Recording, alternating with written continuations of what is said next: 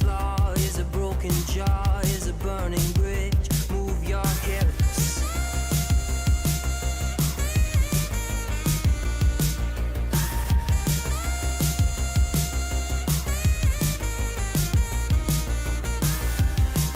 And the ghosts of the boulevard, littered with lonely hearts.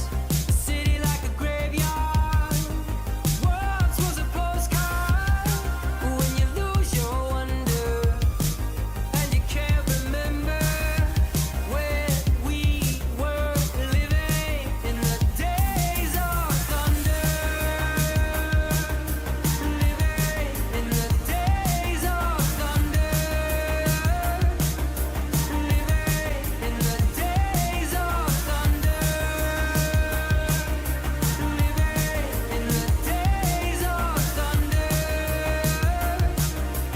Living in the days of love was a dream to have, was a king-size bed, was an escape plan, was an open hand. Now it's a dog from hell, it's a dream you sell, it's an epitaph, it's a photograph.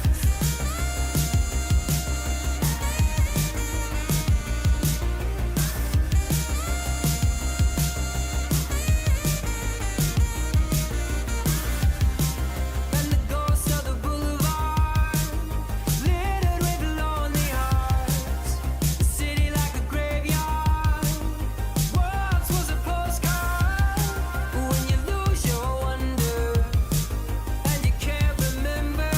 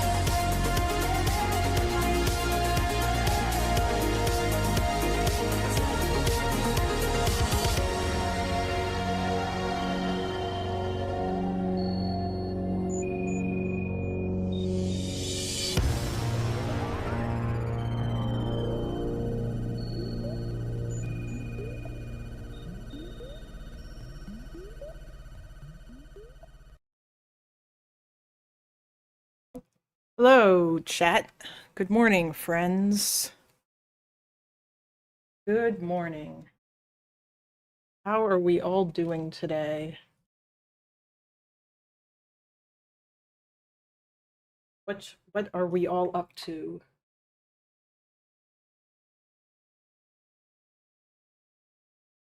I fucking love NATO. NATO is fucking based. I need to get a NATO flag and some NATO merch. And yeah. And also NAFO too. Hello, fellas. Um I need to like go into the NAFO communities more and stuff. Because NAFO is pretty fun. And get me a little fellow PFP or fella PSPFP or whatever. I used to live near an airbase. I woke up many times to hornets flying above, but damn, it was nice to watch them. Oh god, that sounds so cool. But that would be fucking yeah, that does sound pretty epic. I should look into the current state of the Canadian military actually, although I don't think it's great. Morning, Kalinda just woke up, feeding the dog and being late for work. You know the usual. Rip. Are you? Do you work from home? For that based NATO wave at the end, also NATO Stan 420 is my DGG name. Oh, hey, thank you, Pragmatic American, for the $5. I appreciate that. Thank you so much.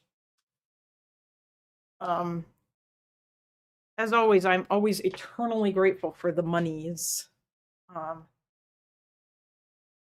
oh, the Canadian military. Wait, TTS is barely audible, really? Are you guys hearing it through my speaker? Well, no, you shouldn't be. Actually, wait, I think I might know why.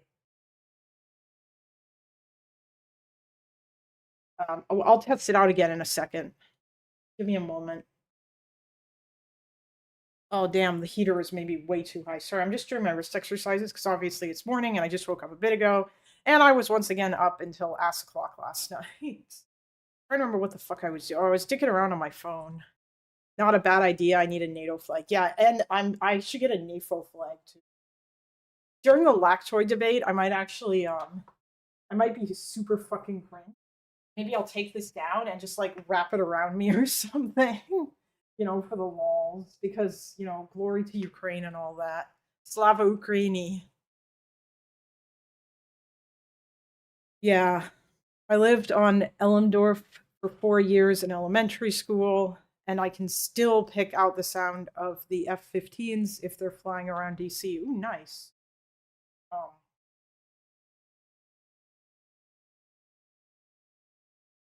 oh, it's an airbase in Anchorage. Cool. I already have a UK flag, Ukraine flag, UK flag. I think I should buy a NATO flag as well. True. I did, Maruzzi. I did announce in the Discord. Oh, by the way, Maruzzi, when you announce in Discord for me, you can post it in stream announcements. You should have access to be able to post to that channel. Yes, we're gonna do Tanky Tuesday, which means that we're gonna be finishing the OgreBoy debate. And like, wait, Overzealots posted an anti-NATO video. Oh, you don't? I'll fix that so you do, because you should. You're a mod. You should have access. All mods should have access to that channel. And if you don't, then that's really fucking weird. I'll fix that. Because I want you to be able to post in there, and then you can just post all the streams. Yeah, I know, right? What the fuck? Anti-NATO videos? Okay, I'm just kidding. I understand that there are people who don't like NATO, but I think reasons not to like NATO is bullshit. It's a goddamn defensive alliance. But I already know what we're gonna get. It's gonna be a bunch of bullshit about how NATO expansion is what caused the Ukraine war or something. One sec.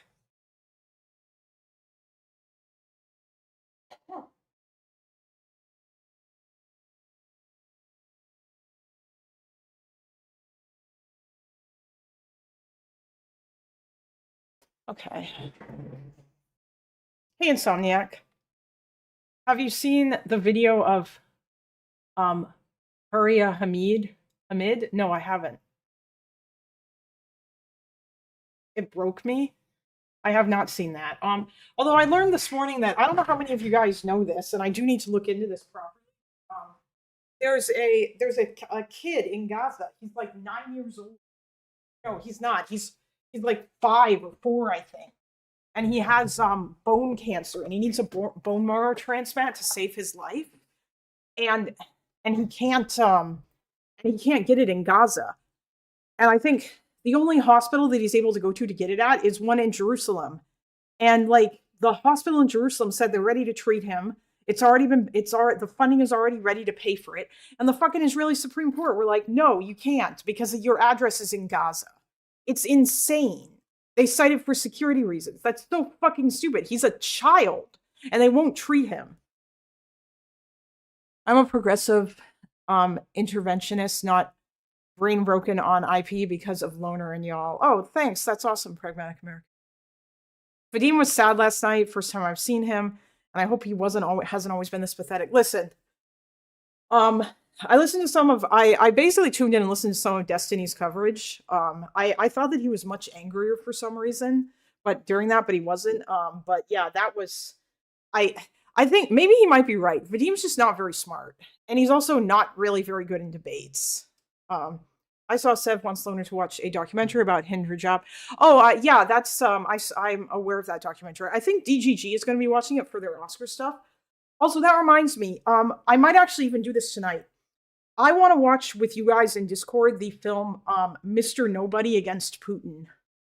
It is a documentary about schooling in Russia.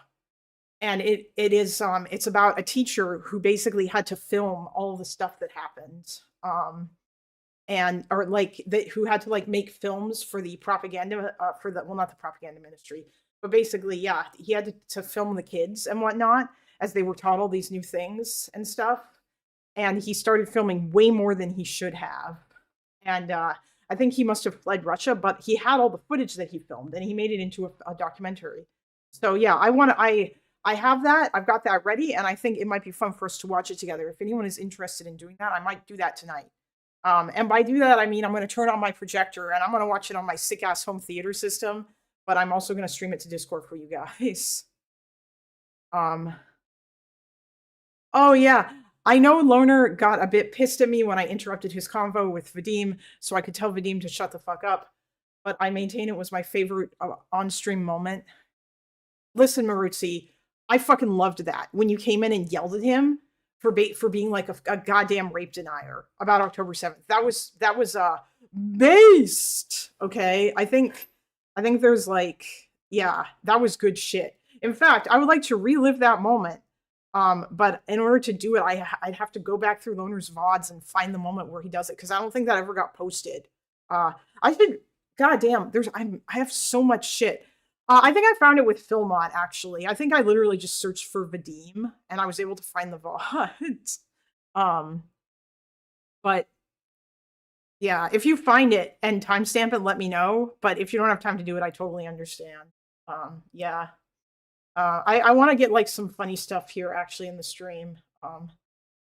Also, I'm legitimately thinking of turning Shoigu Gerasimov into like a dono sound or something, because it's just like, I don't know, Prigozhin like crashing out is very funny. And now he's dead. You know, and by the way, he admitted like so much shit to us. Oh, also, Wagner was in the fucking Donbass before the 2022 invasion. They were in there fighting. I don't know if the Henry Job documentary will be propaganda or not. It shouldn't be. I would hope that it's not. But yeah, the most Russian man to ever Russian rip, true. A while ago, I used to have this funny conspiracy where I was like, man, what if Prigozhin made some sort of deal with Putin? And he agreed to quietly disappear and make it look like he died in a plane crash, but he actually is living on an island somewhere. I thought it was it's a docudrama. Meaning that, so it's a dramatized documentary, basically. I think mostly what they did with it was, they basically, like, they dramatized the 911, responders who were talking to her on the phone, but her voice is her actual voice. And they basically, the responders basically talked to her, and, like, it was put over that and stuff. Yeah, I believe that that's the movie. Yeah, I don't think it's going to be propaganda. I would hope that it's not. I mean, if that's all that it's presenting, then it should be fine. Because what happened to her was terrible, and I think that was a war crime. And I don't think there's anything wrong with pointing that out. Wagner could have done it, but they chickened out. Yeah, I know, right? I don't know if they could have or not, although maybe they could have. They were getting real close. I think they got pretty damn close to Moscow. They probably could have. Although I think the problem there was, from everything I understood, it seemed like Prigozhin's issue was not with Putin. It was with other people around him, you know, namely Shoigu and Gerasimov, who yelled at angrily. I think it was mostly those guys and other people within the government. You know, it's like one of those weird things where it's like, it's not the emperor's fault, it's everybody else around him. They're all to blame. The emperor is based, and he had nothing to do with these fuck-ups. Like, don't forget, you guys, if Wagner had actually done it, the war wouldn't have been over. Prigozhin is more hardline than Putin. Also, I'm pretty sure he's in jail now because he criticized the war too hard on his military, or not Prigozhin, sorry, that's Igor Girkin. Prigozhin's dead. He mysteriously died in a plane crash. Mysteriously. But I think it was fake. He announced everything. If they just showed up and left and let it rip, they would have had a chance. It is weird. Maybe it was. I don't know. Yeah, you know what, Chase? He very well might. But that is definitely something that could potentially be streamed. Maybe in Loner Court, actually. But I don't know. Is anyone interested in watching Mr. Nobody against Putin? I should actually announce that in the Discord. Maybe it won't be tonight, but I do want to watch that at some point with you guys. I'm interested. You'd think he'd know that Putin would off him. Well, yeah, you're right, you know. Actually, you know what? Maybe he didn't think that he would, because that he and Putin, I think, had a fairly decent relationship. Maybe he was like, Vladimir would never do that to me. He's my friend. I'd rather watch the Majab movie, to be honest. I mean, like, that's something that we can watch as well.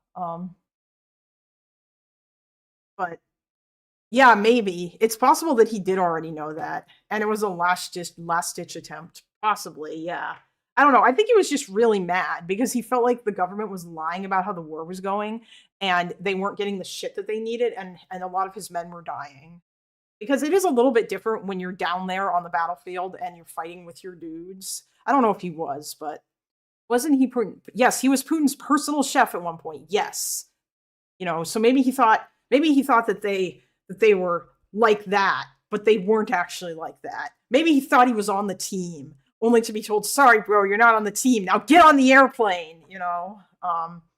Mister, I'd rather have Ted Cruz as president than, oh my God. Bro missed his chance. Yeah. He did actually. But back then he wouldn't have wanted to off Putin. Maybe he should have come back and been like, hey Vladimir, can I be your personal chef again? I'm tired of all this other shit. And then he could have poisoned him. Although Putin's probably so paranoid that he likely has food tasters to test all of his shit before he eats any of it, you know? No, Maritzi, David's not here. Chase just loves to stir shit. Chase just loves bringing up David. Listen, guys, it's Tuesday, okay? David's probably doing school shit. I don't think that he's going to show up here. So stop trying to stir drama. Jesus. Okay. From what I remember, there wasn't much resistance and Putin moved out of Moscow because of Wagner's murder. Oh yeah, he did. He ran away like a fucking, coward, and he hid somewhere in a bunker. That was also really funny. They were wholly unprepared for that. No, Chase, stop. Also, Spider's probably in school too. They're both students. I don't want to make this into a drama stream. Jesus. Okay. Yeah, so we are going to do some Tankie Tuesday, which means, obviously, that I'm going to be reading from the ProleWiki. What if we only heard Vosh's review of the documentary? Then it would be then it'd be Chase with the strong opinions. Oh yeah, maybe. Wait, did Vosh watch that? I don't know. I think DGG is going to watch it. It's on their list. I'm surprised that Mr. Nobody Against Putin isn't also on their list because that's an Oscar nominated movie. I don't know why it's not on there. I think it's an Oscar nominated movie. I don't know. I want to watch that, but I guess like if you guys don't, then you know what? That's fine. I'll just watch it on my own, whatever. But if I remember right, there were like few rotary wings going against the Wagner mutiny, and they just got, yeah, I think at least one guy got shot down, which was crazy.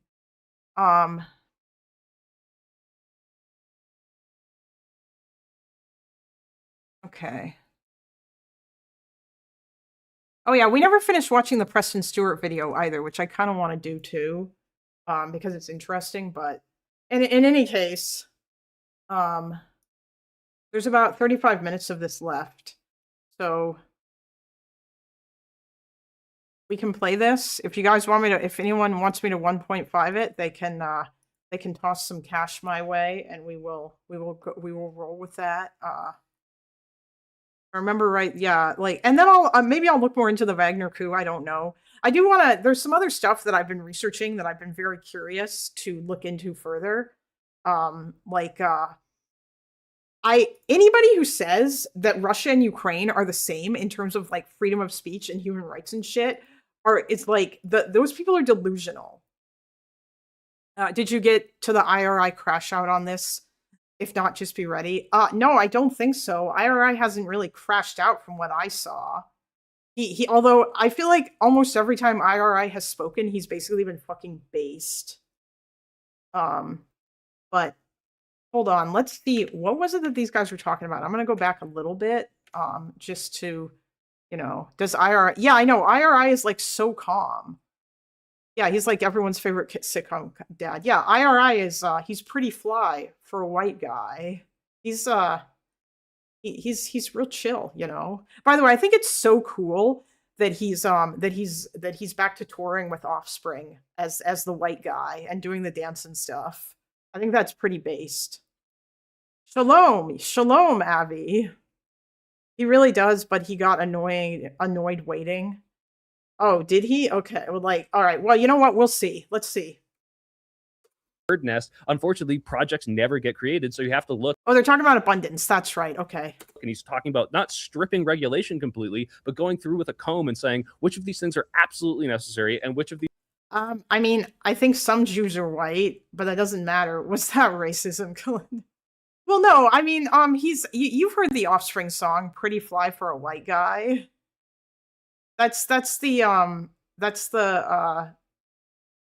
IRI was in that music video, and he played the white guy. Yes, it is. That's him, in case anybody didn't know. Yeah, also his name is Guy. IRI can be such a troll too. He learned a lot from TikTok debates on that. Oh my god, I watched him do that where he trolled that one guy pretending he was living in his parents' basement, and that he was gonna one day make it as a YouTuber or whatever, and how I was on government assistance, and he just trolled that mega caller. That was funny as fuck. I came out of a convo with randos in Discord, who keep wanting to spread the narrative that liberals are worried too much about black pill leftists. After this episode, I felt vindicated. Oh, well, yeah, like, Jesus Christ. Actually, Wick went live after this episode completed so that he could, fucking vent about how, no, these people are not our friends. The more that this is driven in, this should be... Yeah, the next Joe Rogan, that was also really good when he said that. Even Hutch said at the end, if everyone thought like IRI, we'd have flying cars and shit. True! Okay, let's go. These things are actually prevent. If you want 1.5, you can pay for it. Maybe if I get bored, I'll turn it up to 2.5. And if you want me to change the amount, then you can pay for it. I don't know, whatever. Preventing housing from being built. I think last year, like halfway through the year, 15 new homes were built in San Francisco. It was fucking atrocious. And that's the reason no one can afford anything anywhere. Mamdani talks about this shit when he is going on the street and saying, "Isn't this crazy that these fucking people who are selling halal food, whatever, right? Like, yeah. He has a bunch of these examples. Like Mamdani, I think has been brilliant in terms of his rhetoric and how he frames it. But there's nothing inherently wrong with it. And what I hate is the kind of reflexive,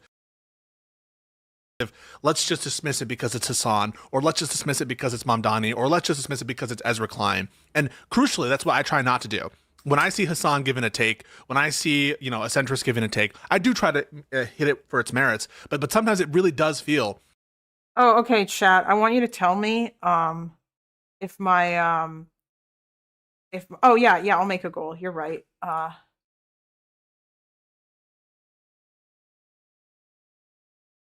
$1 equals X for Stewart. Completed goal equals catnip for Stewart.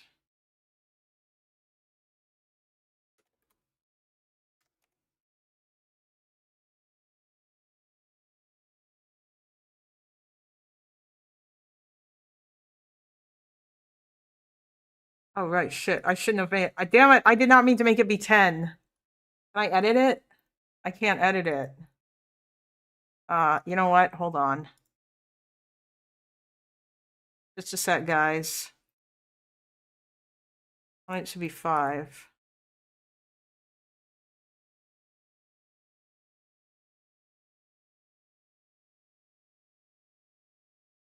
Comparing Ezra Klein to Hassan as well. Yeah, I know. I agree. I feel like Ezra Klein advocates for a lot of other stuff. Yes, like the stream, guys.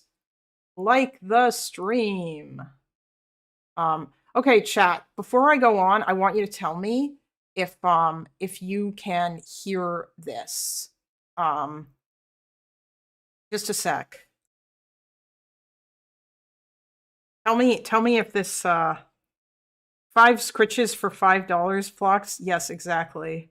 Oh yeah, Pragmatic American. Don't worry. I will give him 5 scritches for your $5 once he comes back in here. Or maybe what I'll do is I'll go in the other room because he's laying on my bed right now and he's always super adorable when he does that. And if I go in the other room, I'll take my phone and we'll see how that goes. But Ilu Stewart. Did you guys hear that? Thank you, Actual Facts Racing. Did you guys hear the TTS, or was it too low? It shouldn't be too low.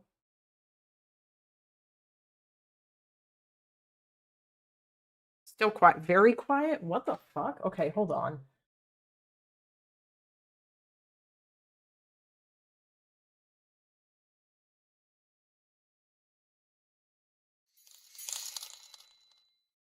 This is a test super chat message. Oh, interesting. Okay, what about now? Hold on.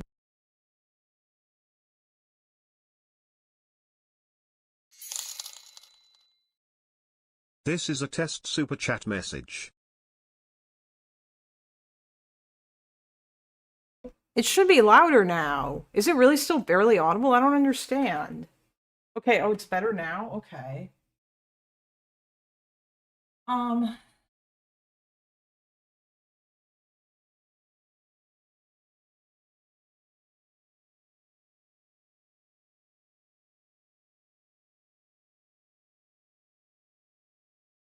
Okay.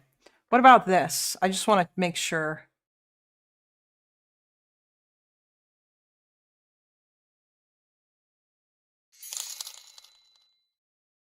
This is a test super chat message.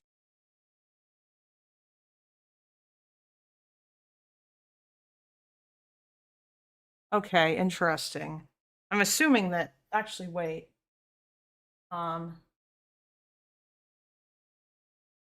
Yeah, but then I don't hear it, which is weird.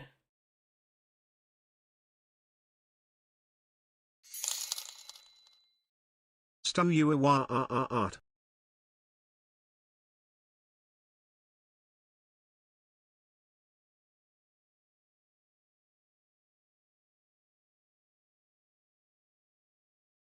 Okay, hold on. What about this? Oh, also thank you for the $2, Actual Facts Racing.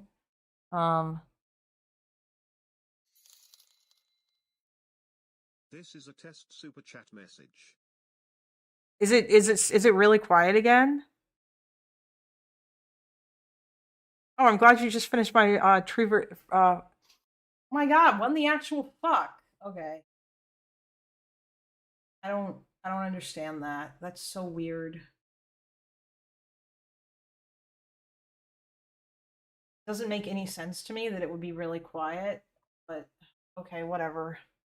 Oh, I know my voices, but that's not, it was the TTS. But you know what? That's fine. Whatever. It's okay. Actually, I'll try this one more time.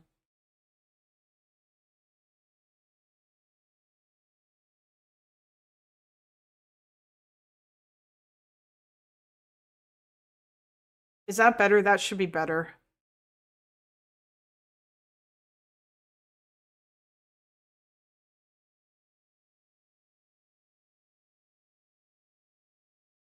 I hope so anyway.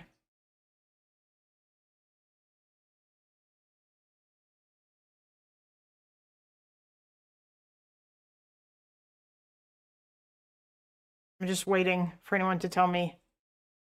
Or is it quiet again?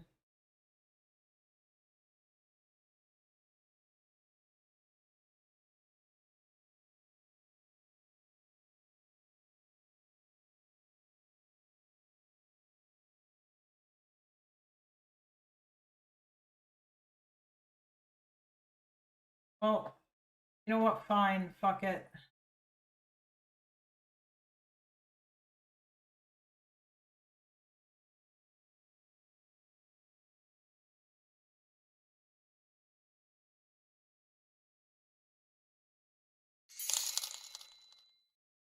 This is a test super chat message. Is that one okay? That should be fine. That just means I won't hear it anymore, but all right, you know what? That's fine. We'll just leave it at that. I don't care. I need to get a mixer so that the audio that comes from the laptop and the computer here will all come through these headphones, or so that I can use Bluetooth and so I can use them. Yeah. But anyway, let's go. At the left, some people on the left, which I consider myself part of the left, will see. Anyway, if you want me to 1.5 this, put it in your dono and I'll do that. Who is making the statement and reflexively reject it. But yeah, no, that's what I'm doing. I started from a position of looking into each one of the claims that he made in numerous of the conversations that he's had about this. And I think he's like in his 40s, but Chase, I'm not going to judge anybody for their age, okay? Because I'm also old as fuck. And OgreBoy, by the way, just in case nobody, like, OgreBoy has a job and he's married and he has kids, okay? He's not, like, this is just a side gig for him, so we're all aware. Yeah. Yes, I am. I'm 41 years old, Chase. I am old. I think OgreBoy is around or within my age group. Also, fuck, I need to get some water. Hold on. What's the point? I don't know. I'm just saying. I don't know why Chase is asking how old OgreBoy is. Anyway, one sec.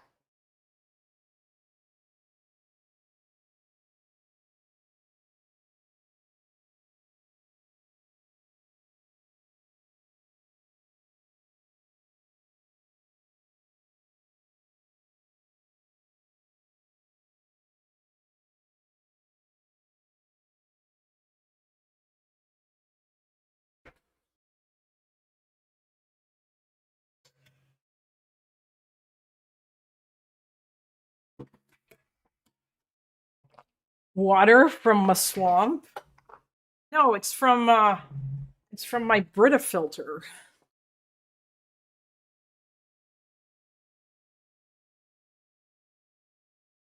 Well, I mean, yeah, because Gatto, listen, Chase, the pathetic thing about Gatto is not so much that he's like 40 years old, it's that apparently he lives in like his dad's basement.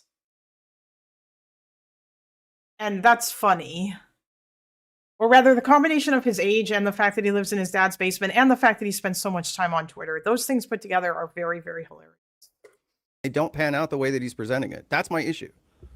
So it's not like it's not. I'm sorry. Last thing. Let Vadim talk. I apologize, but that's where I'm coming from. It's the point of view of here's why these things matter. This is why it's important. Here's the examples I'm going to use. And when you take the time to go through each fucking example, it doesn't pan out the way he's saying. So as long as it's like you say that the protections for the little guy are actually protected, things of that nature, Cool, I'm fine with it. But Okay. that's my fear, is that it's a Trojan horse for like Reagan-style deregulation. Sure, that's healthy skepticism. I guess I was just going to say that I agree with you that sometimes just if it comes from a Also, I just also want to say too that like I think that there is something really good to be said about like states doing things as experiments and then to see whether or not they could serve as like the model for the rest of the country, you know? I think that that kind of shit is really useful.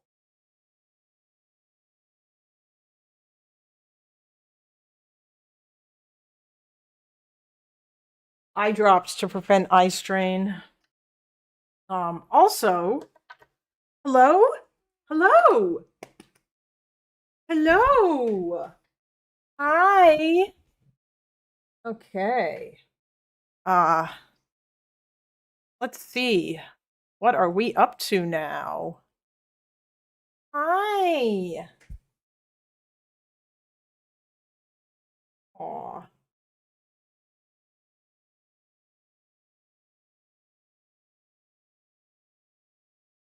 Hi.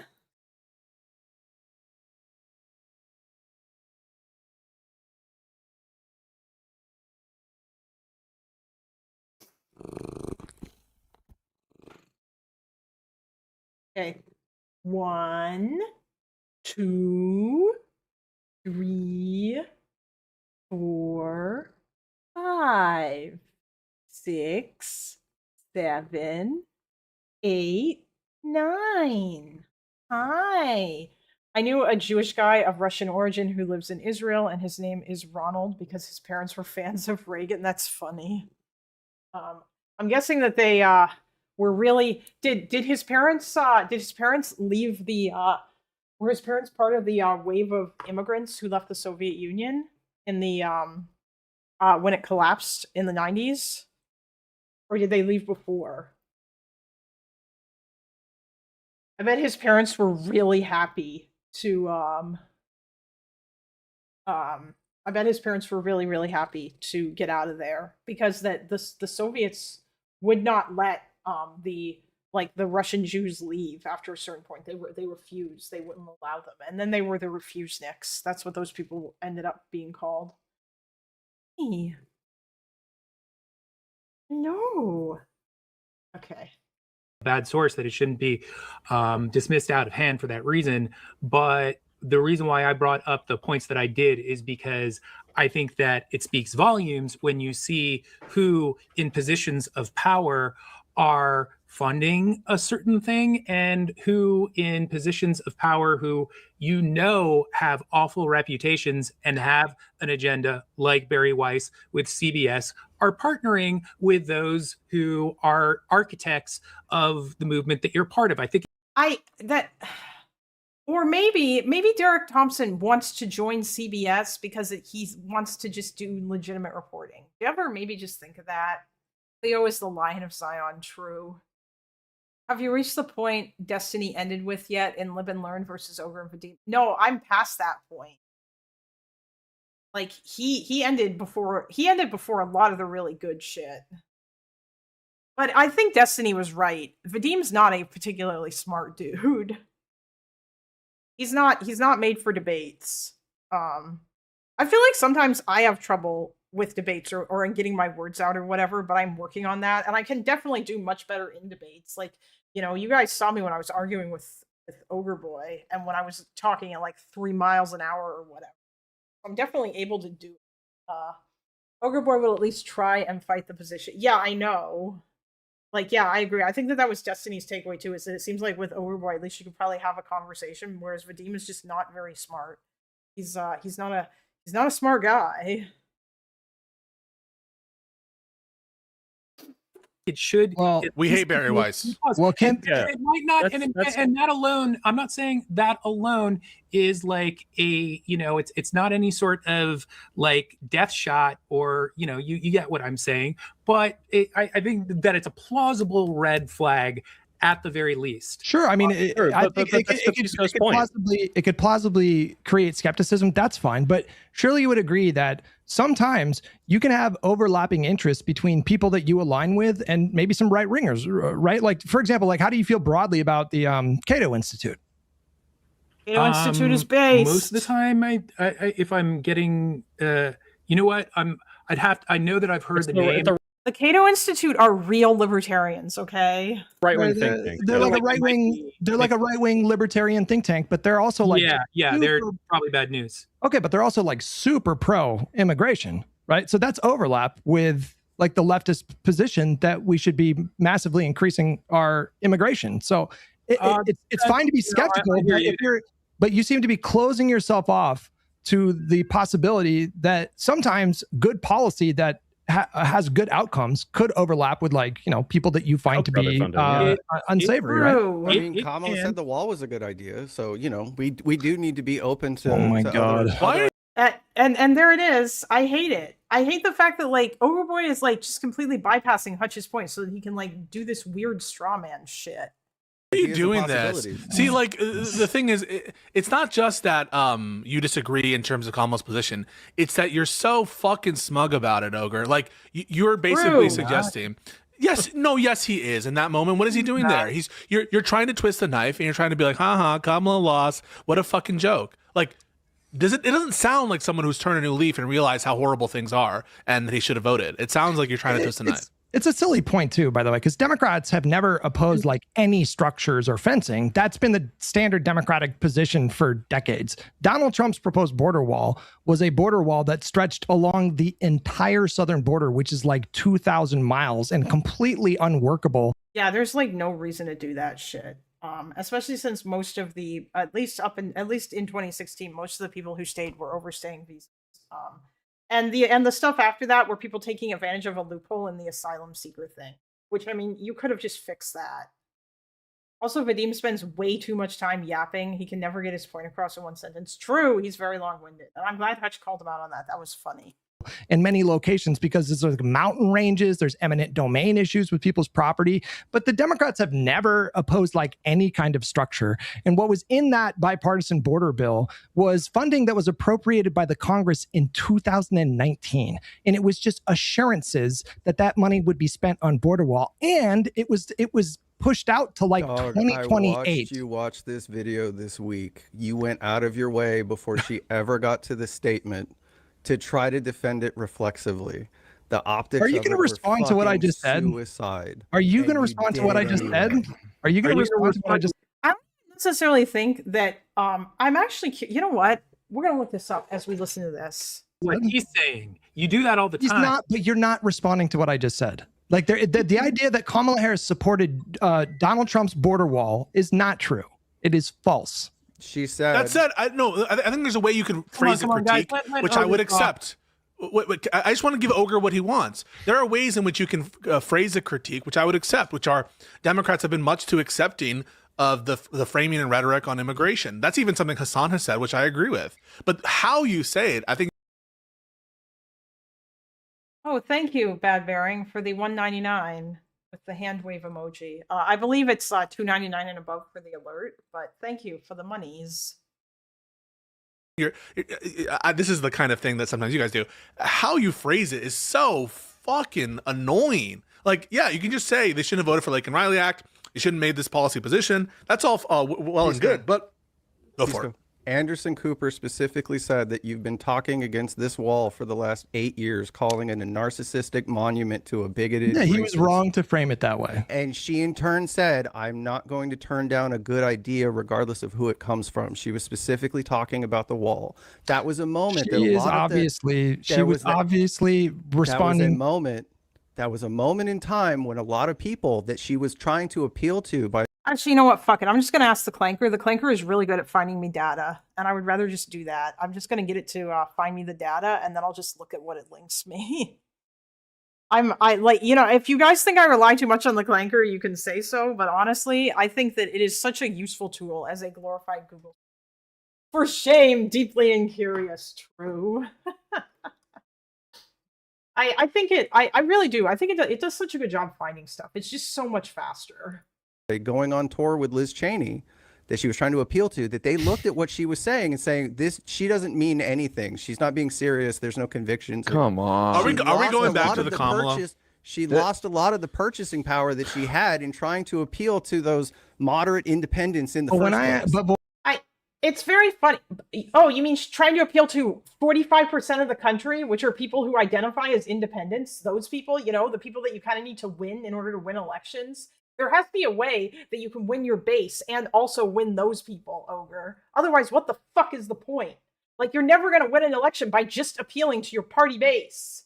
You know, watching Pisco trying to court the lefties and then spitting on him is like watching a rom-com where a very unappealing dude tries to hit on hotties and they just torture him. I mean, well, yeah, they are spitting on him, but also Pisco's not trying to court them here.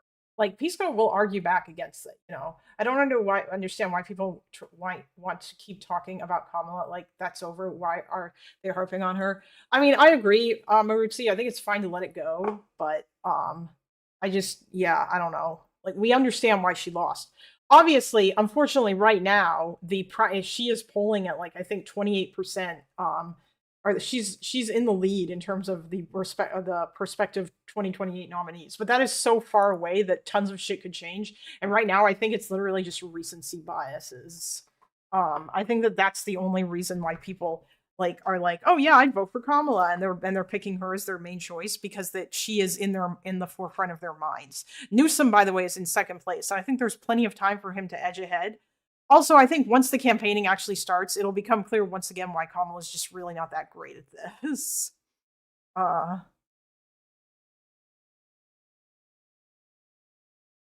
It's like continuing to fight. It's like the right continuing to bring up Hillary. Oh yeah, the right loves doing that. Who are we supposed to vote for? Jill Stein is considered a Zionist by left. Wait, is she actually? That's funny. Jill Stein's running mate, by the way, was absolutely insane. Like, that guy is just straight up pro-Hamas, and yeah. Newsom Moggs Bigley. I hope so. When I asked you, and I hope you have a better answer for me, and I would actually, you know what, Vadim, let me ask you a question. And it's not a gotcha, I just want to know. Let's say... I don't believe you. Oh, God. By the way, is this video too loud, you guys? Because I do have it kind of cranked up quite a bit.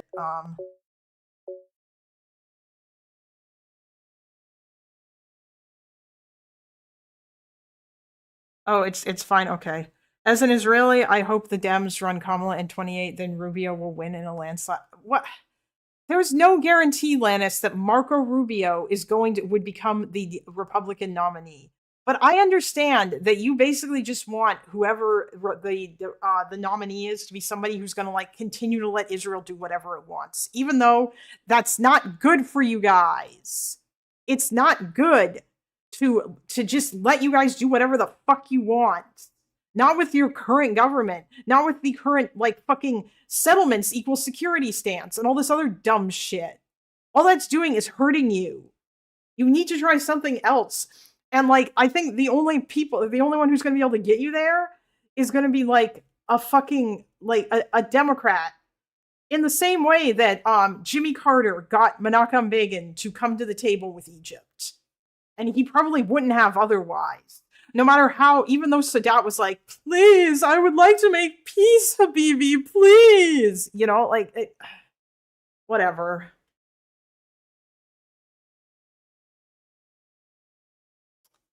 Thinking that a neocon adjacent person like Rubio is ever going to win over the modern GOP mega is legitimately stupid. Yeah, it would surprise me if he would win. I feel like JD Vance might have a better chance in the primary than him, but I don't know. Who the fuck knows?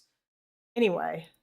Go on. Can I just say, I agree with Vadim there. I don't believe you either, Hutch. I just want to say quickly, the January 6th, the team up with Liz Cheney was over January 6th. Okay, wait, hold on. I want to confer with my tag team partner here for just a moment. What he's about to ask you is how do you dig yourself out of a hole that you yourself created in the first place by putting a major issue on the back burner? Take it away, Hutch. No. Okay. What I'm asking you is, when AOC, let's say she runs, when AOC is on the debate stage and she's up against her Democratic primary opponents, and Yes, I did. I did indeed order the Crash Out Supreme this morning, Conduit. We watched most of this last night, but now I'm just gonna finish it. And like I said, if anybody wants this to go faster than 1.0, you can always donate. Anyway, I'm gonna get that polling data from the Clanker while we listen. And, Oh, Addie says, I don't know if it would matter for IP which party they're from, but these days the Republican Party isn't really pumping out good opinions. Yeah, I know, right? True. Yes, OgreBoy is very smug, and he also will strawman the fuck out of you and misrepresent you and be like fucking nuts, like he did in that convo with me, which was absolutely insane. Although he wasn't as bad as Dispel. Nobody is as bad as Dispel. From the Republicans, someone like Thomas Massey or MTG are more likely these days. You know, that's right. Hell, I mean, fuck, MTG is honestly more likely, possibly. Although I don't know that she would actually come back because I don't know if she's done.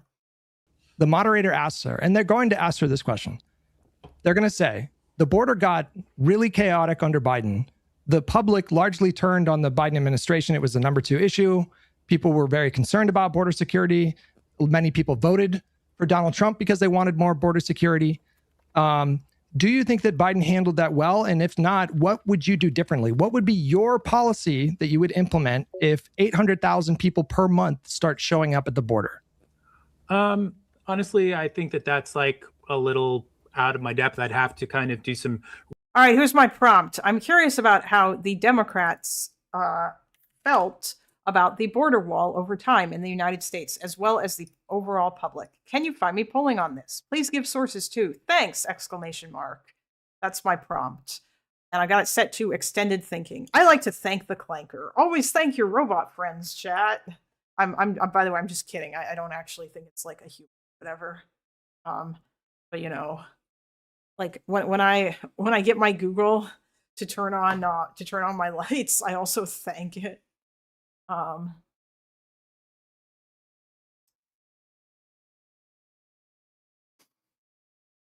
I didn't even see y'all live last night. I was rocking an IRI's chat. Oh, cool. Pragmatic America. Yeah. Better safe than sorry. True. The robots will spare me because I'm so nice to them. Me and Dan will be spared. And fucking Radiant from DGG, who thinks that AI is based. Flankers should be thankful for being in your house. True. Are we pro extreme lefty in here? Fuck no, Nuxie. Obviously not. Fuck extreme lefties. Extreme lefties can get the fuck out. With Vadim and OgreBoy, I legitimately can't tell if they're bad faith or if they're so steeped in the sauce they don't realize their mode of communication is busted. I don't know. I think for Vadim, he's just stupid. I don't know about OgreBoy. OgreBoy is like a lot of the time very bad faith. Yes, Nuxie, I am Hutch coded. I think that Republicans who I think that far leftists like Hassan and Ogre and Vadim, I think that if they're going to sit there and spend all their time not like endorsing the candidate and basically shitting on the candidate, then I think that they can get the fuck out of whatever like the coalition is or whatever. I think the Democrats should stop acting like they are our friends. They're not. Yeah, and that statement Harris supported his statement that Harris supported Trump's border wall is not correct. It's technically wrong. She wanted more high-tech stuff and more border patrol in her campaign, she said. Yeah, that does sound right. You know, all this talk of Vadim is making me tired. True. Yeah, she was going to sign the Langford bill. Yeah, you can say that at least. You can say whatever you want there, Nuxie. I don't even know what to make of you. Reminder, everybody, that when Nuxie was in here yesterday, they refused to answer the question if they would vote. And every time they come in here, it seems like it's just a shit on people for saying that not voting is stupid. Vadim equals dumb, Ogre equals bad faith. Like, it's so clear. Anyone who says otherwise is cope. I agree. Oh wait, no, it wasn't yesterday, Maruzzi. It was on Sunday. Yesterday I was live in the evening, and a lot less people were because of that. Research to kind of like really, but I will say, you know what? I think Nuxie is just a troll, you guys. Honestly, actually, yeah, the laughing face I think proves it. Nuxie is probably just a troll. Although at least they're not as bad as that one dude who continuously comes in here on different alt accounts to type stupid shit like Russia has a right to defend itself to see if they can get a response. And then they don't get a response, and then they just don't say anything else. Anyway. One thing quickly, which is just that I believe that we need to continue to, like, I'm not sure if this would have been the right thing for him to say in the moment, but I support creating more paths to position. And also True. I think that. Wait, would you grant that was Kamala's position? That was Kamala's position, right? And I also think that they actively needed to in a very, very substantial way to speak against the propaganda that they ended up supporting in a lot of their. I mean, there's no what propaganda? What propaganda did Kamala support? Well, I mean, I'm talking about like for instance that ad that like where she was. You know what? I'm like so fried. Are you talking about the like she was for they them, and then she had to distance herself from the like promoting. No, I thought this was trans surgeries. You know what, guys? I'm really like fading fast. I have like certain limits. Here it is. He's tired. I'm surprised that he didn't pull this out earlier when Hutch was backing him into a corner. But whatever, it's fine. Why is he even doing this? He's so bad. Vadim at normal speed is painful. Like, why is he even doing this? I know, I agree. I don't know. Guys, you can't be mean to Nuxie. They're a trans, black, gay, Islamic, Jewish, disabled woman from the global south. Their criticism proved true. Well, no, I think Nuxie apparently lives in I don't remember which state it is. It's whatever state that Aeon lives in. And they were coming in here and saying a bunch of shit about how there's no choice or whatever, but I don't know. No, Nuxie is not Nuxtaku, Jane Sox. Jesus, why would Nuxtaku be in my chat? Also, oh, Missouri, yeah, I think it was Missouri. Also, isn't Nuxtaku like a fucking Nazi? It's 3 hours is a lot for me, and I'm just not able to. 20 minutes is a lot for you. And hey. By the way, like, you know what? Toby, like, you know what? A long time ago, I knew somebody. I had a couple friends in Texas. I had so many friends in Texas, and I still do have like a couple. But I had a friend, and she was dating another friend of mine, a girl that I knew who I was sort of quasi-romantically involved with for a short time. But when she was doing that, and she's trans, okay. And it was the 2012 election, and she said, "I'm just gonna go vote as male me because that I can't otherwise vote, because of some dumb laws that Texas implemented to make it so that like your ID has to match your birth gender or whatever." But she went and she sucked it up and she fucking did it because she recognized that voting for Obama over voting for Mitt Romney getting elected would be bad. And I mean, so yeah, like. I imagine you can probably find ways around like voting or like ways around that if you Nuxtaku is a right-wing Jew who moved to Israel and just chills for whoever support. Oh, okay. Why did I confuse him with Nuxtaku is a VTuber, right? My friend worked with an incorrect ID for many years because that was life. Yeah, you can totally get around it. You know, you absolutely can. Yeah. It sucks, and I'm not saying that it's good, but it doesn't mean that you can't go and vote. Argue with her method, but not her decision. Okay. Also, by the way, I'm looking it up, and it's looking like, okay, so in Pew Research 2019 versus 2024, so Pew reports that 82% of Republicans favored expanding the border wall versus 6% of Democrats. And then in February 2024, Pew asked, would substantially expanding the border wall make the situation better? 72% of Republicans said better versus 15% of Democrats. Democrats are not convinced that the border wall is going to be a thing. Like,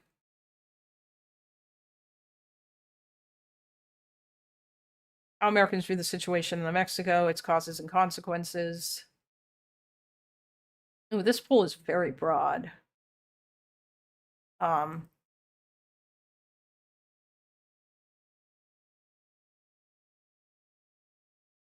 Democratic voters have been consistently anti-wall. But it also, the Clanker notes that it depends on how you ask the question too, because if it's building a wall, or if it's building a wall along the entire U.S.-Mexico border, most people remain opposed. Okay, this is from Gallup. Solid majority still opposes new construction on border wall. This is from February 4th, 2019. So is this the solid majority of... It looks like this is all Americans. The majority of Americans, 57% of Americans oppose expansion of the border wall, 60%, 57% in June 2018. In January 2019, 60% opposed it. But then the total who favor it was 41% in 2018, 40% in 2019. So I'm guessing it's going to be all Democrats and probably a chunk of independents who are against it, and then all the Republicans and a smaller chunk of independents who are in favor of it. Is Glinda the name? Yeah, Glinda. Glinda is the good witch. By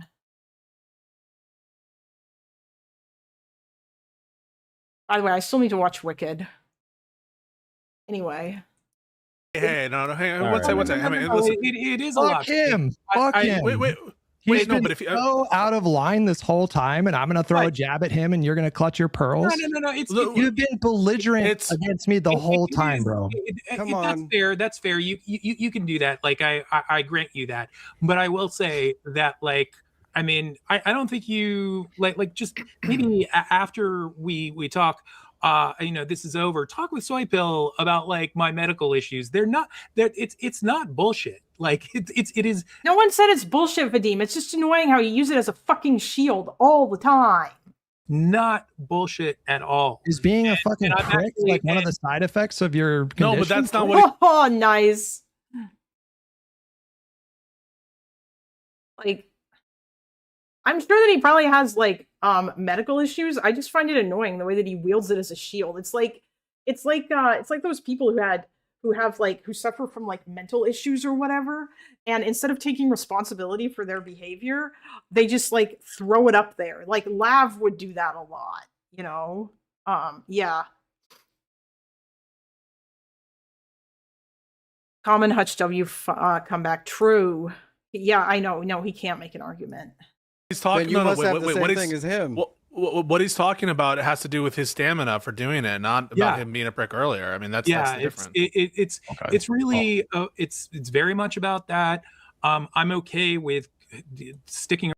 Holy shit. So according to this, public supports path to citizenship, more border patrol agents. The majority of Americans, 81%, favor allowing immigrants to living illegally in the U.S.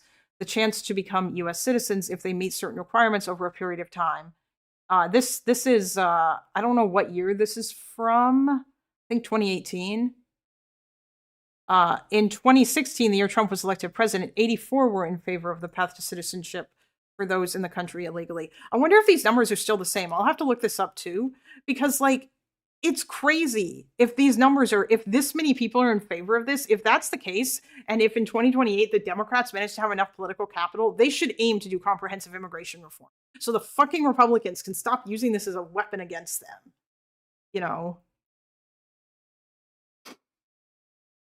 There are things I can't do, so I don't do them. I know I can't speak properly / clearly after an emergency surgery I had, so I do not try to argue on voice. I let my fingies do the talking. Based. We should watch the Megyn Kelly crash out on Piers Morgan too. She lost her shit over Bad Bunny. Oh my god. Wait, did they have a whole argument about the Bad Bunny thing? Because I don't know if I care that much about that, but listen, if you can find me the crash out Maruzzi, or if like it's posted on Twitter or something, link it. around for maybe like another 10-15 minutes. I do have one point that I want to make, which is outside of all this, which I don't think is going to provoke a very long conversation. So at some point I want the ability to say that. Hit it. Let's do it now.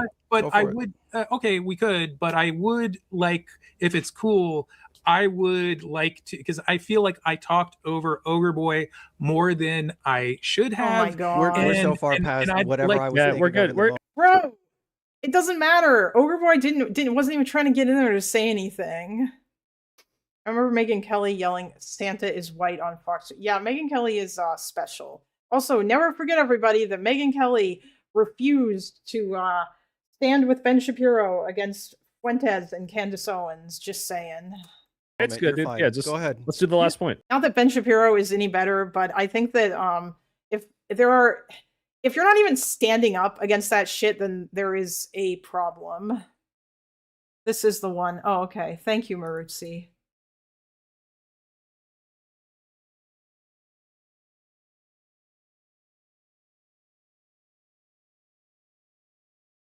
I got up this morning and I watched it all without reading anything about it. I just thought, I want to watch this. Wait, is this too quiet, guys?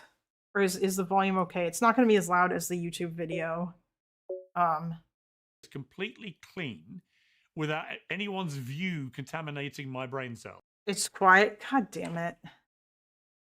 I need to find a good volume booster for Firefox. It's not going to make everything fucking crackle, I mean. Volume booster, Firefox. I'm going to have to find one. Use the second link I sent. Oh, okay. Thank you.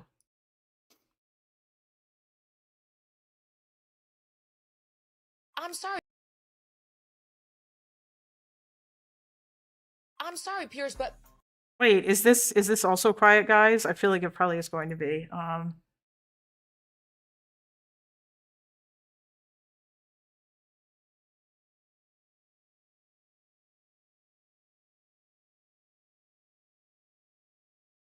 Linux is notoriously bad at audio stuff. I don't think so, Toaster. I think Linux is actually pretty good. It's like 1% lol. It's not, by the way, this isn't a Linux issue. This is like because I'm using Firefox. to get up there and perform the whole show in Spanish. It sounds good enough. Yeah, we can hear it. Okay. Is a middle finger to the rest of America. Who gives a damn that we have 40 million Spanish speakers in the United States? We have 310 million who don't speak a lick of Spanish. This is supposed to be a unifying event for the country, not for the Latinos, not for one small group. Reminder, by the way, that Megyn Kelly thinks that that unifying in this particular instance actually means you do what I want, and we don't talk about politics. But by the way, everything I've basically decided to make everything political because anything that I disagree with is political, and I'm gonna cry and scream and whine about it. Pipewire on Linux is excellent, only second to macOS Audio. I like Pipewire. I've been using it. I've been to a job interview recently and I had audio issues. The first thing the lead developer asked me was, "Are you on Linux?" That's funny. I've never really had audio issues like that on Linux.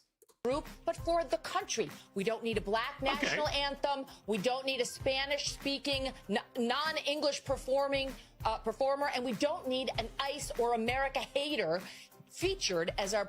That's so fun. Notice how all the things she listed are all left wing. So if somebody came up there, if Kid Rock was actually the one doing the Super Bowl thing, and he sang some sort of like Christian song, she would have no complaints at all.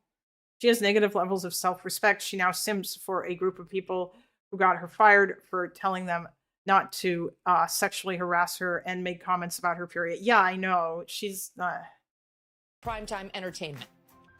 Okay, what is the national language, officially, the national language of the United There isn't one. States of America? I mean, English. And there's been a push for many years to make it an official you don't have one. Documented thing. You don't have one. if you would have let me finish. Yeah, you think if the founding fathers cared that much about that, they probably would have put it in the Constitution. You know, just saying. The truth My is, comments, well, I would have pointed you that don't out, but actually people have have been an pushing official to make it language. official. Okay, All right, so now let you're me tell trying you to make something. official. This attitude that Yeah, you have right here is why you in Great Britain have lost your culture. You ceded your culture to a bunch of radical Muslims who came in and took over, and now it's gone. Oh my god. We're not allowing. British culture doesn't exist anymore, you guys. Holy shit. Are there any like UKer people who live in the chat? Any Britbongers? How are you guys feeling over there? Your culture has ceased to exist. That here, whether it's Hispanic, whether it's Muslim, it's not happening in the United States of America. That's why President Trump was elected. And whether it's Bad Bunny, who is American but refuses to speak English in his performances, or anybody else, we have to keep the Super Bowl, which is a quintessential American event. True, Loner doesn't exist anymore. Football, that kind of football, is ours. They call it American football. And the halftime show and everything around it needs to stay quintessentially American. Not Spanish, not Muslim, not anything other than... Hey, you know what's quintessentially American, Megyn Kelly? The fucking melting pot. You guys do such a good job at integrating other people who come into your goddamn country. Like, god damn it. He doesn't refuse to speak English. He chooses to speak Spanish. Yeah, I know, right? And he obviously speaks English. American football is terrible. Rugby is far superior. I don't know about that. No, you know what? No, baseball is the superior sport, and I will hear nothing else about it. Meanwhile, the Rolling Stones, U2, Coldplay, Rihanna, all have performed at the Super Bowl. None of them are American. Oh yeah, you're right. A bunch of those, yeah. Coldplay is British, I think. He said, God bless America. Based. Yes, but don't call me a Britbonger, not because it's offensive, but because it's a shite joke. You know, that's fair. Also, I'm sorry, bots. You live in Scotland. Baseball is a museum, Kalinda. Come on, slow-ass sport. Nothing comes closest to soccer. I love baseball. Baseball is cool because there's so much to it. It's also not necessarily that slow, although games do take a long time. But it's got so many complex rules and stuff. It's not just, you know, hit ball. It's like there's so much to it. There are so many mind games that are played, like with the pitcher and what kind of pitches he's going to throw in order to ensure that the batter can't actually hit the ball, but also he needs to make sure that it's a strike. And it's like this fucking mind game shit that they're playing with each other, you know? Baseball is an experience, but it's only fun if you go to the game. Football and hockey are goated. I've never been to a game. At some point I will go to a game. I only just rediscovered my inner baseball fan when I was when the Jays got to the World Series this year, because when I was a kid, they won 2 years in a row. And there's like some childhood experience that I have attached to that. So yeah. You've never been to a baseball game when the actual fuck? I know, right? Especially since like I lived in Toronto for like 5 years and I never went to a game. But also the tickets are expensive and the Jays weren't doing particularly well back then. But yeah. Hockey is the only one I can kind of enjoy watching along, to be honest. Hockey is cool too. Like I would be interested in watching more of that, but yeah. Anyway. Good old-fashioned American apple pie. There should be a meatloaf, maybe some fried chicken, and an English-speaking performer. That's what the Super Bowl should be. She's just so mad. She's just like, oh my god, you can't change the thing that I love so much. We can't adopt. We're just like super fucking angry about literally everything. By the way, wow guys, look at that. Look at that snowflake, Megyn Kelly. She seems real triggered. Yeah, it was really forced, you know. A halftime show fully in Spanish is the biggest sports event in the US. It's like a fuck you gesture to the people who are more conservative on immigrants, but her rant is unhinged. I mean, it probably was a fuck you gesture in a way. It was being done in solidarity with the Hispanic community because of all the shit that they are currently facing with from MAGA and from ICE, you know? And I don't think there's anything wrong with that. Because honestly, those people are just as American as every other person. And it's not like, and most of them also do in fact speak English. So, you know, this is actually the driver behind ICE supporters, always has been. Yeah, I can believe that. You know, 135 million watched the Super Bowl. Yeah, I know. And some number of them tuned out and watched the fucking, like, cringe halftime show. Oh, Bad Bunny is Puerto Rican? Well, I mean, hey, yeah. Obviously he is American. Okay, let's keep going. Are you sure? I'd like to open it up to. Okay, that's fine if that's how. Oh shit! I should have said turn down your volume, guys. OgreBoy feels. I just want to say this because I know, Hutch, I know you're going to rewatch this and kind of give your 2 cents on all this, which will undeniably be a whole bunch of bullshit. But I wanted to specifically to speak to you. You asked me to reach out to Ethan Klein.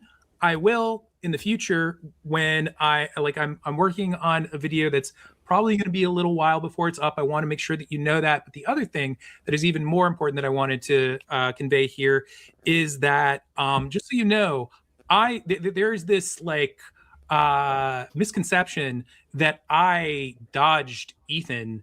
And I don't know if that is kind of like where you were coming from with asking me to talk with him. Like, I don't think that to be fair to Vadim now, I don't think that he dodged him. It seems like what actually happened is that I think Ethan just basically said no or whatever because that whole conversation was over, and Ethan or rather the news had moved on and Ethan was moving on to other things and he was going on vacation or something. I don't know. Is he dodging? He is dodging him now. Yeah, maybe, or maybe he did dodge him. I don't remember. Somebody posted the DMs, but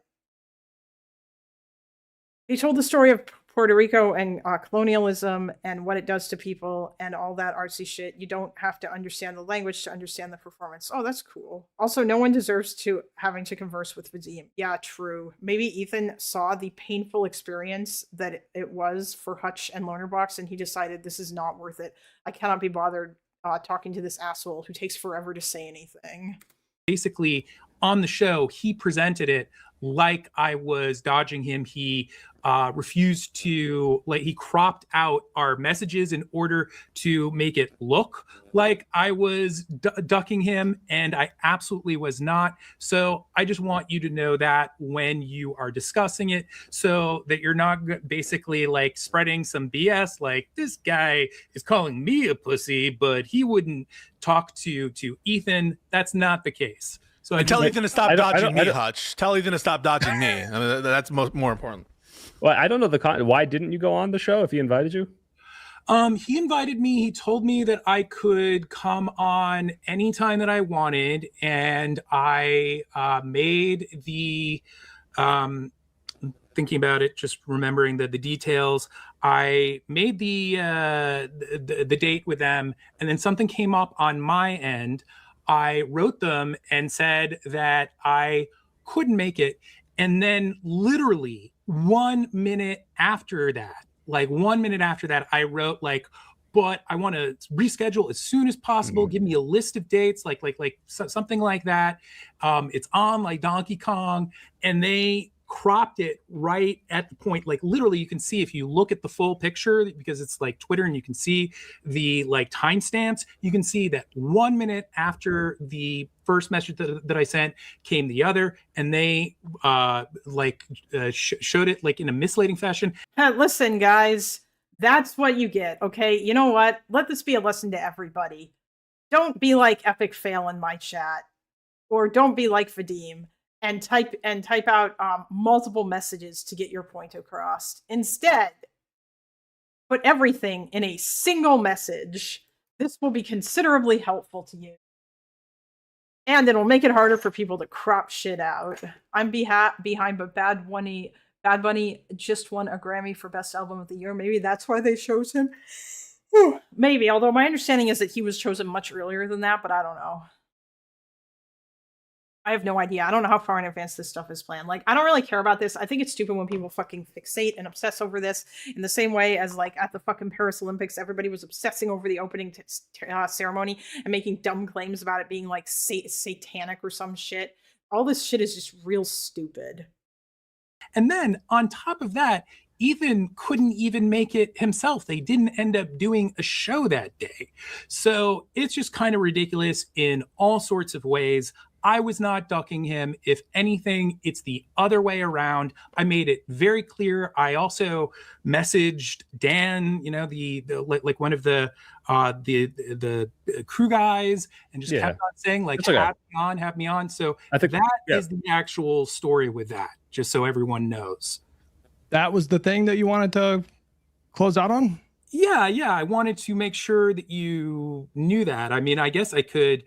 Yes, Vadim very much wants Hutch to talk to Chris Kunzler because he knows that Hutch is not some Israel-Palestine expert.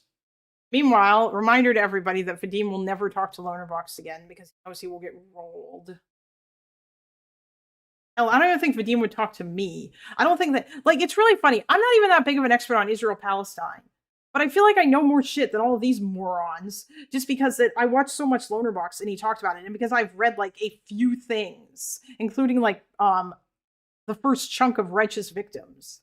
But all of a sudden, I guess that just that makes me know more about Israel-Palestine than the majority of these dumb fucks, which is kind of crazy. Say more substantially that it's my belief with all of the vote discussion that we had that that I think that by oh my god, get to the point, shaming those who took a principled stand inside that situation, it's my belief that you guys are actually creating more voter apathy by creating this, contributing to this feel of it being kind of like it's I'm dying here, guys. Why? He takes forever to say anything. Holy shit. Our club, you're in, you guys are out. Yes, exactly. That's how it should be. Fuck all of you guys. All you guys do is sit and cry about how, no, we're not going to vote for your candidate. There is no point. Go away. And I wouldn't feel that way. I wouldn't feel that way if I didn't think that those people were actually doing something active to create. They're not saying, I will let Trump win if you don't agree with me on my insane maximalist extremist position on this pet issue that the majority of Americans don't give a fuck about. But like, we can't even fucking do anyway. Because that if you did it, then it would like screw over America's image in the rest of the world. And you need like a 2/3 majority in fucking Congress in order to revoke treaties that were like signed with Israel, or like laws or whatever that were passed in order to give Israel money. Like, you can't just take that away. The president can't just do that.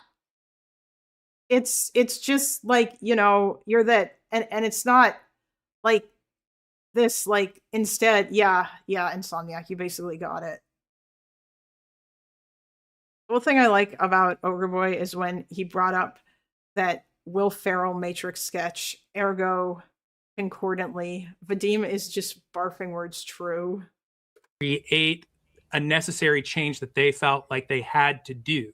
Like, again, like I don't dispute. I don't think that they worked against the endeavor for Kamala to win. I mean, yes, they did. And then they celebrated it afterwards. Never forget the Gaza is speaking now, bitch tweet the night that Kamala lost. That person was fucking ecstatic. I think. Also, I bet that person's not even American, and that's probably why that they were able to be ecstatic. Or they're like just an insanely rich, privileged kid who isn't going to be impacted by any of the shit that Trump does. That they actively did something to like help the situation, and no, they didn't.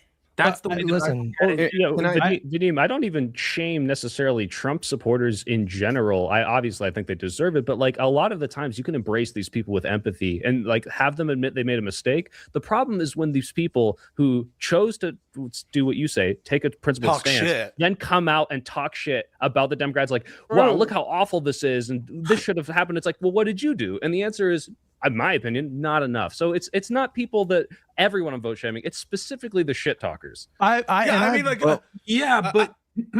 go on the Vanguard. I go talk to lefty people. I go on fucking Crystal and Kyle. I interface with these people in good faith, and I don't at every opportunity say, you know what, Crystal Ball, you really should have endorsed Kamala Harris. I don't do that shit But it's when people come with this attitude and start talking shit, that's bullshit. And I'm going to call that out, We warned you. We told you. We told you that you needed to go further left. We told you that Kamala was just going to be, that she wasn't good enough and that Americans didn't like her. We tried to warn you that Trump was going to win. No, you fucking didn't. You fucking, ugh.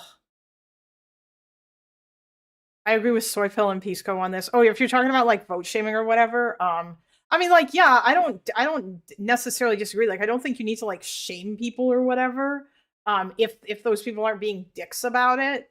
But like, I think that if they loud and proudly stand up and say, I never voted for Kamala Harris and I don't regret my decision because fuck the Democrats and you guys had this coming in, then like, yeah, no, fuck you, I understand why he's so tired all the time. He has to listen to his inner thoughts and suffocates it. And yeah, true. Oh yeah, I respect that. I respect that, but that's like why I'm here talking about this in the first place. Well, Hutch guys, Hutch is trying to talk. Hutch is trying to talk. Wow. Thank you. Thank you. Wow. Taking initiative on that one. I don't dispute that people like Hassan and people that are kind of in the circles that you guys prefer that have good intentions. Like, I don't dispute that they want good outcomes for people. I don't think they're evil people in service of some kind of evil agenda. I just find both like we're using dead Palestinian children as a. I mean, you are, but never mind. Like, yeah, Linda. I know the U.S. is different, maybe, but in Israel, non-voting is valid, in my opinion. I don't know if, no, it's not. I disagree. That's not true. I wholeheartedly disagree. Insomniac, I'm actually curious. Do you agree? Do you think that non-voting in Israel is valid?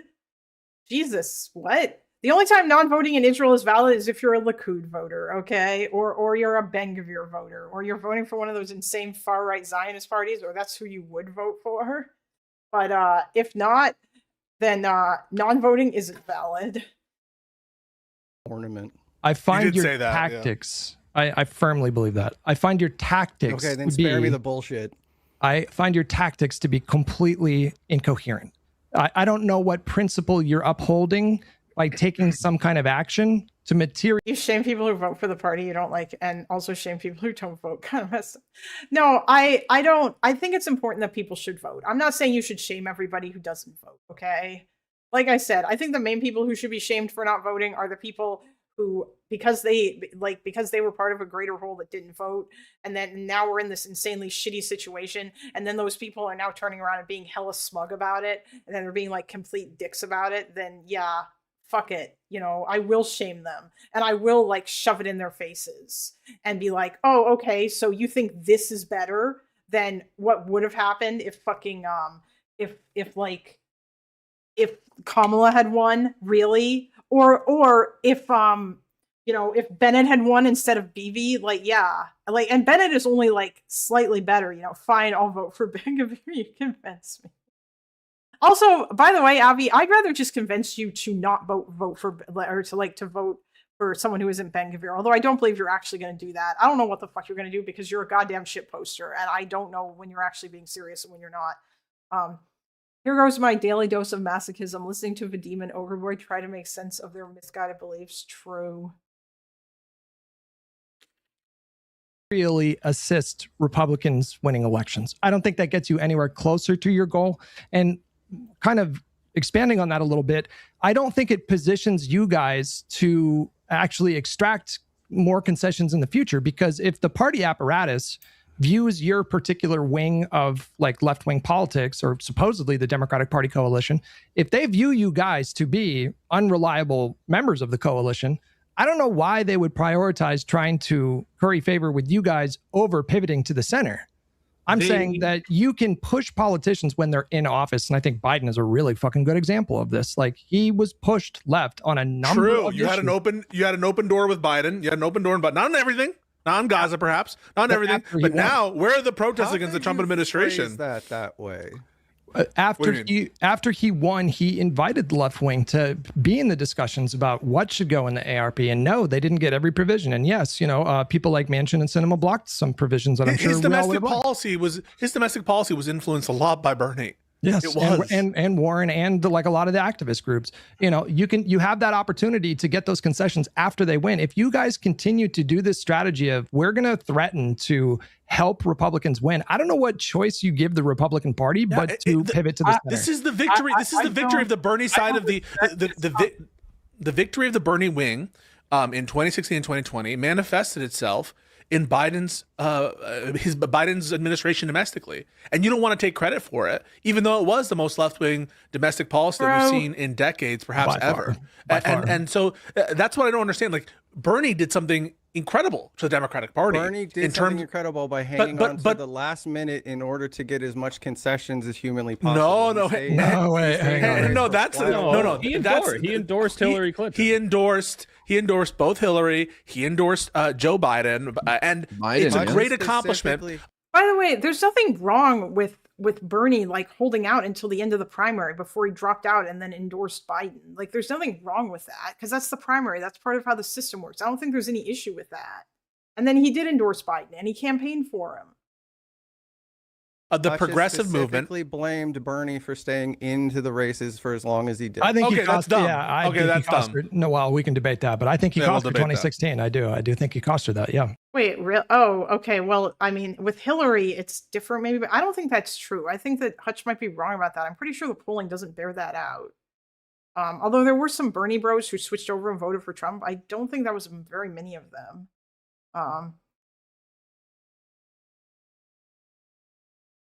To be fair, I rate this as triple S Vadim performance since he managed to sit for 3 hours before doing this.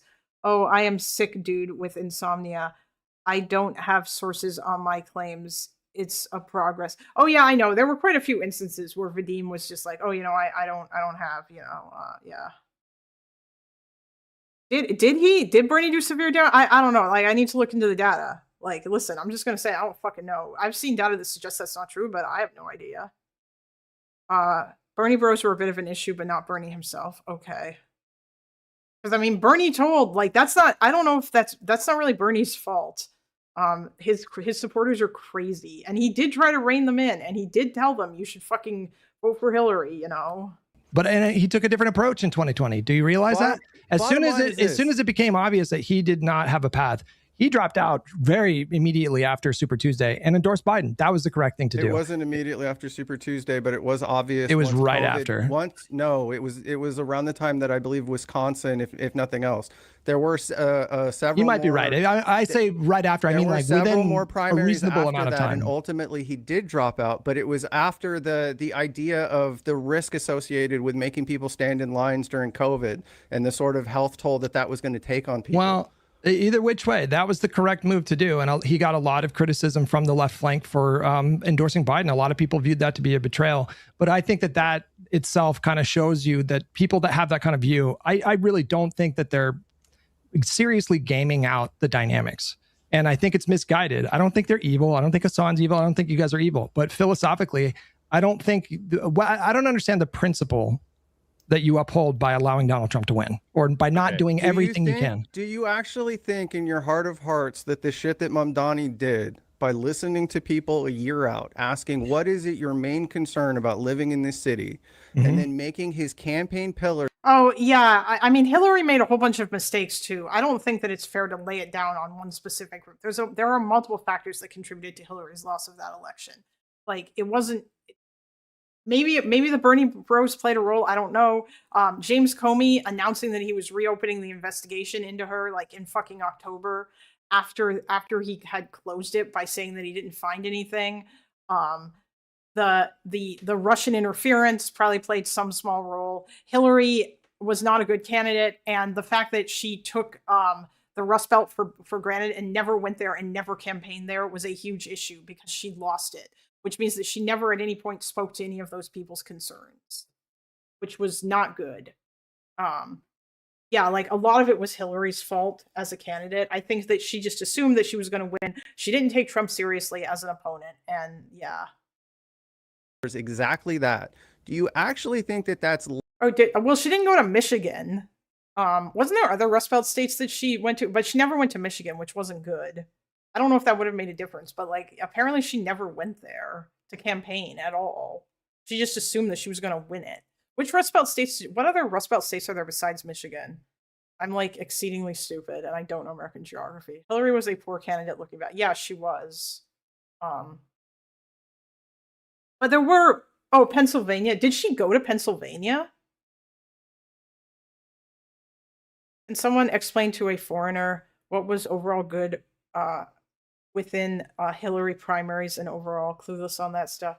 Pennsylvania, Ohio, maybe Illinois. I mean, Illinois is a solidly blue state, so I understand not going there. But if she won, do you think we would have avoided this disaster, or would it have been just delayed? No, Two Hinged. I think that if she won, things would have gone a hell of a lot different. Although if she won, Donald Trump would have been screaming and crying about how it was all rigged.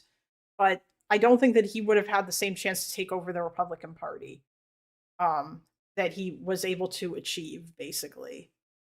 Because that I don't think that really, I don't know. It's very possible that if she won, Donald Trump would have just disappeared off into the sunset and started doing some sort of angry radio show. Or maybe he would have kept trying to run. I don't know. But I don't know if he would have succeeded or not.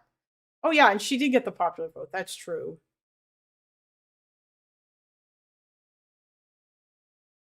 By the way, Lannis, I don't understand how people think Trump is charismatic and likable. Every time Trump opens his mouth, he just sounds like a fucking moron.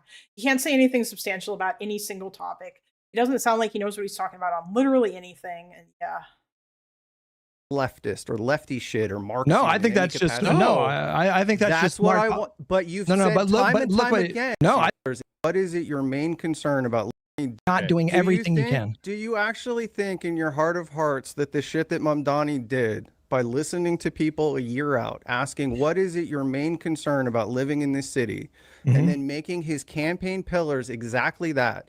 Do you actually think that that's leftist or left? No, what? Nobody said that. Lefty shit or Marxist? No, I think that's just I think that's just what I want. But you've said but look, time but and look time what again. But look what he's doing. Time again. But look what he's doing when he has power. Let him talk. Please. I'm trying to simultaneously agree with you, but make something that's a very important point. You have said time and time in the past that wouldn't work in other cities, in other states, because it's too blue, it's too lefty. It's not something you can do anywhere else. Yes, you have. You sure as fuck. I don't think that Hutch said that. I think he was saying that Mamdani in particular probably wouldn't win in other states because Mamdani's platform is very, very left wing. Him going out there and talking to people and like keeping their concerns or whatever, or Mamdani running on affordability, that's something that absolutely could work in other places. But running on shit like state-owned grocery stores, no, I don't think that that's going to work in like very many other places. If she won, Epic would be giving her foreign policy his first C. No. And the idea also, one of the other things is, sure, fuck it. If you want to disagree with that, that's fine, but you certainly fucking have. No, I said people should adopt Mamdani's approach and take whatever. Yes, of course. In any kind of race, I think the same campaign. That's what I was saying. You can't copy paste his policy prescription necessarily, but you should definitely look to him for lessons in terms of interfacing with the public. What do you guys think? Good comes from tonight that we can shake hands on is you turning around and saying that people should adopt Mamdani's approach nationwide. That's what he's always been saying. What the fuck are you on about? Now, of course, OgreBoy is like purposely misconstruing what Hutch is saying to make it seem like adopt Mamdani's approach means like bring all of his policies or whatever, but that's not what Hutch meant. Mamdani did a really good job of communicating with people. He was really good on messaging. Democrats should message like he messages. That doesn't mean that Democrats should go out there and be super hella left or whatever. Fuck yeah. In terms of interface, what do you fucking think of Mamdani endorsing Hochul, you fucks? It was probably a little too Both soon. of you, answer that. I don't give a shit. I'm out of here after this. I don't give a fuck about this conversation. What do you think about Mamdani endorsing? Is this IRI's crash out? That was funny. I don't think I've ever seen him do that. IRI is always so calm. I think even when he debates Republicans. I am undecided. I think that that's what I thought. I think that the arguments that I've heard on both sides are compelling to me, and I've only seen like the Cliff Notes version, so I'd want to engage with it more before I said any more than that. What about you? What the hell kind of answer is that? No, I said it was probably a little too soon. It's an honest answer. So I have a response to that, Vadim, because I fucking was incredibly incensed at Hochul when she decided not to initiate any kind of action against Adams in response to like one of the most corrupt DOJ actions. She absolutely should have. I agree with Pisco here. That's like, I think that Hochul not doing that is like an example of Democrats not just fighting back hard. If the situation were reversed and it were a Republican, they absolutely would have fucking done something about it.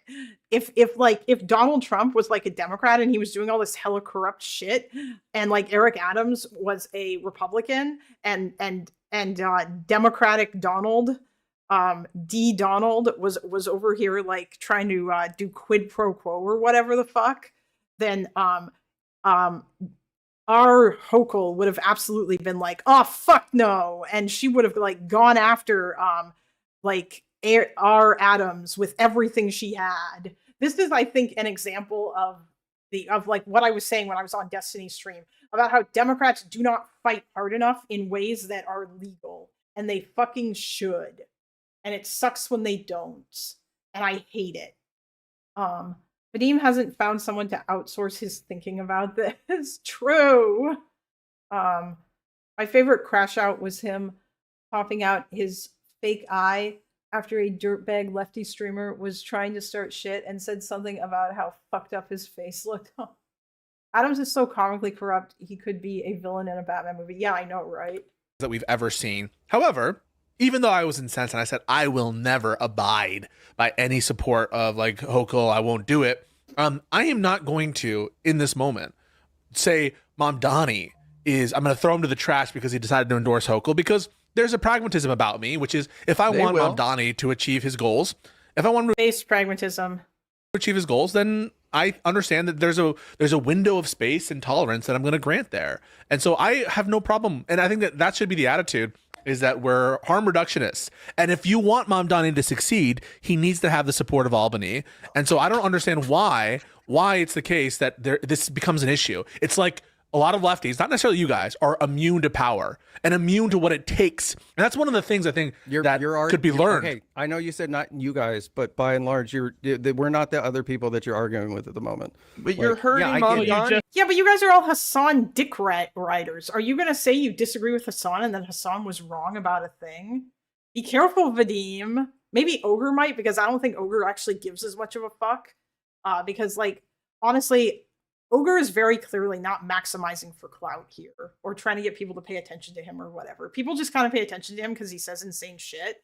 But there's so much stuff that he would probably do if he were maximizing for clout. And I just don't think that he cares that much about trying to get clout or what have you, or try to get on Hassan's stream or to get Hassan to pay attention to him. But I think Vadim very much seems to like want to be Hassan's strongest soldier, or Hassan's sleepiest soldier. What you just You're said, hurting him. He endorsed her too soon, so that is who he's. You're hurting Mamdani by not getting behind him and not finding a reason to support his decisions. Even Mamdani's not good enough. Why is it that blind support for public? It's not blind support. No one's talking blind support. No one's talking blind. So why are you assuming I don't support him? Because you're critical of it. You just said critical that you of it. How is that? Okay, you said it's too soon. I have an opinion that it was probably a little too soon. Much in the narcoleptic Hassanoid, true. The same way that Hush this is the problem. That the Democrats should have waited maybe another week before they fucking gave in and reopened the government. This is there's no consistency and no through line. I hereby declare Mamdani belongs to the liberals now. He's ours. Okay, because you guys will turn on him fully at some point. I promise you. I promise you. Hello, Mina. They both just in. Stay tuned, Mina. We're going to be talking about Russia later. And I'm going to be shitting on it because I enjoy doing that, because fuck Russia. Certain Turkish American streamer, who I will not name, was today. Hold on, like turning on politicians. A is really certain Turkish American streamer, who I will not name, said. Yes, Chase, I saw that, but I also don't care. Okay, I'm sorry. I already know. I heard what Vosh said already. I don't really need to listen to him say it. Like, whatever. I love talking about geopolitics. Yeah, me too. Today that Mamdani cannot yet be considered a betrayer. That's what he said. Okay. So I feel like he also that said he's day, part of the regime, which was that fucking day, insane. that day is coming where they fully abandon him. And I have been so impressed with Mamdani this whole time. The problem with the Hochul race is that the primary challenger is 50 points behind Hochul. Hochul is plus 15 in the state of New York. Okay. She has the leverage in this spot. He needs her more than she needs him. That's the reality. But I feel like you guys just want to fight every single fight, and you call it principle. What the fuck were you doing? I didn't. All right. You're Let's wrap up. Guys, did not say. Let's give Vadim and OgreBoy the final word. Guys, give your thoughts on the whole conversation. Tell us where people can find you, what's coming up for you. Vadim, you go first. Oh, Jesus. All right, everybody, strap in. Enjoy him taking like 15 minutes to talk. I am Are we getting a Vadim emote? Yeah, we could potentially. We got some stickers in the Discord. If someone makes it, I will, if someone makes a Vadim emote with some of those screenshots that they put in the Discord or whatever, then yeah, I'll add some to the YouTube chat. But the aspect ratio has to be 1-to-1.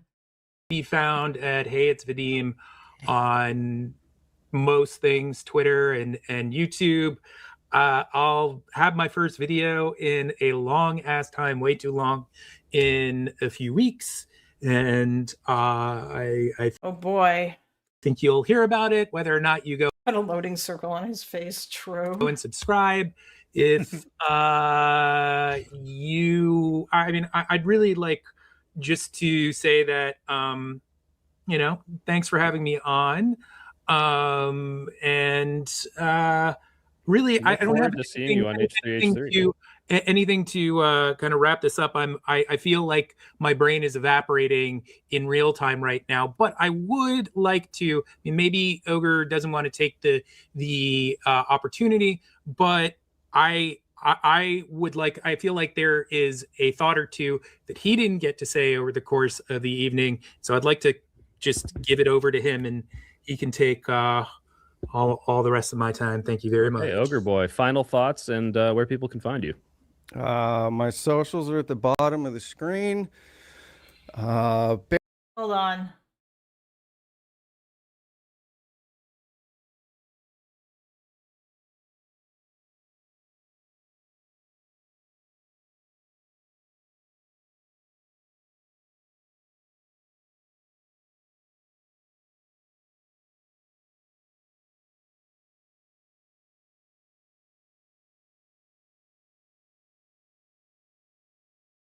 Come on, where is it?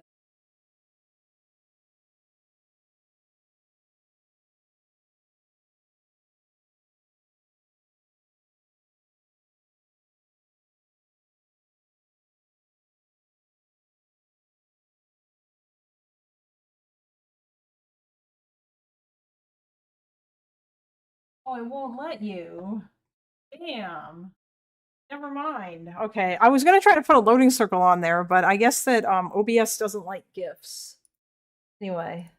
Basically tonight I really over prepared. Obviously I have pages of notes and links and clips and articles, and all of that proved to be nothing. Well, yeah, because your debate partner kind of fucked you. Maybe you should have just come on there on your own if you wanted to have a substantive conversation. I wanted to have a substantive conversation about the responsibility. Blame Vadim for that. Of the candidate versus the voting populace, or especially normies, and instead we did this, and it was what it was. Also, I have to piss like a fucking racehorse, so just glad that this is coming to a screeching end.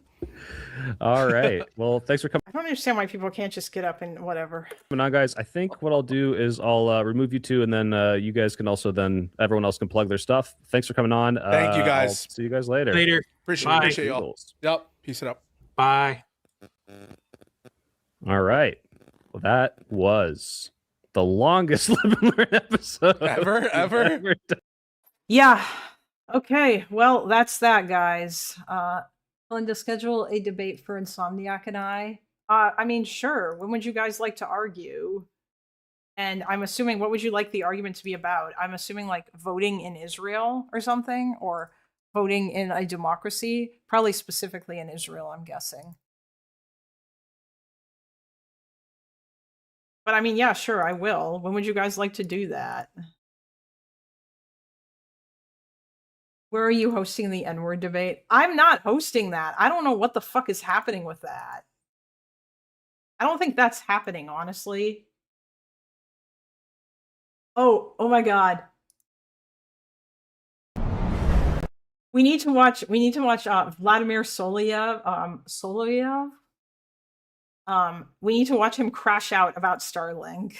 So Vladimir Soloyev is a Russian like basically a Russian pundit who does a show on like Russian state TV, because pretty much I think the majority of TV stations in Russia are state TV. People still talking about that. Oh, the M-word debate. I mean, no, not really. I think everybody's forgotten about it. Did I watch yesterday's podcast? No, Mina. I'm sorry, I did not. I was taking a nap.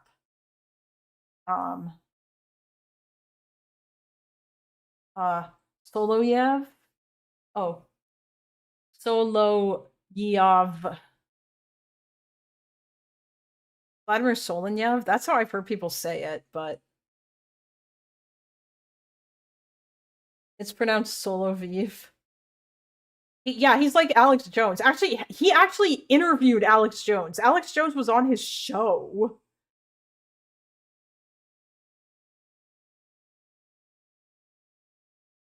Yeah, I was at the start of it, but then like I fell asleep right after that because I was really tired.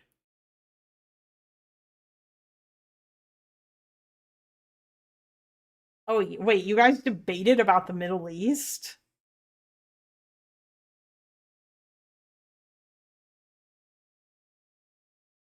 Yes, he is very performative. Oh, hey, Wasserman. I want to watch him crash out about Starlink. This is going to be really funny. I will read the subtitles, okay? Warning, the Russian media monitor provides translations of curated broadcasts by Russian state media for purposes of analysis by state-controlled propaganda, as well as the coverage of the information provided by shows. Translation and exhibition of this material does not constitute approval or certification as to the validity of statements made in highlighted shows. Exercise caution and conduct additional research using trusted news organizations to validate the claims and obtain clarification as needed. Yeah.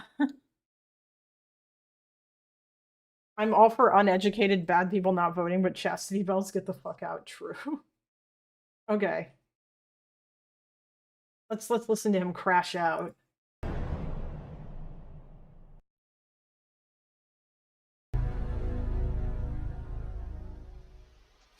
Good morning, dear friends. With great interest, I'm reading all about this hysteria. It started yesterday on our military-adjacent channels regarding something that we've been warning about for a long time, albeit not publicly. We've been saying this should be dealt with. In reality, our country is working on this. Not everything works by waving a magic wand. For a while, we've been managing to buy it. The Stuart Stare, what a good boy. Oh, thank you for the $2. The Stuart Stare. What a good boy. When we were doing it by utilizing shady methods. To buy Starlink access. Oh, that's what they were doing. At some point in time on the front, quality of our Starlinks exceeded the Ukrainian ones many times over. I doubt that's true, but okay. We should clearly understand that we're fighting not only against a NATO bloc, not only against Nazi Ukraine, but also against a number of corporations, including Palantir and X. Quite obviously, Musk is acting this way due to his complex as an unrecognized genius.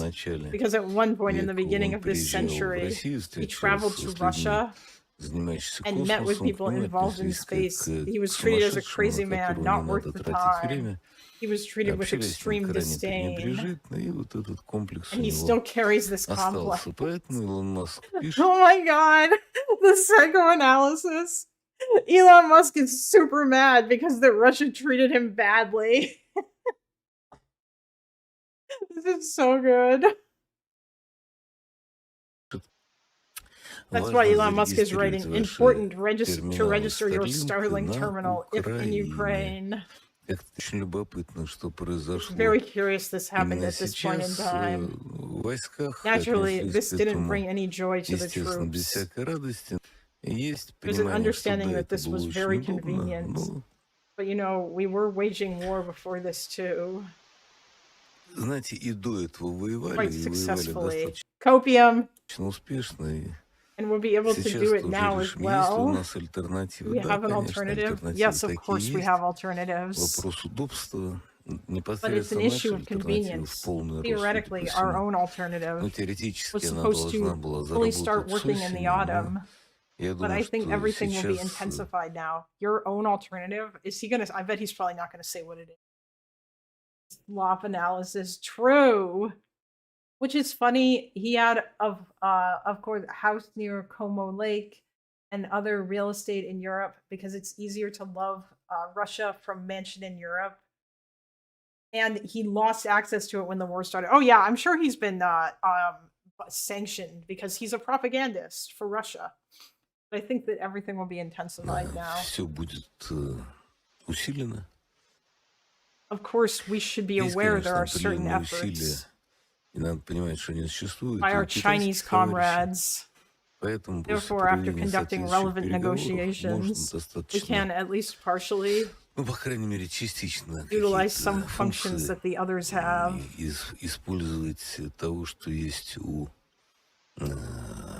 Well, our own are not yet ready. Starlink is one of 3 methods of communication. It just happens to be our most convenient. Otherwise, there's lots of other stuff. It's unpleasant, but it was to be expected. Most importantly, our ability to control the troops was not impacted. Is this how this guy normally talks? Why isn't he more mad? Do people enjoy listening to this? He's so low energy. Yeah, he's low energy here. I remember him screaming. He has screamed in the past. He misses it very much. He sounds so sad. Yeah, I mean, he does sound sad. He sounds so sad about the Starlink shit. He sounds sick. Only when he's sad. Oh, okay. He only sounds like this when he's sad. Well, you know what? I would like to see him be sad more. He sounds drunk. Honestly, he might be. He might be. For Elon Musk in particular, this will cause him to lose a significant amount of money because we were paying for all of this. Yes, I'm sure Elon's going to lose a shitload of money from you guys. I'm sure. I'm sure. Please cope harder. Now there will be fewer payments. More than that. For a few days, I've been yelling about space. I think that these issues should be dealt with. Not by repeating the mantras everyone is saying.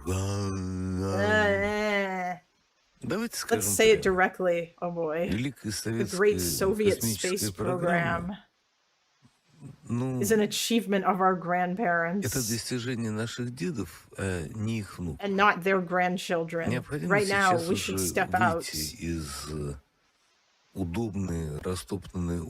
the comfortable worn-in shoes of Sergei Korolev and try to create something of our own. Who? Who is Sergei Korolev?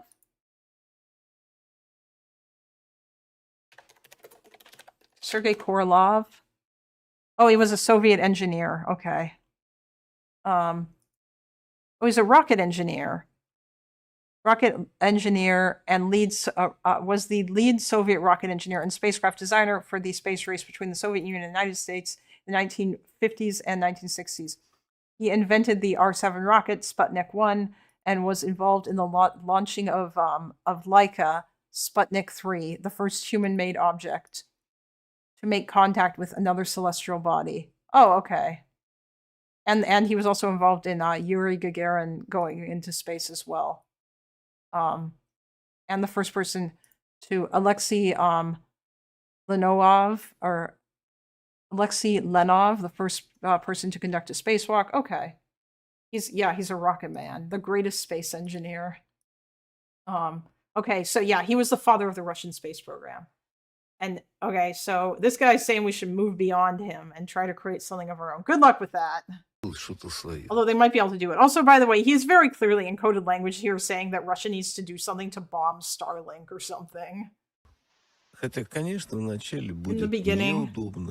Yeah, I agree, by the way. Leonov, yes. I agree, by the way, that yes, that poor dog. I agree. It will certainly be inconvenient and difficult. No. Самое важное, чтобы это не привело к Wait. But what is most important is Самое важное, for this not to чтобы cause это не negative привело к dynamics on the негативной battlefield. динамике на поле боя.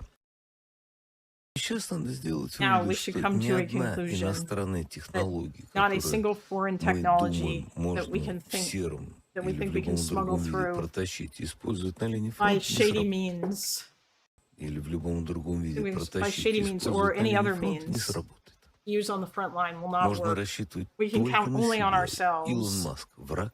Elon Musk is our enemy. Корпорация Corporation X X is our – враг. enemy. Palantir is our enemy. Палантир – враг. NATO Страны countries НАТО – are our враги. enemies. Рассчитывать We should только count на only on себя. ourselves. Let's Не not resort to стоит wishful thinking продавать about желаемое space. за Is he reading действительность про something? космос. Всяк Everyone лично понимает, understands что that it's сегодня currently невозможно impossible достичь to желаемого achieve the результата desired result and в условиях conditional приоритета parity. совсем те, как это To было say в it was the way it was in the Лев USSR, right? А Skillich, Lushman. откуда вы How do you know что-то об anything этом about знаете? it? Is he just reading comments? Anyway, stop this panic and keep working calmly. Поэтому панику отставить. Maybe they'll finally put the plutonium to good use on Musk, metaphorically, of course. Iran and China and North America. Sent from my iPhone, true.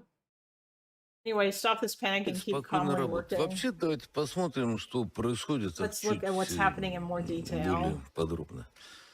Мы же In до reality, сих we пор still на keep acting самом like a деле ведем boxer себя как боксер, who was told to которому go ahead and сказали fight, давай, но but keep почему-то holding his right hand behind только his back правую руку за спиной at держи all все times время. for some reason. Oh, this is like a line that keeps being reflected a lot. Obviously, this guy is going to have to walk that line because if he goes too far saying this kind of shit, then like it'll go really badly for them. Didn't their only rocket platform broken? I don't know. Including Turkey, right? Russians will not fly to Turkey on vacation right now, right?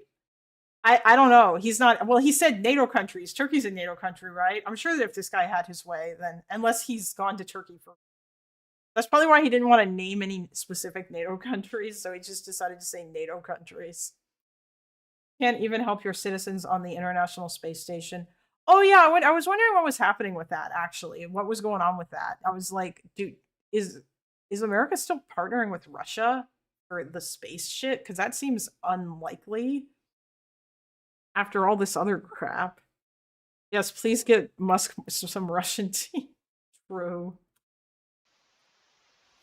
Мы же не используем наш. But yeah, it seems like for a lot of these guys, I see a lot of stuff like about these guys being like, we're not going hard enough, you guys. We need to go harder in the war on Ukraine. But obviously, if they push that line too far, Putin's probably going to get real mad at them. Преимущество мы не используем. Like he got mad at Igor Girkin and threw him in jail. We don't take advantage of our superiority. We don't use our traditional methods, our skills and knowledge.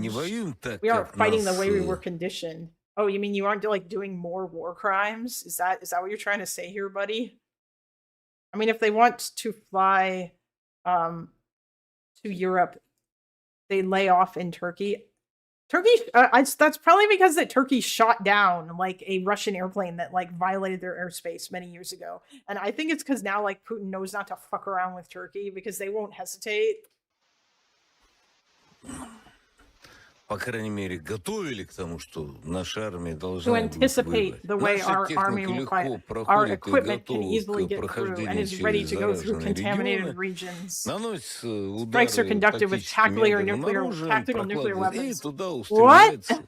Making way for us. Мы ж And так then we had говорим. the, oh my god, this guy's just Мы like, же we should just nuke Ukraine. Just drop the nukes, guys.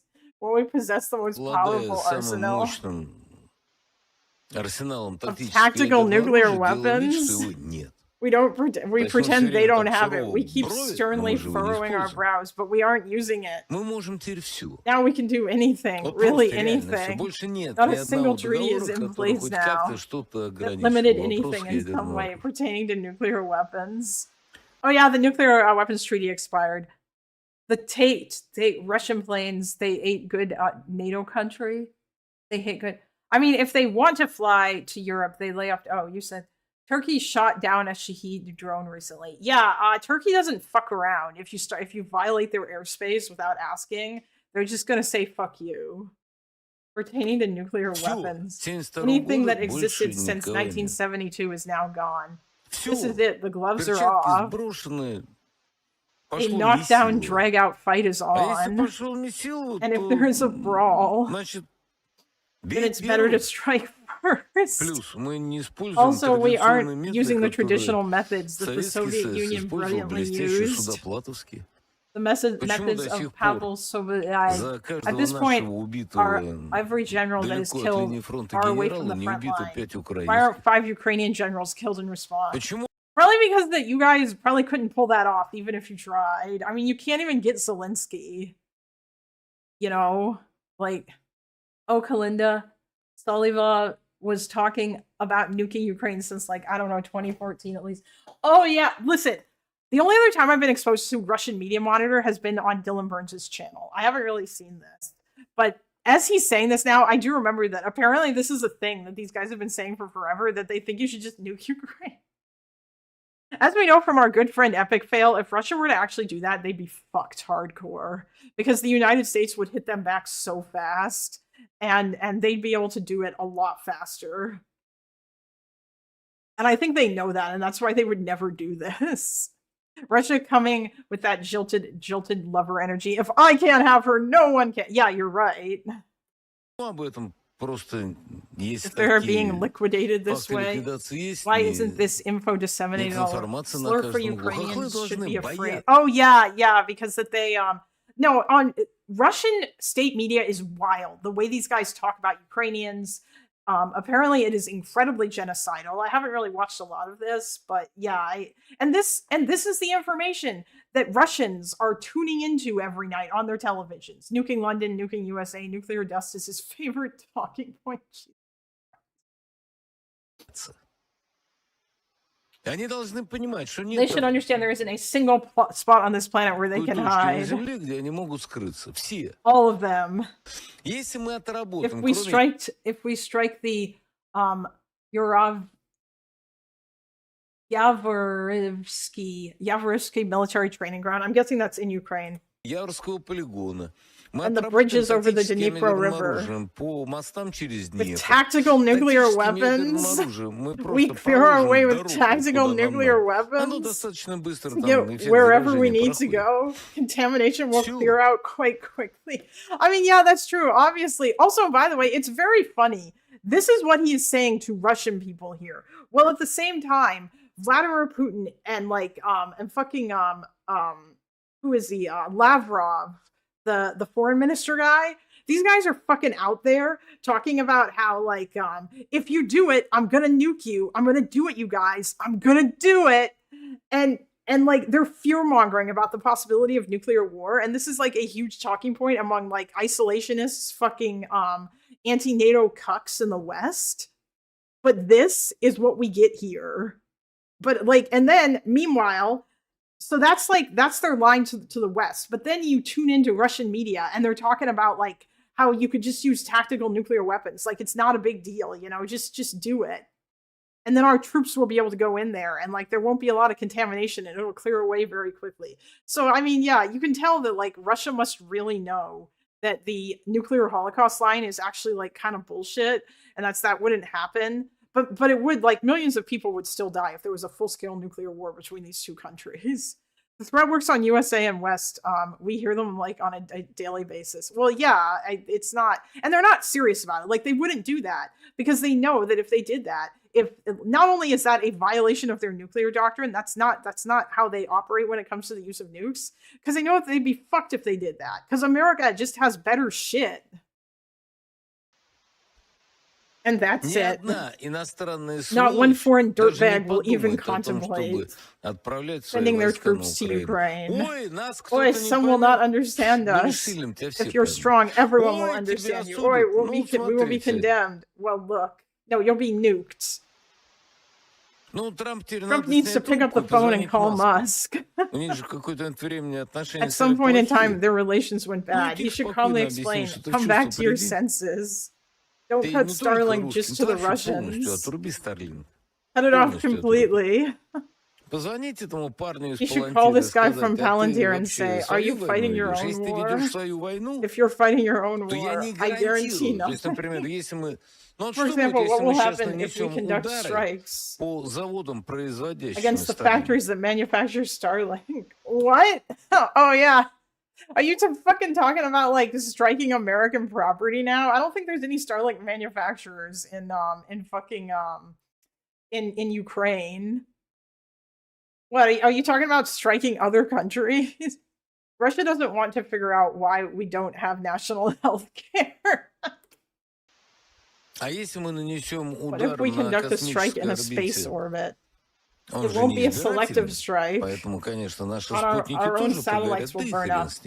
But the heck with them.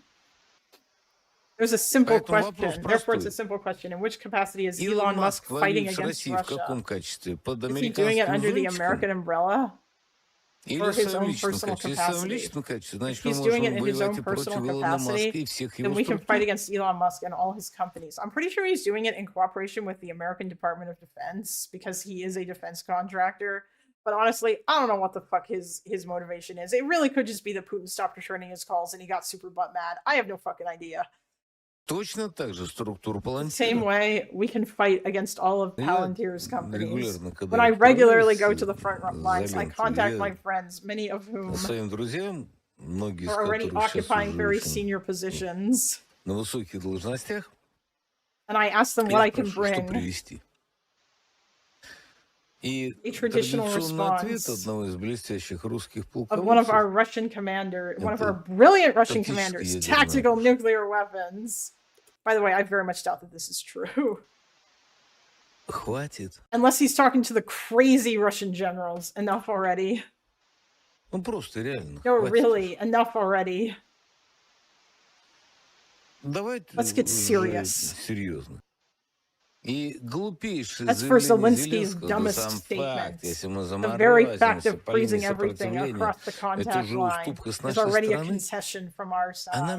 We don't need any concessions from that side. Zelensky still cannot understand. We are not bargaining. We're demanding the fulfillment of our conditions. We don't care about all this hysteria, all these worries. I don't understand what Palantir has to do with this. You know what? I don't either. Maybe we should look it up and see how Palantir is. Oh no, wait. Palantir has sold some of its technology to Ukraine, and they're using it on the battlefield and stuff. We don't care about all this hysteria, all these worries. We should move to another level of an escalation.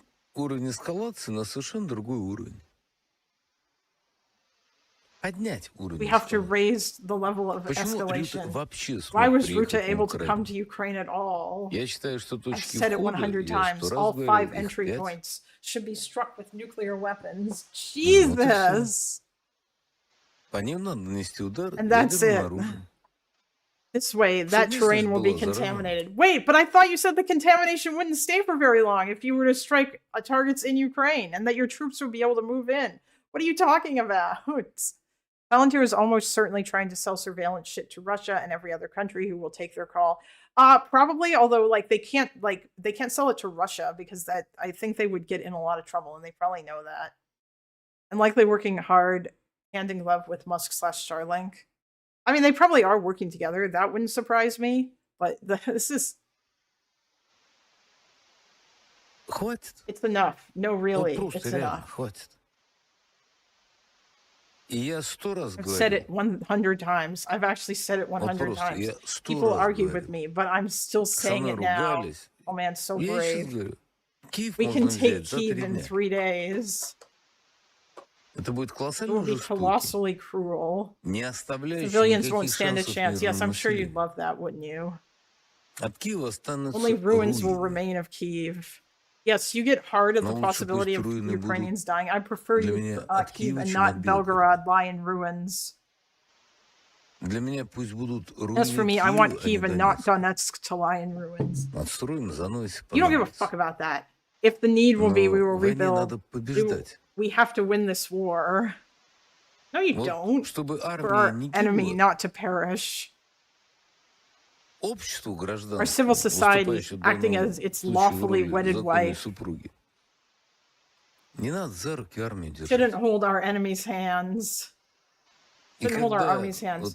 When Vasyl Dmitrovich Makarov is on my program, he starts howling and wailing like Yaroslav Anna. Oh boy, the poor residents of Kyiv. Oh, I feel so bad for them. Oh, oi, they defecate out their window. Oi, so-and-so. I don't think that's true, but okay. I mean, about the shitting out their window part, I'm assuming that that's not... I'm pretty sure Ukraine still has, like, working plumbing, you know? Tanky Tuesday is Kalinda the Tanky, or are we supposed to Tanky LARP shot? No, Tanky Tuesday is when I go and, like, listen to Tanky stuff. And honestly, I think that Russia shit...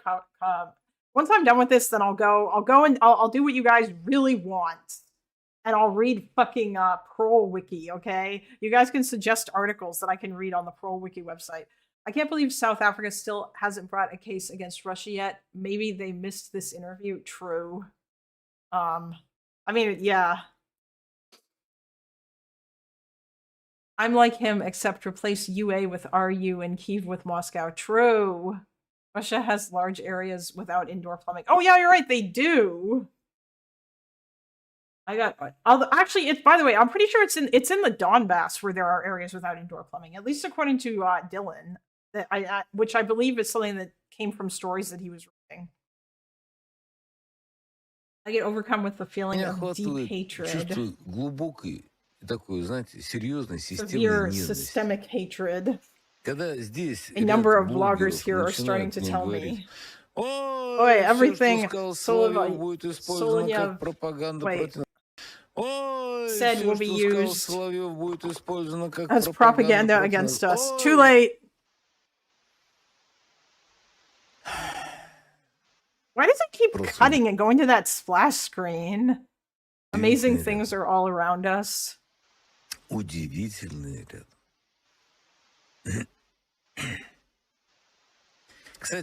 the way, just so it's clear, the problem of Starlink for us is very exaggerated.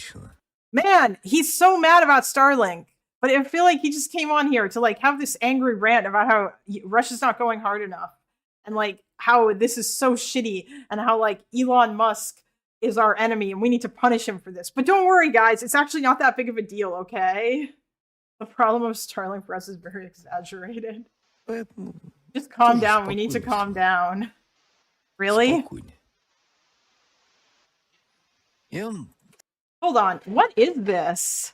Why does he keep cutting to this screen? What is this, like a we'll be right back or something? Hold on.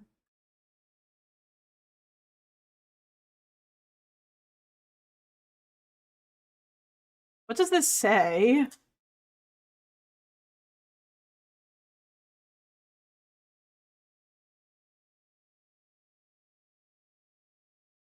I'm just gonna check. I'm just curious. I don't know why. It's just weird. I don't think I've ever seen a show like cut away to like that, a splash screen like that. Low energy and regurgitation of old talking points about nuking. I'm disappointed. You promised crash out. Well, I mean, to be fair, the clickbait said that he is beside himself over Starlink, but it sounds like he's mostly just coping. Probably buffering bad internet. Have you watched Silent East's video on Russian propaganda? It's really good. I should check that out, but is it really, really long? Let me put it to you this way. I've repeated this expression many times. We don't need their love. We need their fear. I can read it phonetically, but can't translate it. That's fine. I'll ask Google to do it. Нам нужен их страх. Когда When they Россию loved любили, Russia, Россия, как правило, Russia была was слабой. usually Знаете, weak. такой Ельцин. I mean, I don't think that a lot of Ukrainians ever loved Russia, my dude. The Russia of Yeltsin and Gorbachev. Пьяной девкой. It was like a drunken А broad. моя родина не My такая. motherland is not like that. Мою родину, My Союз motherland, the Советских Union of Soviet Социалистических Socialist Республик, Republics, боялись was feared and и respected. уважали.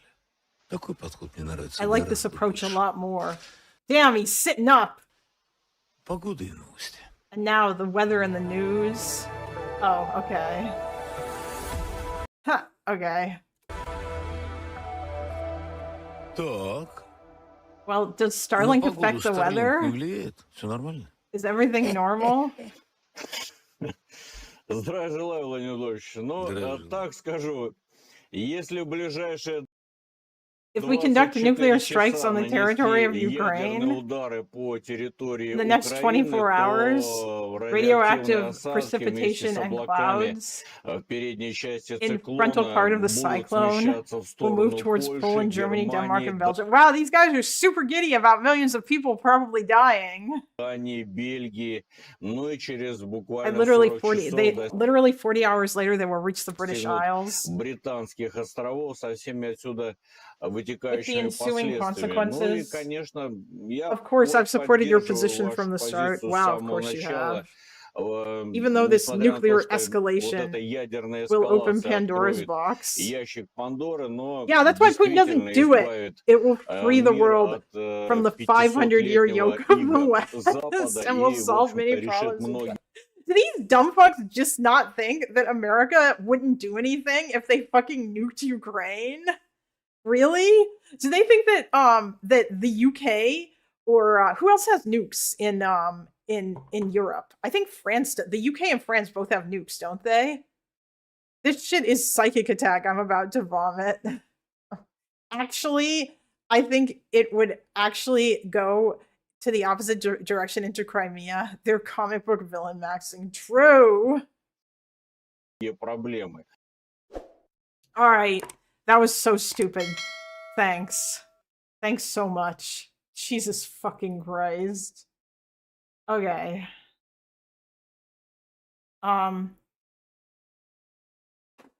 Does Turkey have nukes? I think so. Several others who have loaned the US nukes.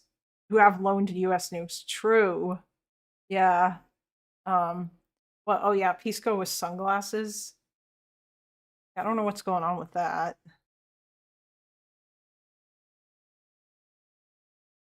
Anyway, that was funny. Defeat Susan Collins. I've had it with counterpoints.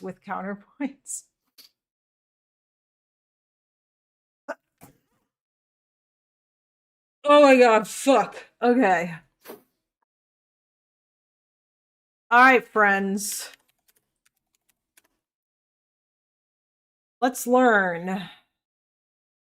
What would you all like to learn about today? Marxism 101, politics, parties, history, countries,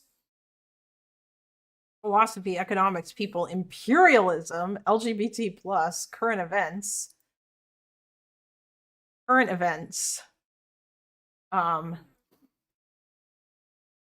June 2025, Iran, Israel, quote unquote, strikes. Elections. Find his crash out when he was talking about reducing USA and nuclear dust more entertaining. Does he actually yell? Because I feel like he's such a shitty, Israel-Gaza war and genocide.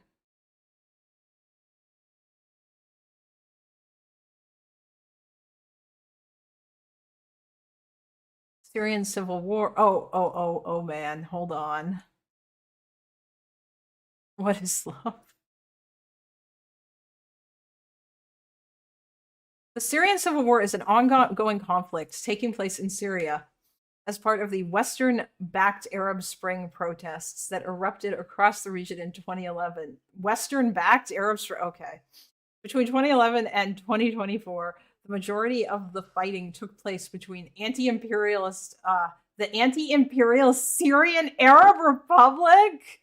These guys are fucking pro-Assad and various Western-backed opposition forces until in December 2024, the government fell in an unprecedented offensive led by Tahrir al-Sham, HTS.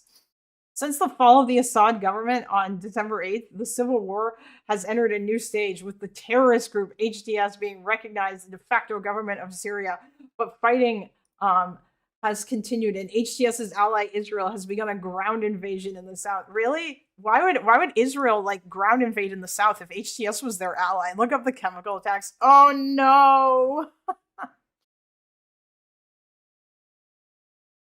Oh, here we go. Ghouta chemical attack. On the 21st of August 2013, a chemical weapon detonated in Ghouta and was blamed on Bashar al-Assad, justifying NATO airstrikes in Syria. The allegations were made by Prince Bandar bin Sultan, then head of Saudi Arabia intelligence services, who had previously been involved in both the Contras and the Mujahideen. Interviews with people living at the site of the detonation, however, revealed that Saudi intelligence, including bin Sultan, had been responsible for providing the chemical weapons to the rebels. Later that year, the rebels explained in an interview that they were not aware they were in possession of chemical weapons and weren't taught how to use them, resulting in the detonation of sarin gas by the rebel and Saudi-backed force. Oh my god. What the fuck? What is this? I can't. This is literally just fucking this is it. This is America bad. This is your brain on like fucking America bad. Bashar al-Assad is good because the United States and the West are fighting against him. History. Wait, look up Epstein. I mean, I don't. He might not even have. Hold on.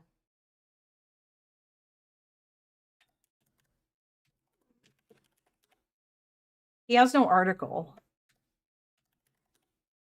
Oh, no, he does. I was just spelling his name wrong. Oh, boy. Here we go. Jeffrey Epstein was a Statesian, that means American, by the way, One more for capitalist, Stuart rapist, under the wire. billionaire, and pedophile. He had connections to former U.S. Presidents Bill Clinton and Donald Trump, fellow billionaire Elon Musk, and the British royal family. Damn, I'm surprised Epstein was a Mossad agent. Isn't like in this first paragraph. That's kind of funny. Connections. Oh, Bill Clinton, Donald Trump, Prince Andrew, Ehud Barak, FBI, Israeli military intelligence / Mossad. You'll notice that Vladimir Putin is not listed in here anywhere, nor is Russia. That's pretty funny. I like how they put capitalist first. Of course. I like how they refuse to just say American. Instead, they have to say Statesian. I guess because they probably think that like you're only American if you're indigenous or something. Hold on.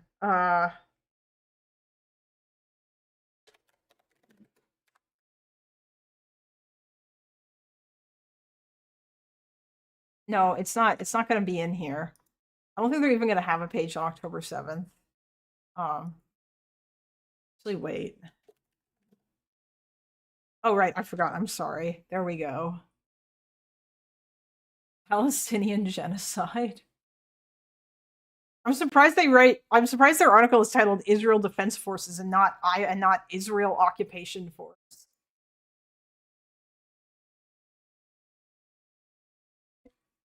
Controversies. Organ harvesting?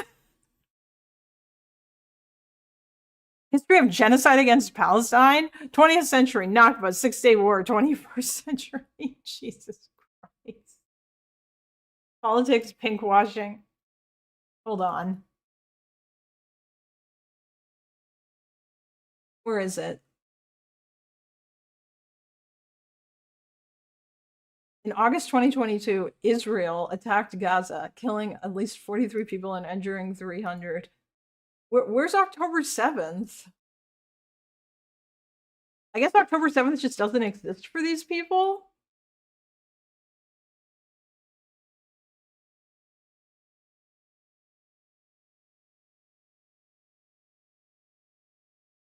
Israel-Gaza war is a war and genocide in the Gaza Strip fought as part of the ongoing ethnic cleansing of, oh wait, hold on, Hamas. The Islamic Resistance Movement, also known as Hamas by its Arabic initials, is a Palestinian resistance movement that is the democratically elected government of Palestine, but only controls Gaza. Remember, everybody, that they didn't win. That they only won like a plurality of the votes. It was like the government was split between them and Fatah. But I mean, you know, whatever, it's fine. The imperialist governments of the Zionist entity, Australia, the US, the UK, USA, and EU, have classified Hamas as a terrorist organization, even though it opposes Al-Qaeda and jihad. Al-Qaeda famously is the only terrorist organization in the world. Zionist aggression myth, anti-Semitism, human shields. What the fuck? Oh, here it is. Al-Aqsa flood. Oh, that's why, of course. They couldn't call it October 7th. This has to be called Operation Al-Aqsa Flood. Wait, why didn't they? Okay, here it is. Operation Al-Aqsa Flood was a major unprecedented incursion into occupied Palestine conducted by the Palestinian Resistance operating out of Gaza beginning October 7th, 2023. On October 28th, the United Resistance Groups released a statement from Beirut, Lebanon, saying, this heroic epic is the battle of the entire Palestinian people, which they were waging in defense of their land, their sanctities, their existence, and their fight for freedom against a barbaric enemy that does not spare any of our people from its crimes, genocide. It targets hospitals, mosques, churches, universities, and ambulances, and cuts off electricity, water, fuel, the internet, and cellular communications of our besieged people. Wow, this is such a selective reading of history. This right here is what propaganda looks like, friends. Try the Islamic Republic of Iran. No, I want to see what else they say. It's pretty obvious what they're going to say about fucking Middle Eastern shit. Let's look for other stuff. What they say about the Middle East is not surprising. Hold on. Yugoslavia.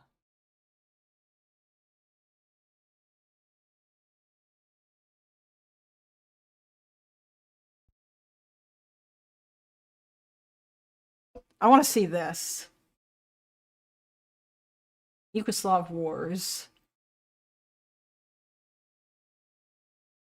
The Yugoslav Wars were a series of imperialist wars of secession between 1991 and 2001 that destroyed Yugoslavia. Oh no. After Tito's death and upon the arrival of Slobodan Milosevic to power, Milosevic himself began carrying out neoliberal reforms, although in 1990 he would pursue a mixed economy, as instructed by the IMF. Ante Markovic, another neoliberal, de facto abolished socialism in 1990, and Milosevic stole 18 billion Yugoslav dinars from the federal bank in an attempt to destabilize the Yugoslavia state. Damn! So wait, do these guys not love Sloba? Was a Yugoslav neoliberal politician who served as president of Serbia from 1991 to 1997 and president of Yugoslavia from 1997. In 1989, he repealed the 1974 constitution, preventing Kosovo from vetoing federal laws. He tried to appease NATO at the 1995 Dayton Accords, but later took a strong stance against imperialism despite his nationalism. Do these people think that imperialism, or that, like, what? Do these people think that, like, you can't? Oh my god. This is insanely stupid. So they're not full on pro Milosevic, but they're not like they're not super against him either. He was forced to resign on October 7th, 2000 after US-backed protests. Yeah, I'm sure that that's totally fucking true. I'm sure that he actually was forced to resign after US-backed protest. Because of course, this makes it sound like America basically engineered the entire thing. Hold on. Is there anything in here about, you know, the really bad shit that Serbia did? Patriot or something, yeah. The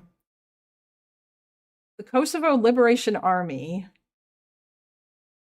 began its terrorist attacks in 1996 and fought to create a greater Albania.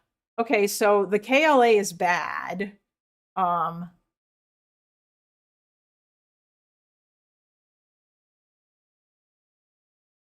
what about in Bosnia and Herzegovina, fighting broke out between Serbs, Muslims, and Croats. No group made up the majority, but the Muslims were the biggest, making up 41%. The Islamic fundamentalist. Really? Izetbegovic was an Islamic fundamentalist? Are you fucking really? Was he? I mean, I don't know how relevant that is, but yeah, I know, October 7th. Yes, Samuel. No. ProleWiki is not just a communist wiki. ProleWiki is a Tankie Wikipedia. Is a Tankie wiki, okay? I found this by accident when I was trying to find a poll that Lactoid mentioned on Crimea, and I Googled it, and the fucking Google AI gave me ProleWiki as a source. And I was like, what the fuck is this? And then I went there and started reading some of the articles, and it was absolute hilarity. Like, it was so fucking, yeah. Okay, he was an Islamic philosopher. Okay, so this guy is not actually an Islamic fundamentalist. Bad against bad, because Croats obviously bad. Against Serbs, and Bosnia is bad because Islamists, fantastic. Yeah, but then later on, so like they're not full on pro Milosevic, but I guess like they're one of those people who would say critical support for Sloba because he fought back against the evil West.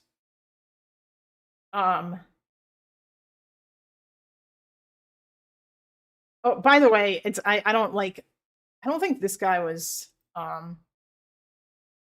this guy was kind of a Giga Chad some of the time, but no, he is not, and I'm saying it as a Croat. Oh, okay. Look up Stalin. Why? Oh god. All right, hold on.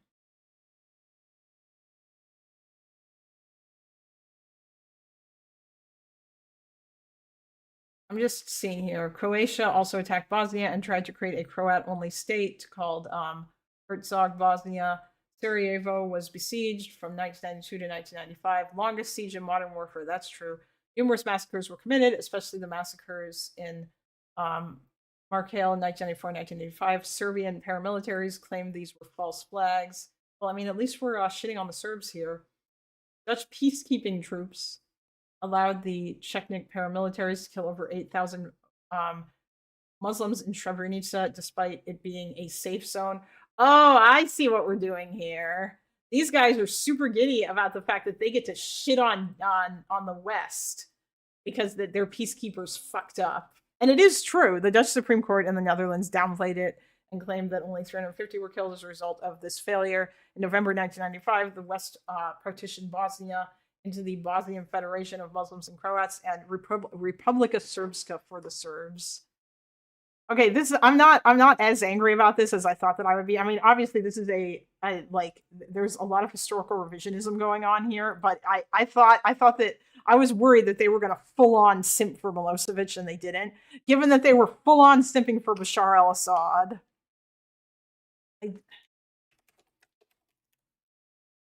No.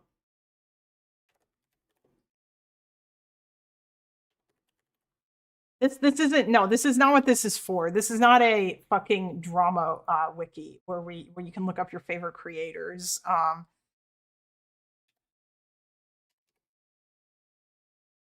Joseph Stalin.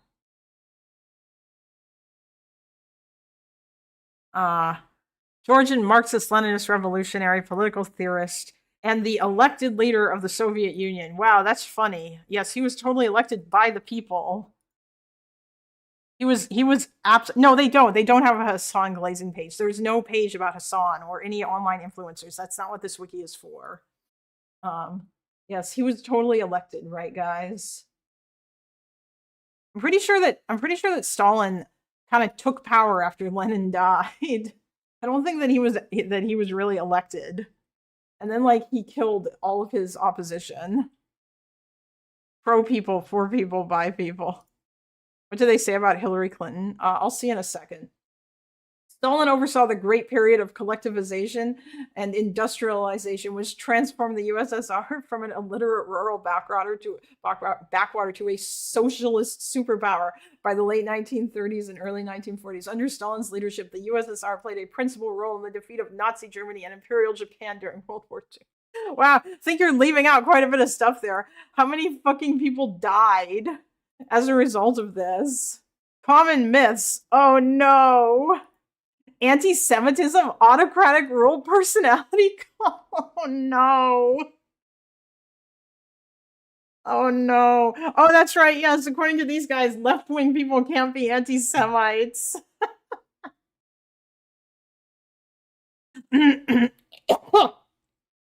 I'll look up Obama. Oh yeah, Dang would be a fun one to look up.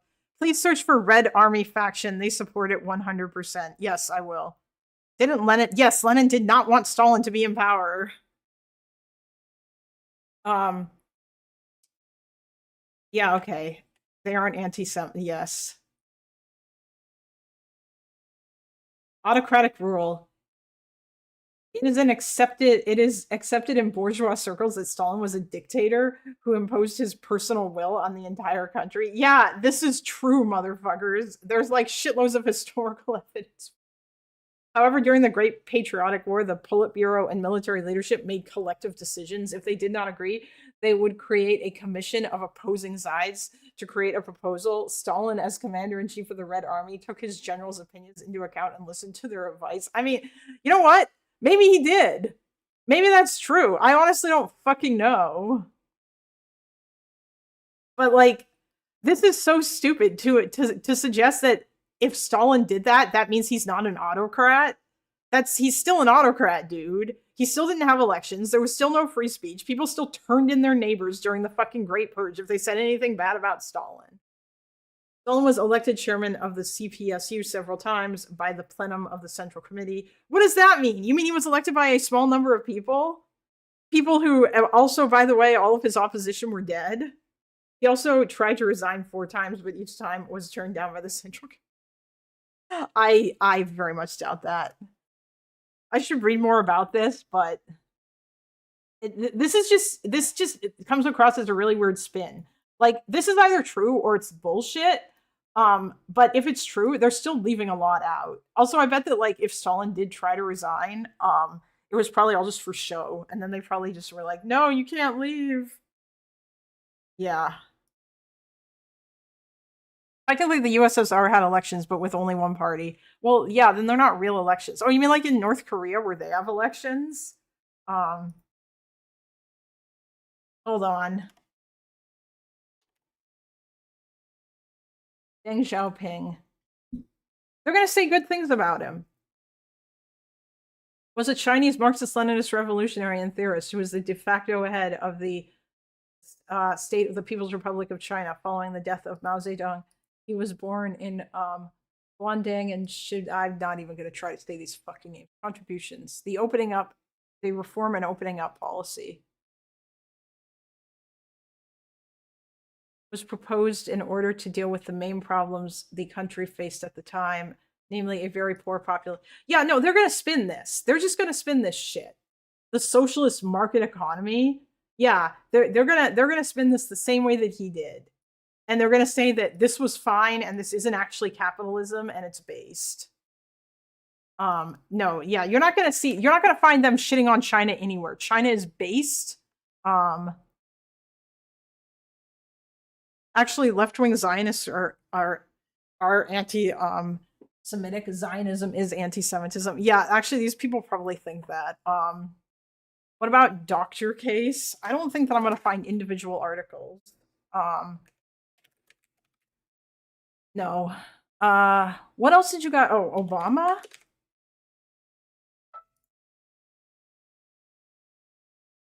Barack Hussein Obama is a statesian politician and war criminal who served as the 44th president of the United States from 2009 to 2017.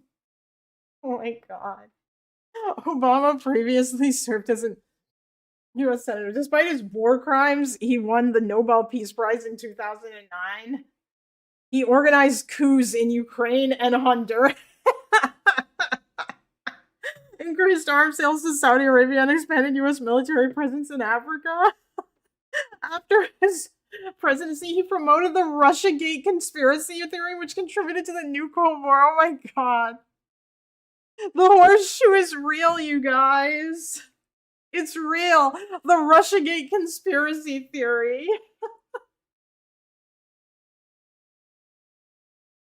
Russiagate is a conspiracy theory that the Russian Federation was responsible for Donald Trump's victory in the 2016 election. The 2016 United States presidential election against Hillary Clinton, the ruling class is using it to promote war against Russia and to attack leftists and the Black liberation. What the fuck? This is the most insane reading. You're not going to find very many people who say that, like, Russia is responsible for Trump's victory. Just that they interfered in the election. This is so ridiculous. Their genocide page has an interesting set of entries. Oh, okay, hold on.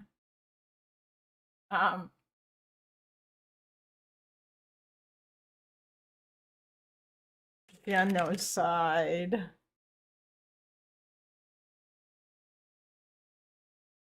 Genocide is a term which broadly refers to the actions committed with the intent to destroy a group of people in whole or in part.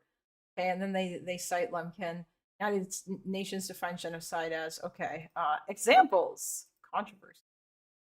Examples. All right, here we go. Siege of Carthage, Gallic Wars, genocide of indigenous peoples of the Americas. 1492 to present, okay. Native American genocide, 1609 to present. Really? Oh, all right. Yeah, I see we've gone full retard here. Genocide of indigenous Australians, 1788 to present. Palestinian genocide, 1917 to present. 1917! Oh my god. Gaza genocide, 2023 to present. Late Ottoman genocide. Wow, at least they list the Armenian genocide. Irish potato famine. Really? That's a genocide? Okay. Wait, oh my god. They list the Circassian oh wait, no, of course they do, because that was done by the Russian Empire, so therefore they're bad. Sino-Japanese War, Nanjing Massacre, Nazi war crimes, Polish Holocaust, Jewish Holocaust, Romani Holocaust, Serbian genocide. Okay. Bengal famine of 1943, Indonesian genocide, East Timor genocide, Rwandan genocide, Rohingya genocide. Wow, we're missing some entries. Yazidi genocide, Darfur genocide, Bosnian genocide, East Timor, Cambodian genocide. Wow, that's interesting that this wound up here. So these guys don't go as far as to defend the Khmer Rouge, but they probably would blame it all on the United States. Yes. 1917, the Palestine Mandate and onward. That's right. This is so dumb, though. This whole, like, genocide of indigenous Australians, Native American genocide, 1609 to present. What the... Separating the Holocaust is kind of sus. I mean, I think it's weird to label all these other things as Holocaust, but whatever. The Holocaust, also known as the Shoah, refers to the systemic extermination of approximately 6 million Jews by the Nazi regime during the years of 1933 to 1945.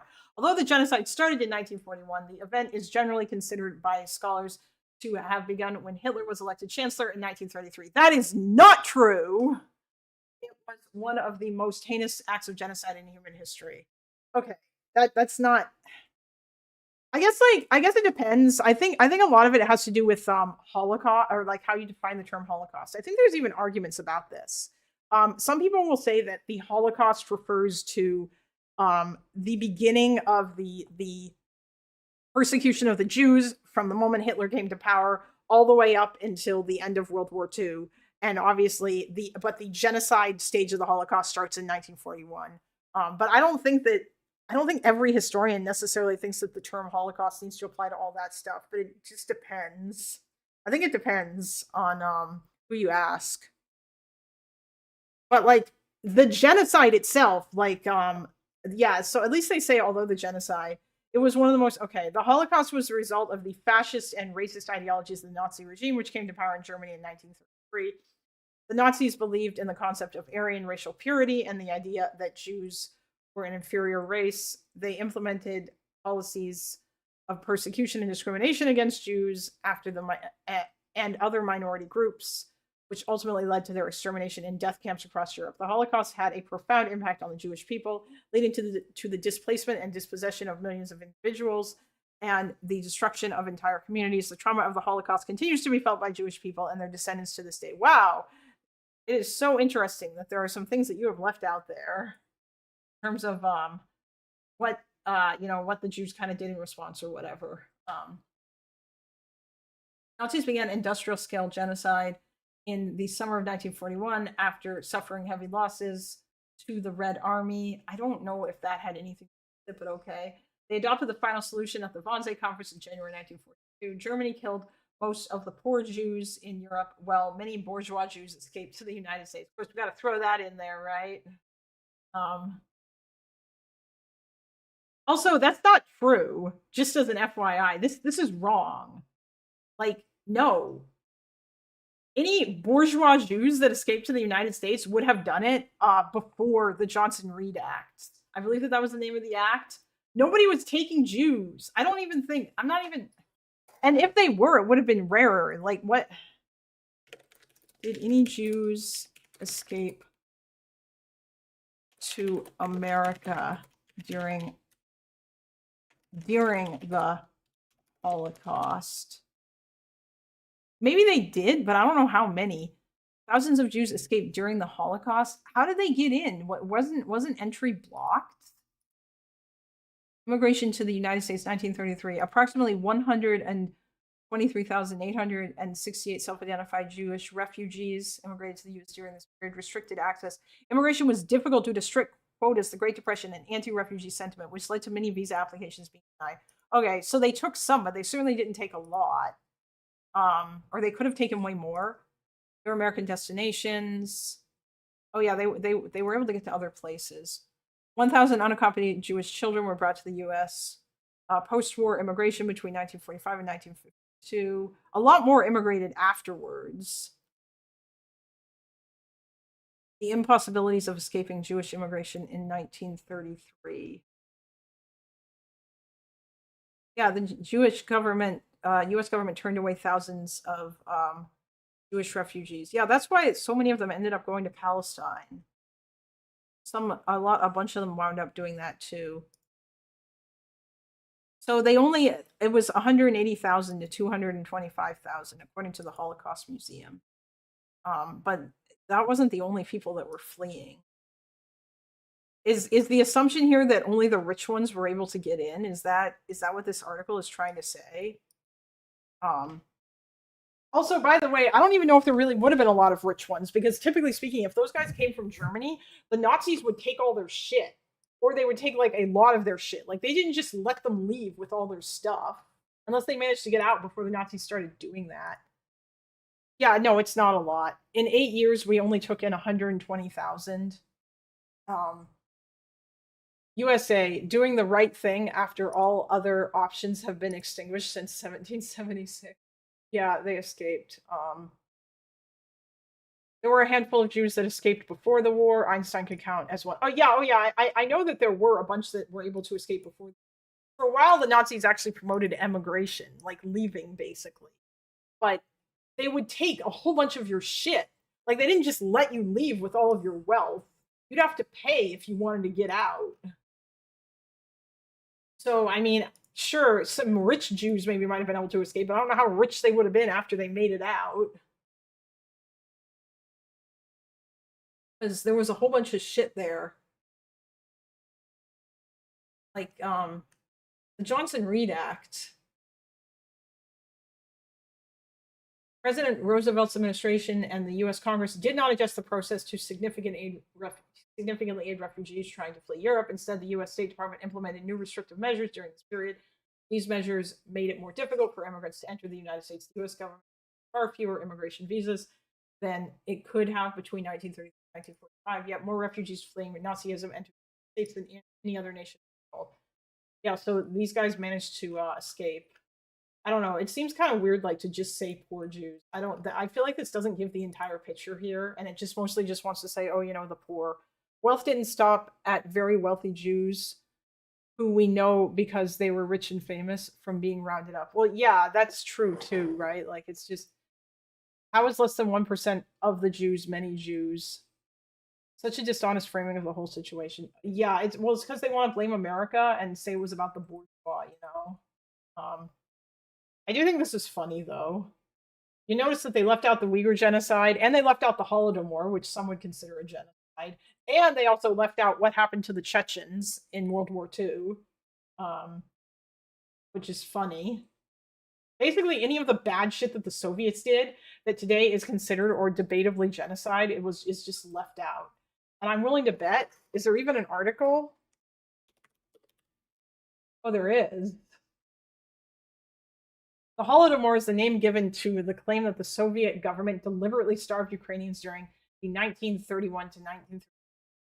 It's a propaganda campaign historically promoted by fascists against the Soviet Union to undermine its support both domestically and abroad. Okay. All right, hold on. Where's the overzealots video? Overzealots. Good Lord, good God, Lord help us all. Yeah, I know, right? Overzealots apparently did a video on NATO. How did the cat's day on the nip go? Oh, I haven't given him nip yet. You really don't despise NATO enough. 30 minutes. Oh, Jesus. Today's program is brought to you by Ground Oh God, this guy's promoting fucking Ground News. Deals with sensitive. This video deals with sensitive and contentious topics and aims to challenge chauvinistic beliefs about NATO and the Western Bloc. Please don't assume that my criticisms of NATO are automatically endorsements of its geopolitical adversaries. Condemning and contextualizing NATO's wrongdoings is not the same as condoning abuses or aggression elsewhere. Oof. Okay. Isn't it? I mean, it's not, but NATO might end, and that's good. What is NATO, and why does it exist? The Soviet rejection and NATO hypocrisy. Not 1 inch eastward. Oh boy, I can't wait to hear him lie about this. How NATO profits off war and promotes capitalism. NATO destruction of Yugoslavia and Libya. What? Okay, listen. If you think that NATO intervening in Yugoslavia was not an objectively good thing, you are a hella sus individual, okay? You are hella fucking sus. I don't care about any negative, like, downstream effects or whatever that you think occurred that you could blame on NATO for that shit. Like, they intervened there twice, and it was based both times because they did it to stop fucking genocide. Yeah, we shouldn't have helped Kosovo. Yeah, I mean, apparently, that's what these people argue. They're like, oh my god, you bombed Yugoslavia. Yugoslavia never did anything to NATO. Which is so stupid. By the way, they only did it because the fucking UN wouldn't do shit. Yugoslavia did not need any help being destroyed. They were perfectly capable of doing that on their own. True. These people are tankies, Toby. These people are tankies. I wonder if this guy's going to mention Ukraine. Hold on. Is it going to come up in here at all, I wonder?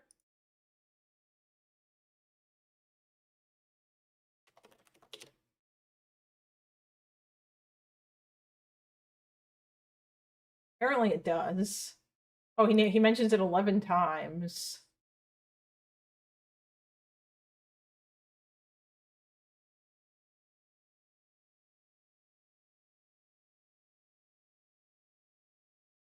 Oh god, okay. There's probably gonna be a lot of fact checking that's gonna go on here. Because I don't necessarily know everything about the history of NATO. Although I feel like if fucking Epic shows up at all during this, he's gonna crash out in the chat. Should the US have invaded to end World War II, it resulted in the Holocaust of Palestinians. Oh, you know they will. I mean, they apparently mentioned it 11 times. It would not surprise me, you know, if they push that weird conspiracy shit. Hello, sir. He's hungry. So I'm gonna feed him. And then I'm also gonna grab some food for myself.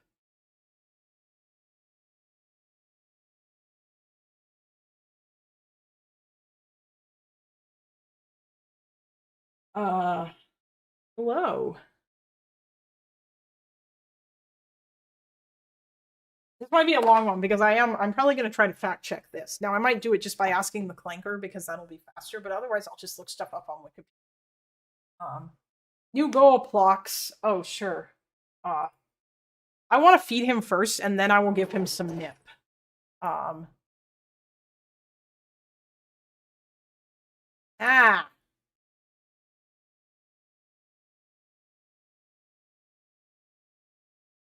It's fucking crashing again.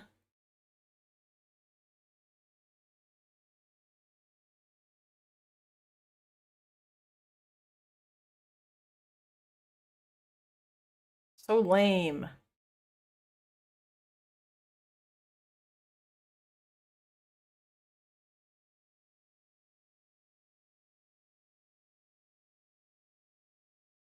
Incoherent speed talking fine print. It shouldn't be incoherent, but you know. Start another goal. Okay. 5 super chats.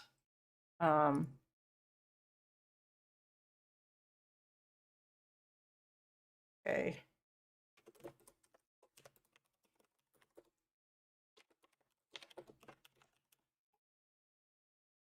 Healer higher.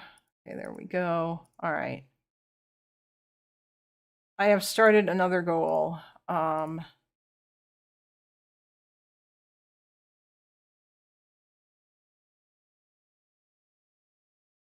Yes, I do. I also think NATO is pretty good. It is a defensive alliance, and that's it. And the only people who are mad about NATO existing or whatever are going to be are people who are mad about about countries fucking with members of the alliance or a defensive Western alliance that sometimes does shit, you know, to prevent genocide. Okay. I am going to be right back, chat. I just need to feed him. My conservative parents were telling me about a Mike Rowe podcast app where he talked with someone from the Epoch Times about the organ harvesting. Oh, yeah, that's Falun Gong. I think the Falun Gong also owns the Epoch Times. Defensive pacts are imperialism, actually. Yeah, apparently. It's imperialism when you go and try to stop genocide, you guys. Anyway, one sec.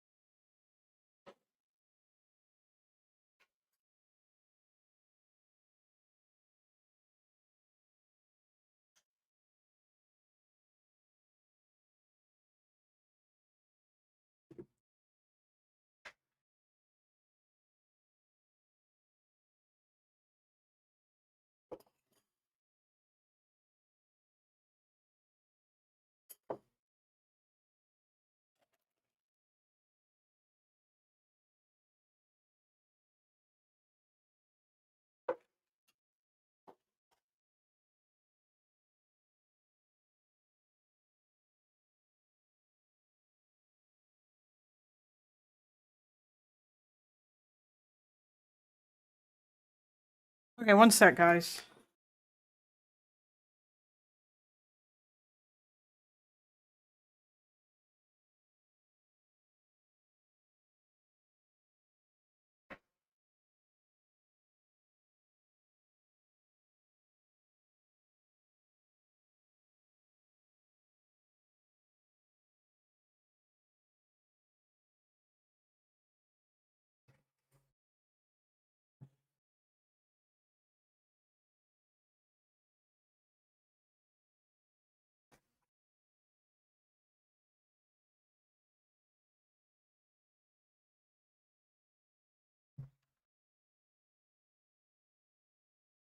If anyone wants to watch the most soul-crushing movie ever that involves the topic of organ harvesting, watch Never Let Me Go. But seriously, don't watch it. It left me in physical pain. I haven't watched that, but I do know what it's about. I feel like it's one of those movies that I would probably never actually watch because Jesus Christ, it just sounds incredibly fucking depressing. I mean, like, I believe it's about a bunch of kids who get whose organs get harvested, basically. I think.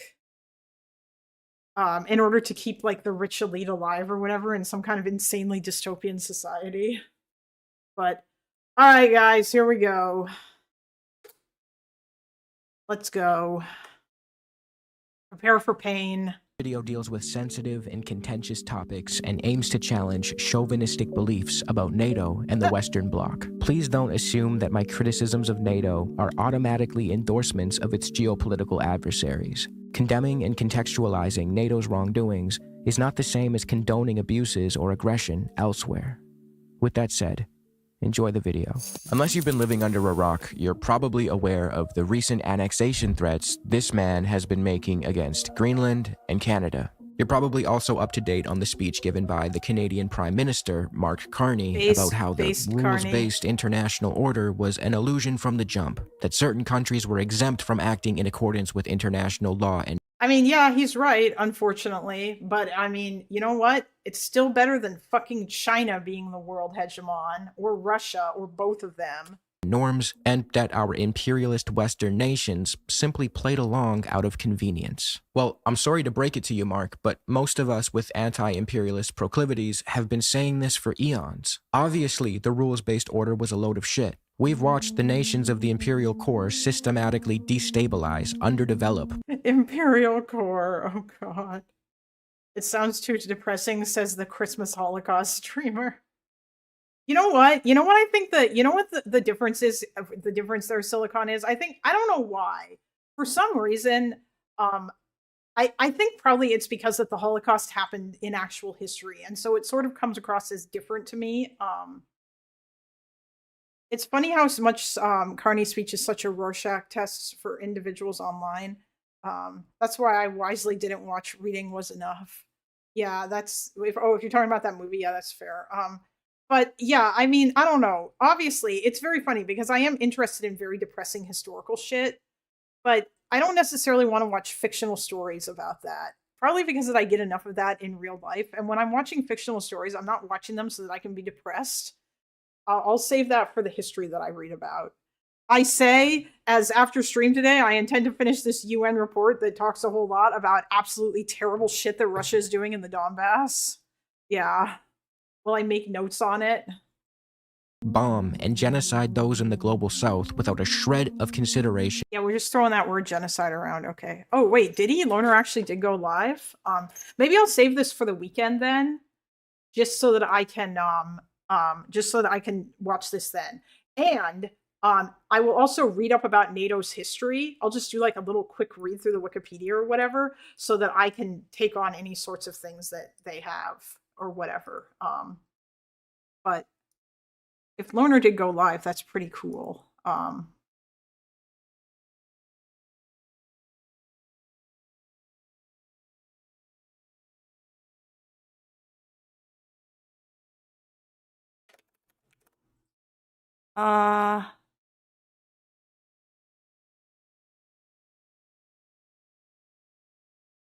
Oh man, he's doing Hutch v. OgreBoy, LOL. I'm sure he is. I mean, do you guys want me to keep going until he's finished with that? I don't know if I'm going to react to this now, though. Watch the Sarcasmatron video. It summarizes NATO expansion myth really well. I know that NATO expansion is a myth because like the idea, like saying NATO expansion implies that NATO expanded like, you know, like Russia is trying to do now. Like it was forced. Like it wasn't something that NATO actually had to be dragged kicking and screaming to agree to.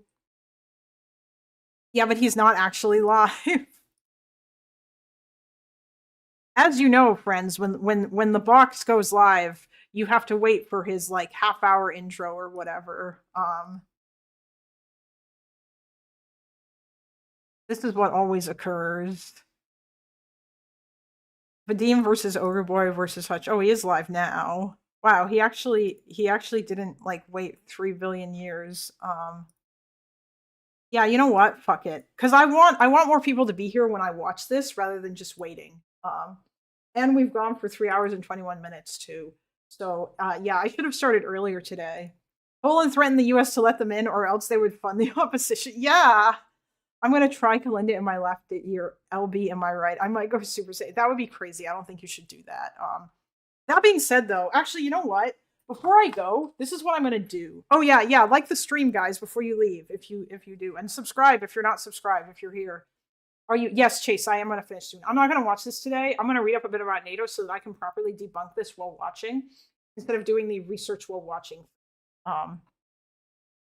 Yeah, I'm just gonna kind of like learn a little bit of stuff about NATO or whatever. But there was one other thing that I kind of thought that was really funny. So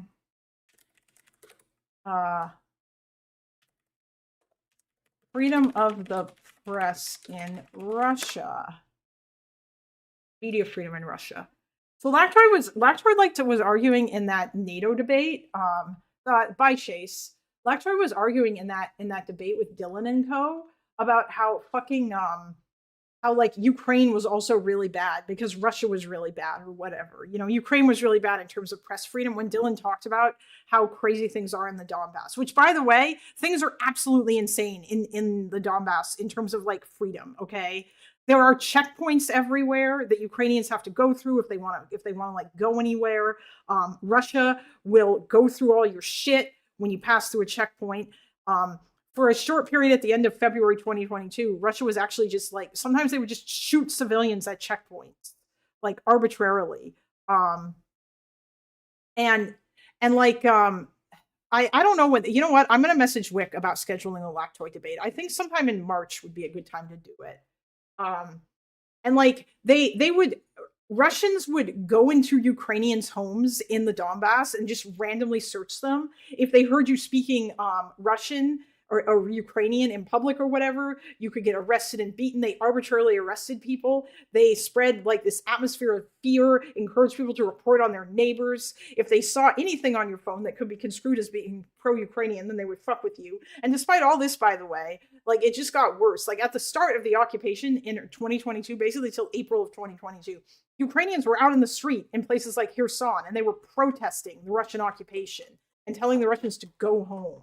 Russia banned Zelensky's show in 2015. It is mainly Russian too. That's funny. So it is actually insanely repressive in Donbass. Ukrainian culture is repressed, language is repressed. There's not like a law that bans the Ukrainian language, but if it's basically, it's all like kind of, you're supposed to teach in Russian, and if you don't, then you're going to get in trouble. Also, there was oh yeah, I know. Yeah, there was a journalist in Ukraine that was killed. Yes, I'm not saying that Ukraine is like amazing for press freedom or whatever, but they've certainly like I think come quite a ways. Whereas in comparison to fucking Russia, okay, this is what Russia has. Russia has a fake news law and a law on disrespect for authorities. You can't criticize the government. You get prosecuted. They have an extremist content thing. If you reference the annexation of Crimea, you get fucked. Oh, there's a law against the rehabilitation of Nazism, which essentially means that like you can't talk about like certain bad shit about the Soviet Union. So if you talk about the Molotov-Ribbentrop Pact, you're fucked. If you mention that Russia invaded Poland along with Nazi Germany, you're fucked. You can't like they are literally doing historical revisionism. And there are things that you just can't discuss. You can't discuss any of the bad shit they did in Poland or any of that because it'll be seen as rehabilitating Nazism. Law against, oh yeah, there's also the law against, you're not allowed to call it you have to call it the special military operation. You can't call it a war. You can't say that it was an invasion. Oh yeah, the internet is heavily censored. YouTube is basically banned in Russia. Like I think it's like really slowed down. They banned Discord recently.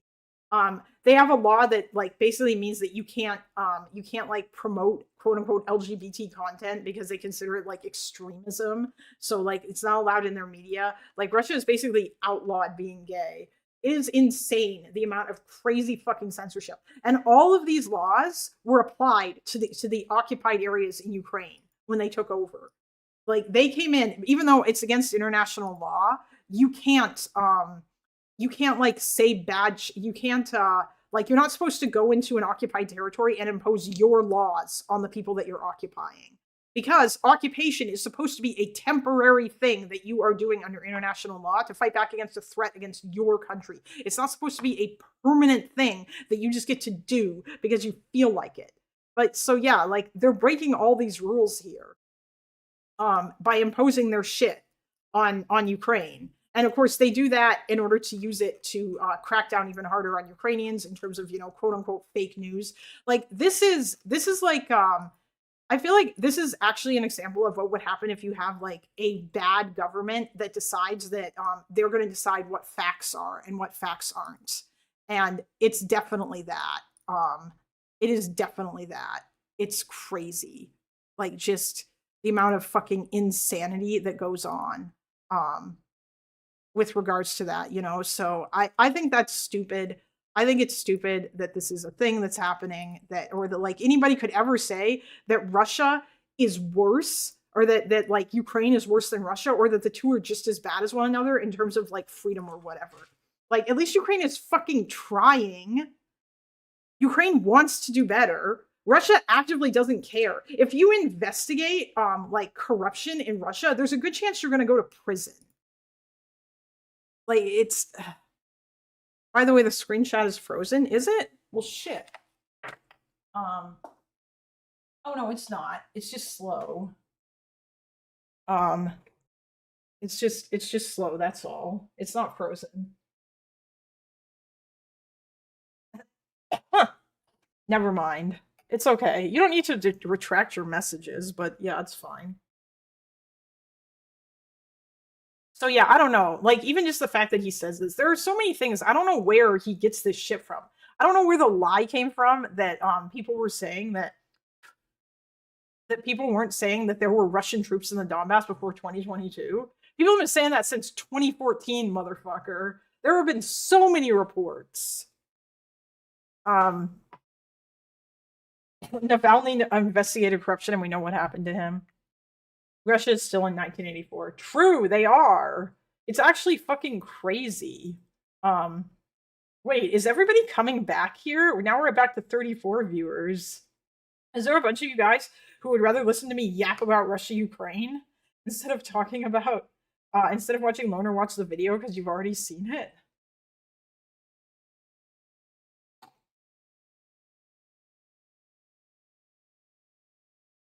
Also, even before the more recent anti-oligarch law in Ukraine, media was used by oligarchs to fight among each other, not to impose government agenda. Oh, yeah.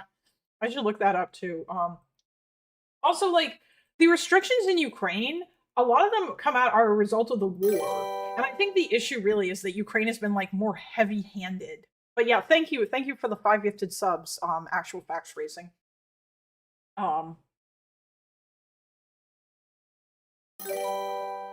The recent Onion post on YouTube is killing me. Kalinda, finally member of Kalinda.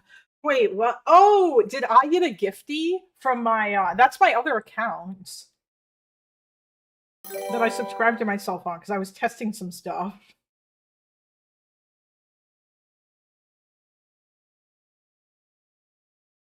Yes, @Kalinda is my alt.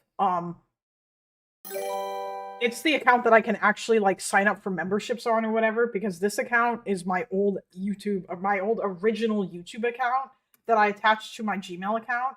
and now it's like seen as a brand account, so I can't actually like join channels and become a member, which is supremely annoying.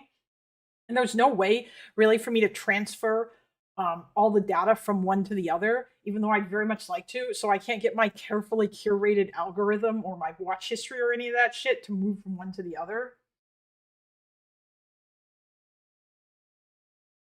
I mean, we already saw the debate, so most of us probably have it on another tab for when he gets more into the debate. Oh, yeah. Well, I mean, we finished watching it here this morning. But yeah, like, I don't know. There's just, Russia has so many problems with human rights, and like, they don't want to improve. They don't want to get better, and it's only gotten worse over time. So to try to make some sort of claim that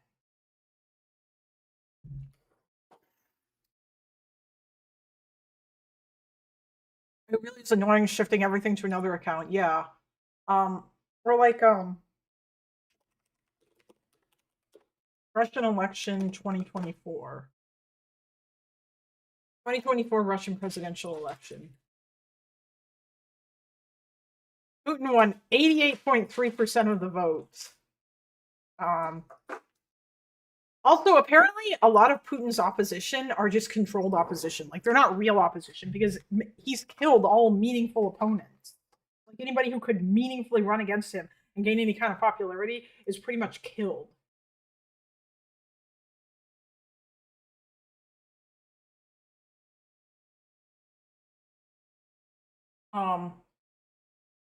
Opinion polls, incidents, allegations of fraud.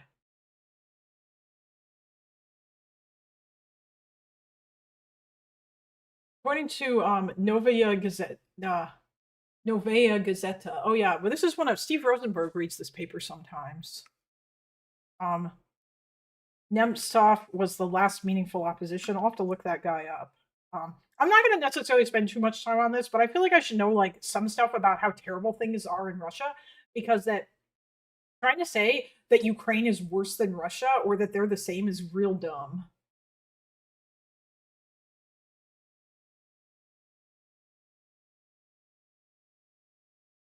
The funny part is how high they decided to make the votes for him this time, not just the percentage, 75 million. Okay, according to Novaya Gazeta, a Novaya Gazeta investigation using a method proposed by mathematician Sergei Shapilkin, around 22 million of the non-online polling booth votes for Putin were falsified out of 64.7 million non-online votes for Putin total. They described the analysis showing record levels of fraud even for a Russian presidential election. Wow, damn, I'm surprised that they could say this shit. What's this newspaper? Independent Russian newspaper. It is known for its critical and investigative coverage of Russian political and social affairs, the Chechen War, corruption among the ruling elite, and increasing authoritarianism in Russia. It was formerly published in Moscow until shortly after the 2022 Russian invasion of Ukraine began in regions within Russia and in some foreign countries. The print edition is published on Monday. Wait, it was formerly, did they ban it? In March 2022, during the newspaper suspended publication within Russia due to increased government censorship. The next month, oh, okay, so this newspaper basically stopped publishing in Russia because they were afraid. Cool.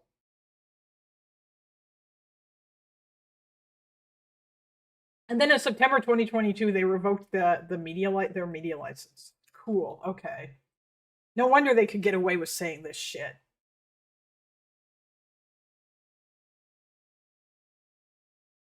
I'm not too surprised, Wasserman, honestly. That's why I was saying I was surprised. The reason why is because that I remember this name sounds familiar because sometimes I'll listen to Steve Rosenberg when he reads Russian newspapers. Nemtsov was the last anti-imperialist proposition. The guy didn't just oppose Putin. He really wanted a normal Russia. Wow, yeah. Can't Russia just be normal? Jesus Christ.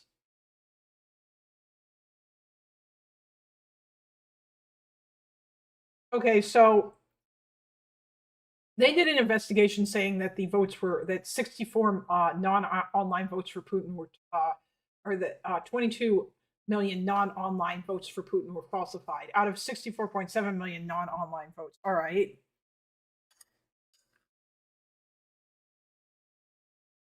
So I guess Putin kind of just gave himself some votes.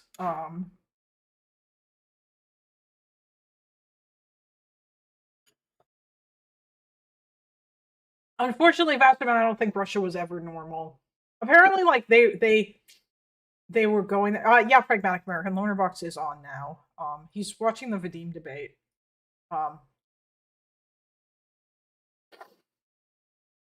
I guess like I've heard it said that Russia was maybe like they kind of got close to being normal when like after the fall of the Soviet Union, or like maybe they could have gone that way. But then they, and obviously Putin got elected after Yeltsin, and that was the end of that. Like for a short time, Russia wasn't like super authoritarian, but they've just become increasingly authoritarian.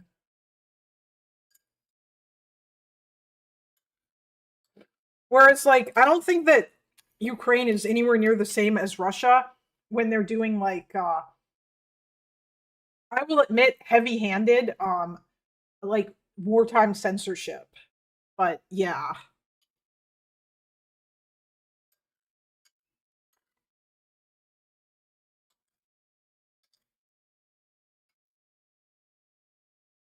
So I don't know. 1991 to 1983, before Yeltsin shelled the Russian White House with tanks to prevent being impeached. Oh Jesus. Medzua carried out a statistical analysis on the official results released by the CEC based on scatter plots of the vote percentage for Putin compared to turnout, a tale in which voter turnout visually correlates to Putin support, which appeared weekly in earlier Russian presidential elections, was found by Medusa to completely dominate in 2024. Chernov saw a statistical effect interpreted as fraudulent in which sharp peaks at round numbers appear in voter turnout, and percentage votes for Putin was found by Medusa to have strengthened in the 2024 election, with Medusa arguing that the number of polling stations with likely fraud became the majority in 2024. Well, earlier, the fraction of fraudulent polling stations had been a minority. Overall, Medusa stated that the 2024 presidential election was almost certainly the most fraudulent in modern Russian history, and that the sheer magnitude of fraud eclipses that of 2018. Welp!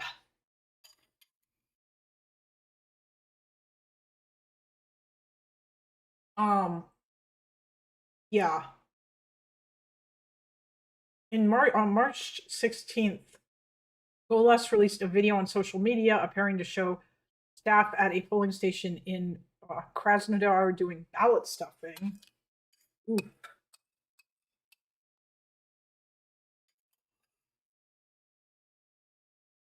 Ballot stuffing is where you Oh, it's just gonna link to electoral fraud. I'm assuming it's where you like put a bunch of ballots in the box for like whichever guy you want to win that are like fake, I'm assuming.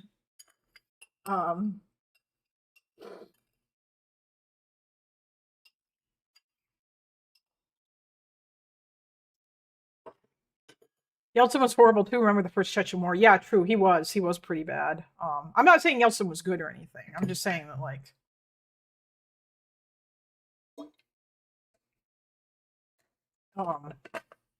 I just like Medusa. They give out bad smell. I mean, I don't actually know. Actually, wait, hold on. Are they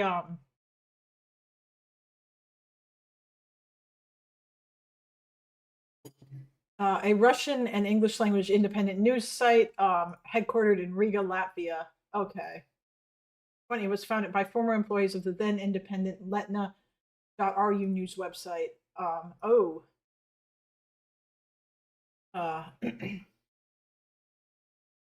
Russian language online newspaper based in Moscow. It is owned by the Rambler Media Group. Sorry for off topic, trying to confirm a theory, but when was the last time, ballpark, you logged in with your alt account? I like a few weeks ago. Why? Oh, are you trying to test like when people last use accounts with regards to like gifting subs? I don't know why I turned on Gifties for that, but you know. In 2012, the online newspaper was one of the most popular Russian language resources with over 600,000 visitors daily.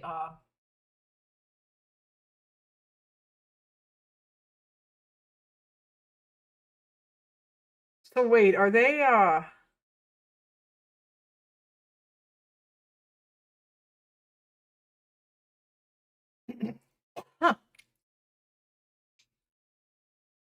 On May 9th, 2022, the Russian Victory Day, during the Russian invasion of Ukraine, Letna.ru briefly displayed information about the Russian war against Ukraine in a way that did not comply with government regulations or the enforced guidelines of Lenta.ru. Articles were published regarding the mass killing of civilians, looting. Oh, that's another thing too. Russians were looting with impunity when they went into the Donbass. They would like go into people's houses and just take their shit. Nobody cared and nobody stopped them. And then they would send that stuff back to Russia. I remember like it brings back because I remember near the beginning of the war, there was a lot of talk about this, about how like Russians were like, oh hell yeah, man, I got a new fridge or whatever. And it's because they stole it from a Ukrainian's house. Or like shit like that, yeah.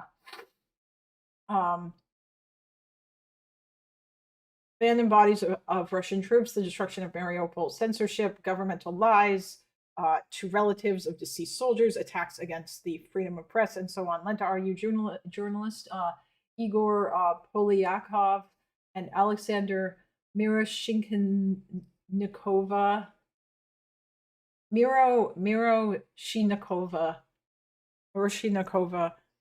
have stated that they were the authors of these articles and reported they now need new jobs, lawyers, and political asylum. The content was quickly removed, but can be found in the Wayback Machine.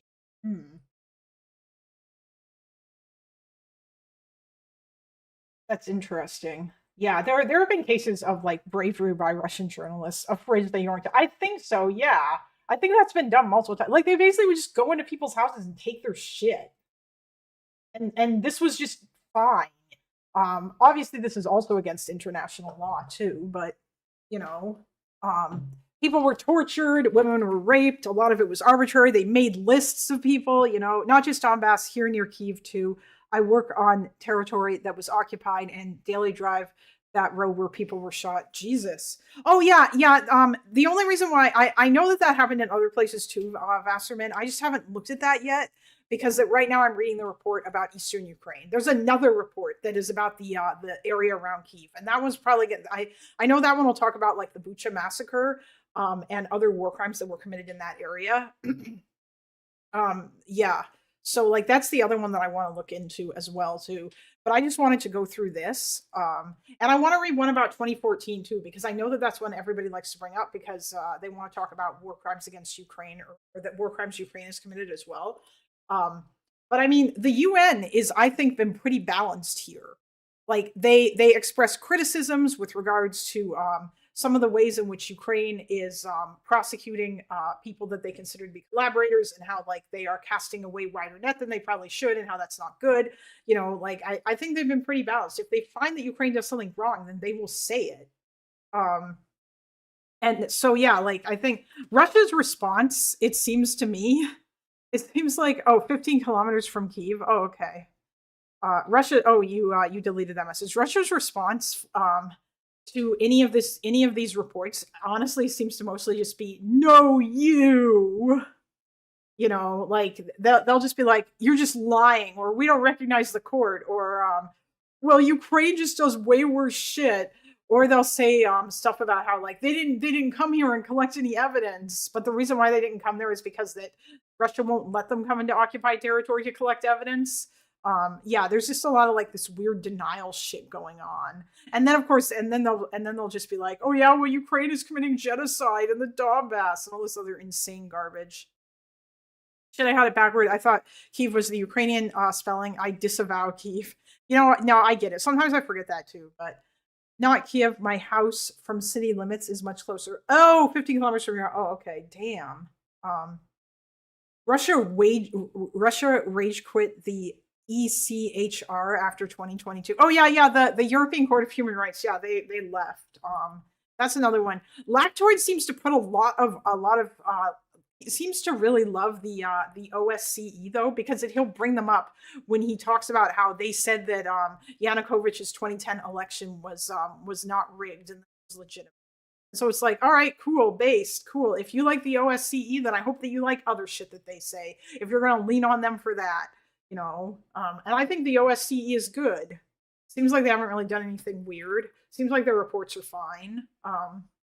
But he also seems to think the UN is great too, because he brings up that poll they did of Crimea. So he should be fine with their human rights reports on this subject. I'm going to avoid citing Amnesty because I think they are a dog shit organization. But yeah. Oh, Bill Clockwell says unwarrantedly balanced. I mean, you can say that, but I do think that it's important to mention or to call out if Ukraine is doing something wrong. I just don't think that you should focus on it or like lose the forest for the trees or like say like, oh my God, look at what Ukraine is doing and just forget about what Russia is doing. Because what Russia is doing is way worse. Even in the war in the Donbass in 2014, what they were doing was way worse. They used more cluster munitions. They were committing more war crimes. And in areas where they occupied, it was fucking terrible. Yeah. And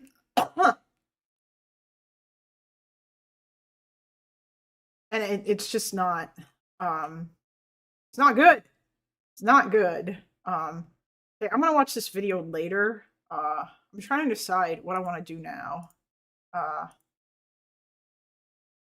What do I want to do now? Oh, actually, we could watch this. I don't know. We could watch that. Or I could go and go back to reading human rights reports.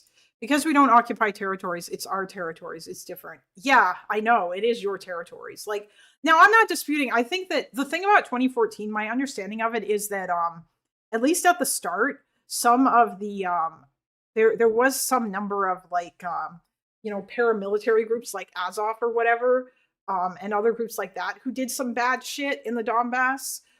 And part of that, as they were fighting back against Russians and separatists and whatnot, but that's also in part because the Ukrainian army didn't have full control over those people. And like since they got rolled into the Ukrainian army, it seems like they've been doing a lot better. The Ukrainian army has like grown up a lot since 2014 and like become a lot more professional and a lot better. You need some loyal mods. Oh, you mean I need mods who are actually going to come in here and stay? Can I be a mod?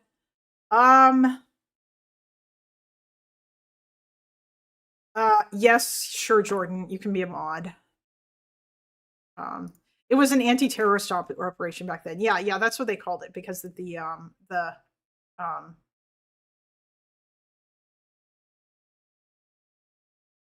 welcome, Jordan. You're now a moderator. Don't abuse it, or I will take it away from you.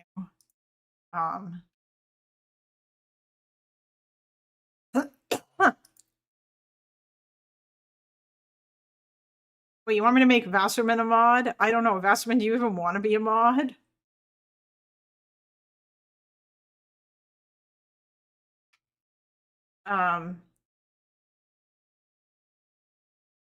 Yes, mod Wasserman.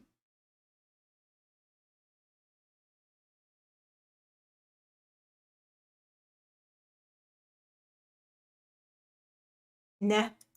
Well, no, if you don't want it, then I'm not gonna give it to you because that's not,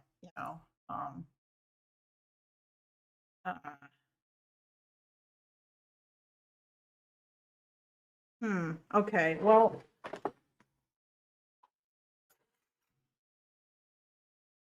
See exactly why they should be a mod. Anyone who seeks power shouldn't have it. Oh yeah, actually, you know what? I am gonna make you a mod, Vasserman, because you'll be able to post links in chat. Even if you don't have to do any modding, but I'm gonna make you a mod. So that then you can link shit to me if you want to, because you're not in Discord. So there you go. Congratulations. But yeah, don't ban anybody, okay? Unless like you can ask me. Or yeah, I don't know. I'm very lax. And oh yeah, that's true. You can bop Russian bots.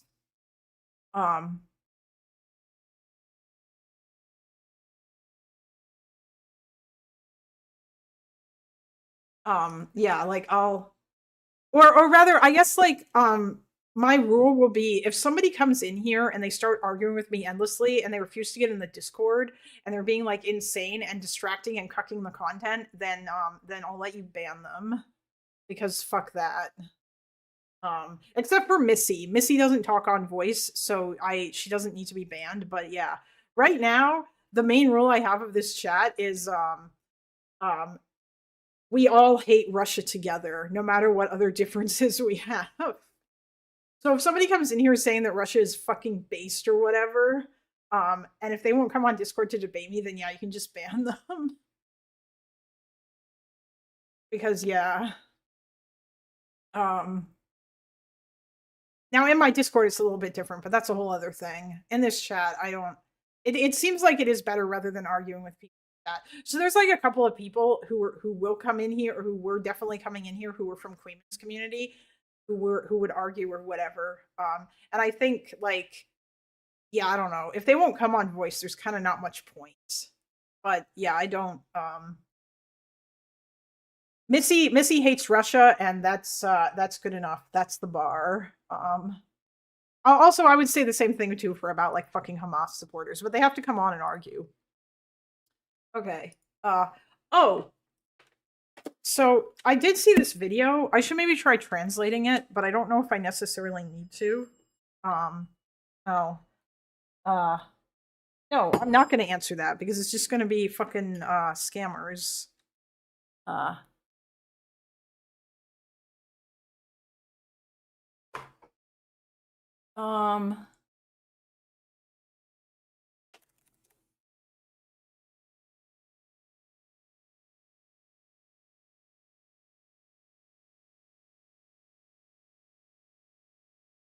do actually need to, I need to finish this. I have to finish, like, I have to actually write out what did Ukrainians want and all this kind of stuff.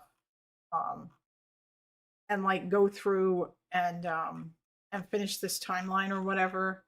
Even though I feel like at this point I'm over preparing. Does OgreBoy hate Russia though? I mean, he doesn't seem to love Russia. He's not a Russia simp. He might have arguments against NATO probably, because his foreign policy, it would not surprise me, is America bad. But yeah, Russia bad, live good, Stuart best. True. I don't know where Stuart is. Hopefully he'll come back so that I can give him his catnip. Okay, hold on. Where was it?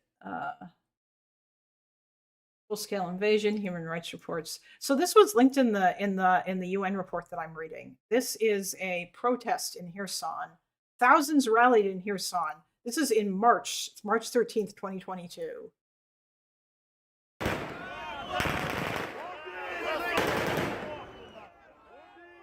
Unfortunately, this is in what I assume is Ukrainian, so I don't fucking know what this says, and I kind of wish that it was, you know, translated. That'd be nice, but whatever.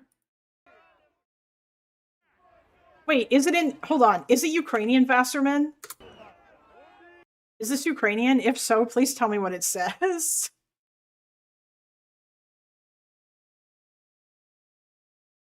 Oh, wait. Oh, meeting under fire. Okay, it is.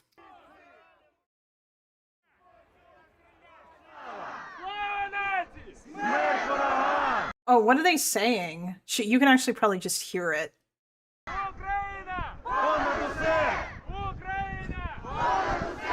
Oh, well, yeah, they're shouting Ukraine. I'll wait.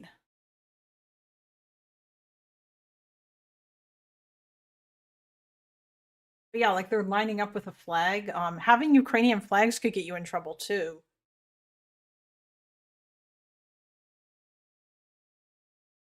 Russia would crack down on these protests pretty hard. Like, they would disperse crowds with tear gas and whatnot. Protest leaders, eventually they started imprisoning them. Anybody who they considered to be opposition. It just got crazy. And it reached a point where, you know, Ukrainians basically were just saying you couldn't have anything, or like they were free to just have anything on their phone, period. But also, if you went around with a phone that didn't have any data on it, then you were also considered suspicious. They got some nice buildings there. Yeah, this is Kherson. I think it's a beautiful city. Kyiv is a beautiful city too. And Mariupol was a beautiful city. And hopefully one day it will be again. Speaking Russian will get you arrested. Yeah, I know, right? Like, Jesus Christ. There is no evidence of that. I don't think there's been any evidence of anybody getting arrested for speaking Russian. There was a couple of instances where people got fined because they weren't speaking Ukrainian first. I looked this up because I was curious. I asked the fucking clanker about it, and it really wasn't able to find much. I think maybe you might be able to say that Ukraine was a bit heavy-handed with some of their media laws. Like, I don't know if it was necessary to like ban every piece of Russian media or whatever, but yeah, it's just, I've never wanted to punch Lex Friedman in the face more than Putin, more than that Putin interview. Wait, did Lex Friedman interview Putin? I thought that wasn't a thing. It's horrible when you think that these people cannot gather like that. Now they're, due to the threat of Russian drones, it's in the human stuff. Oh yeah, you're right. So yeah, this is Kherson. Kherson was under Russian occupation until the I think the 2023, or no, until the first Ukrainian counteroffensive, the one that they did, where they took back a whole shitload of territory. Yeah, it was Zelensky. Yeah, and Kherson was one of the places that they freed. And it's the only regional capital that Russia had managed to capture, I think, and they took it back. And then, actually, well, I guess it must be the only regional capital outside of Donbass. But yeah, translation of words on screen: pro-Ukrainian meeting in Kherson. Okay. Wait, what were they saying back here? What are they shouting here? Whoops.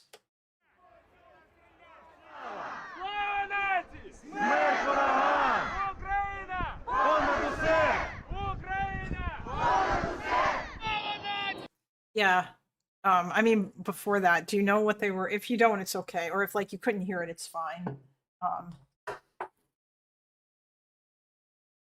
I was gonna say, damn, Vasterman, you should get Discord so you can just come in and like say stuff, but maybe I can find other Ukrainians as well. My memory is so shit, always half remembers. Yeah, it was Zelensky, yeah. But Russia pushed back up and took back a bunch of territory up to the Dnipro River, and Kherson is across that river. And so for quite a while, there's been a like basically Russian drones will hunt people in Kherson, and they call it, and it's like the human safari. Ukraine above everything, etc. Oh, okay, based.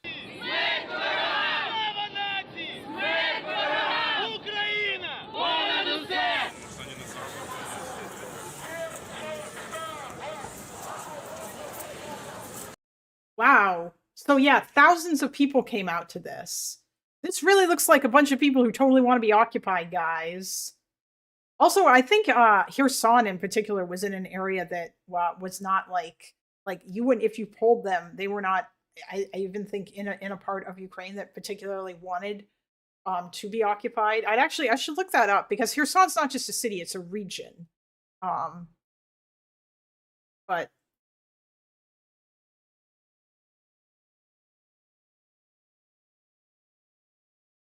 actually, I'll wait if you want to translate what it says here too, or I can just get Google to do it. But yeah, it's literally thousands of people on streets with Ukrainian symbols based.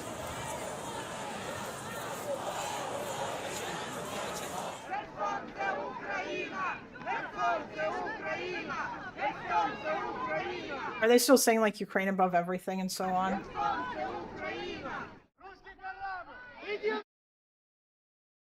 Yeah, like damn.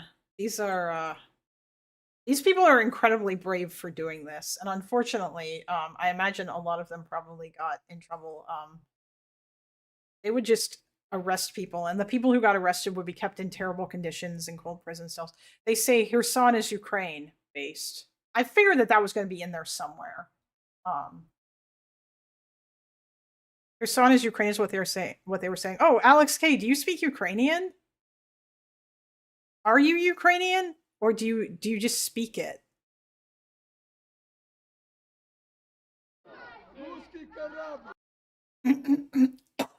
Damn, how many Ukrainians are here? True, and how many of you guys are in the Discord? So I can give all of you perms. Heck, city was occupied by Russia.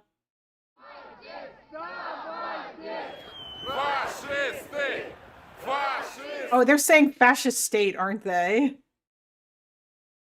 UA flag PFP based.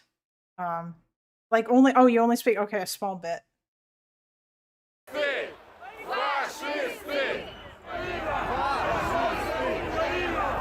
There are like Russian soldiers here. What does this one say?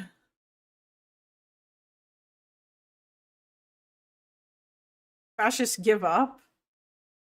Is that something else that they... What about you, Thel Vessel? Are you Ukrainian?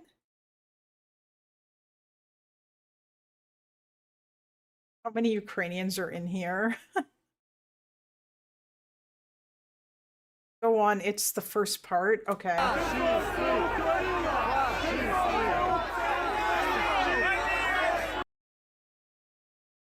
Oh, you are?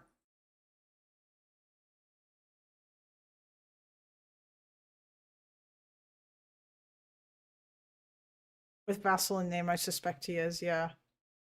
Anyway, there's the second part.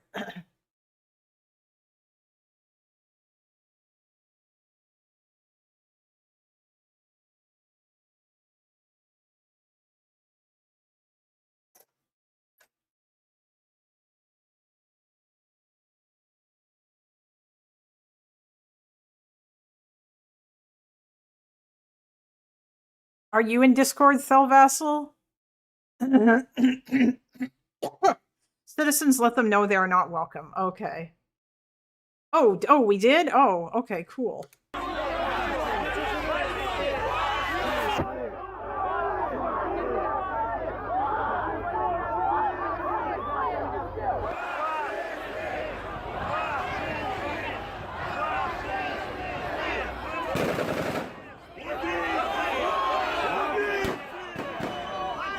I guess they're shooting their guns in the air? My grandmother was born in Lviv, so I'm basically Ukrainian. I'll wait for the translation of the first part of the text on screen. I'm guessing that the Russians are shooting their guns in the air or something. One of my favorite aspects of the internet is people from all over the world being able to talk to each other. Truly, I agree. I think that is one of my favorite parts of the internet as well. It has made the world so much smaller. You can make friends from all over.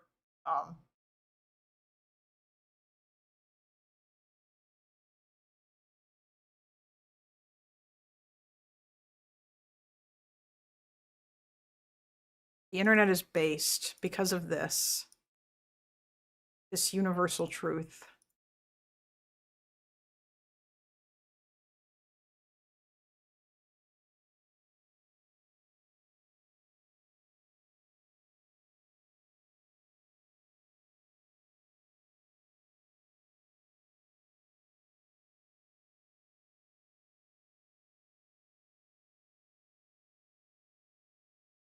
Russians started firing. Oh.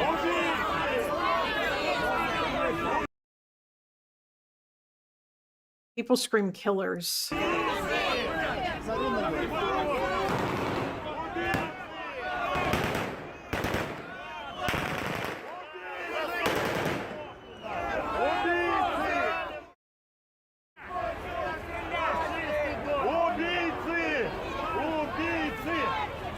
There it is. I'm assuming that this says something about how the Z is a symbol of the Russian military or something. But people were not scared. Okay.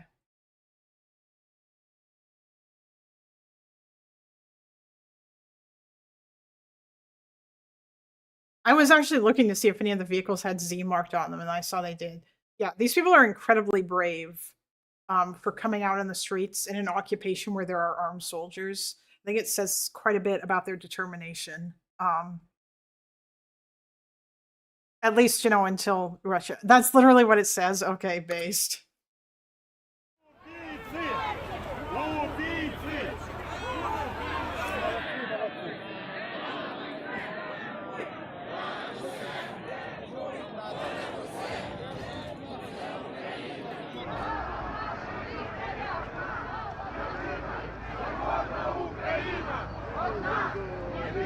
Oh, it's the same thing, I'm assuming. Kherson is Ukraine and Ukraine above everything.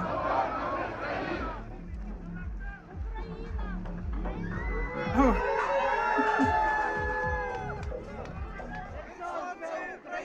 Yeah, that's crazy, you know, like, damn.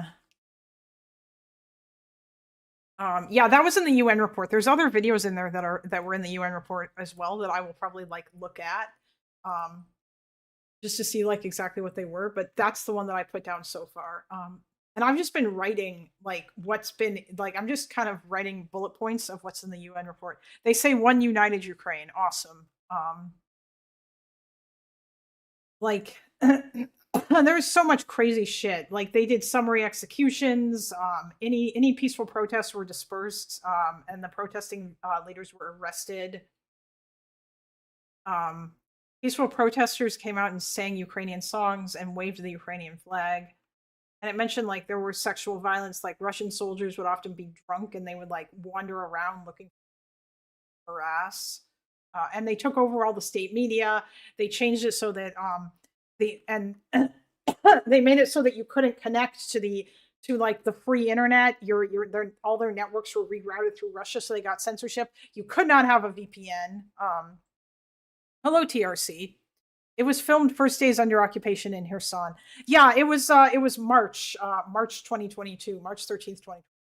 April was the last known protests. So yeah, like they the Russians they cracked down on that shit like hard in order to stop people from, you know, peacefully assembling and whatnot. And yeah. Meanwhile, in Ukraine, Zelensky tries to take away a anti-corruption body, and overnight, a whole bunch of people are out in the fucking streets, back in Maidan, in the Independence Square, fucking protesting, and like they have to reverse the decision. And nothing happened to any of those people. Yeah, they were extremely brave. Like, yeah, it's so different. Wait, did Jordan ask to be mod because he's loyal and leave? That's a good question. He was like, peace. That's actually funny. I mostly gave Vasserman mods so that she would be able to post links in chat, which I think will be really useful. Because if there's anything you want me to look at or whatever. There was an incident when Russians fled Kherson, where normal people tied up a Russian soldier with duct tape to a tight pole so the Ukrainian army could get him. And Russian media accused the Ukrainian army of doing it and called it a war crime. Oh my god, what the fuck? Oh hey Jordan, you're still here. That's actually crazy. Oh, you were there protesting in Kyiv. Oh, you mean against the corruption stuff?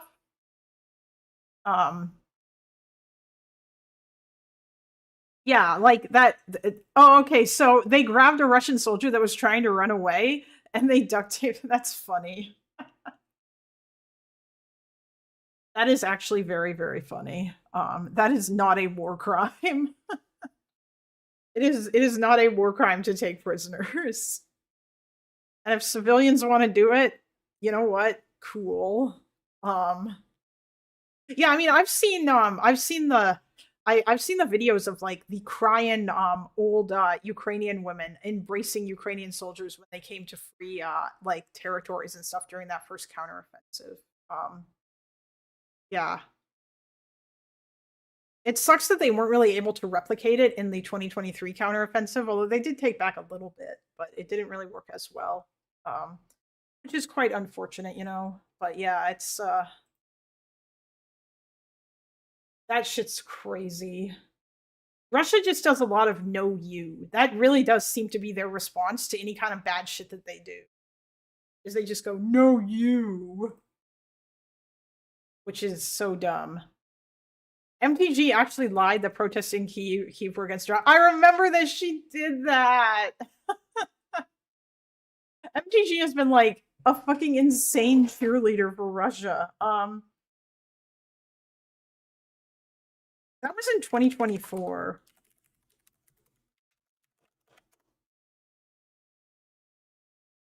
Ukrainian coup attempt allegations. Ukrainian Canadian Congress. Ooh. Was it in 2024? Oh no, it was in 2025. It was last year. Anti-corruption protests. Protests in Kyiv, 23rd. Wow, look at that. Good going. Like cardboard meetings, cardboard protests, cardboard Maidan, due to the handmade posters by their participants. That's cute that you got that they called it that.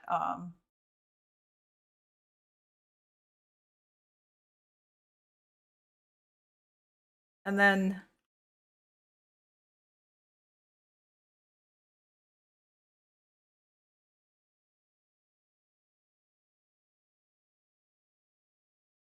is there anything in here about 2025 protesters gathered near Ivan Franko Drama Theater after an appeal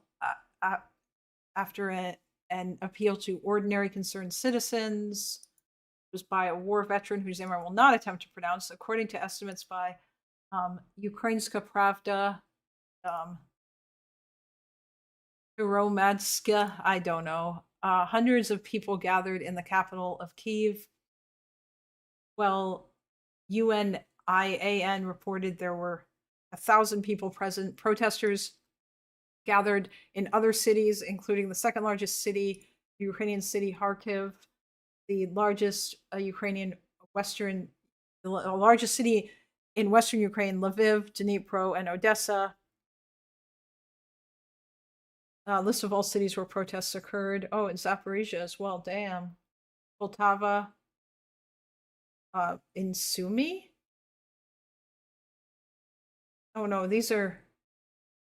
Oh yeah, anti-corruption protests. Damn. Okay.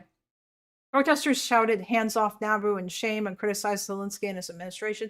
Protesters stated that the bill would destroy Ukrainian anti-corruption processes and institutions aimed at reducing corruption in government institutions. People began leaving at midnight as the midnight curfew began. Wow, so these people were all like super orderly. They went in, they protest with the thing, and like the police didn't come out and fuck with them. Demonstrators consisted largely of young people who had been inspired by the Euromaidan protests, but had not themselves participated. Protests were still ongoing on the 30th of July, the day before Parliament was scheduled to vote on a new bill to reverse Bill number 12414. Well, you know what? Fucking based. The protesters won. And nothing bad happened to them. The new bill was adopted by Parliament and signed by Zelensky on the 31st of July, 2025. Zelensky said it was very important that the state listen to public opinion. Yeah, cool. We don't gather on Maidan anymore. That place is sacred now. Oh, okay. You don't go to okay. So yeah, it's in I guess you guys just kind of you called it cardboard Maidan, cardboard meetings, cardboard protests.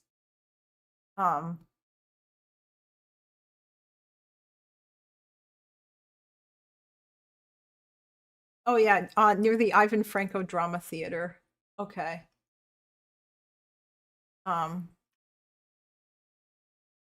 Damn. What a nice what a beautiful building. The Eve is like holy shit, that's nice.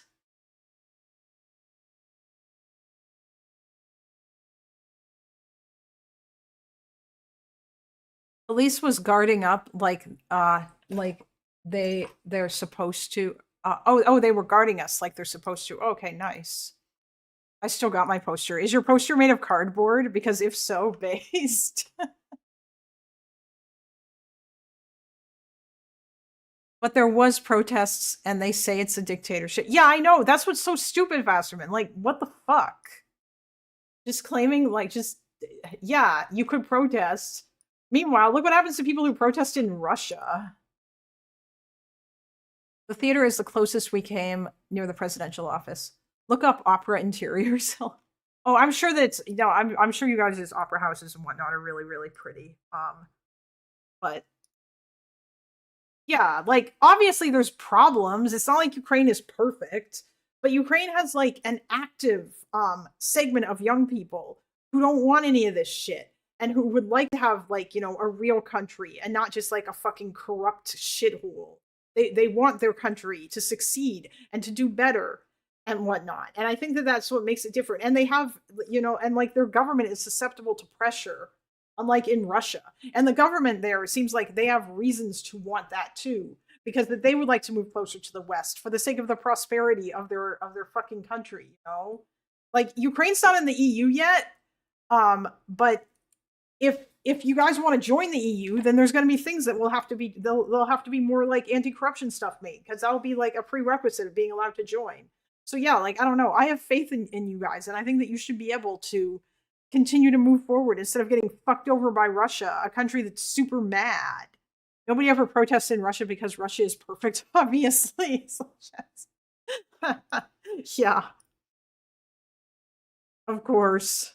But to say these two countries are the same is just like, you're just delusional.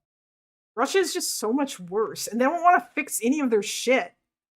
Now, during more certain places in city are heavily guarded with very limited access, government buildings, etc. Yeah, I know. Also, a lot of like the current like restrictions on freedom or whatever in Ukraine are the result of the war. And some of that stuff is probably heavy-handed, but you don't want to say that, like, and you got to make sure that none of that becomes permanent after the war. But I don't think that young people would let that happen. I don't think that, I think that Ukraine's, I think that you guys are like just too active. Like, you're not going to survive a war to not be occupied by Russia, only to allow your government to like fuck you over with repressive shit. Yeah, like the curfews, like that's going to go away. There's no reason for that not to go away. Actually, I don't even really think there's a good reason for the government to keep curfews. Because that, like you want people to be able to work late and whatnot. But yeah, obviously the curfews are necessary. I think that's important. We got a civil society. Yeah. You have like an active a bunch of citizens who are out there and whatnot. Hold on. Oh, Stuart's sleeping now. Should I do it, guys? Should I give him the catnip? I don't know if I want to. Because he's so chill. I'm not sure it would be a good idea.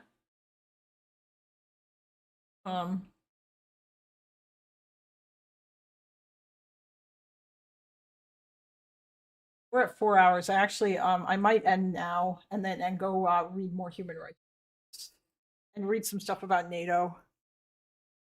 I think curfews are for resource management as much as safety. Oh yeah, because then you can that would absolutely make sense. Let him sleep. I will let him sleep, especially since if and when I go take a nap, he's gonna come snuggle with me, and that will be adorable. And I will put pictures in the Discord if there are any. Are there still curfews now? Kyiv Independent reported that they were relaxed to allow people to go out now when the power is out. Let sleeping dog Stuart slay. 12 a.m. to 5 a.m. Yeah, no, there's still curfews, but that's like incredibly fucking late. Dylan talks about his curfew stuff. I think that because he still streams from 6 p.m. EST until like 11 p.m. EST. So I think by the time he's done, it's basically 5 a.m. in Ukraine, I think. So he's able to go home and sleep in his apartment without having to worry about curfew because he's basically up all night in his bunker studio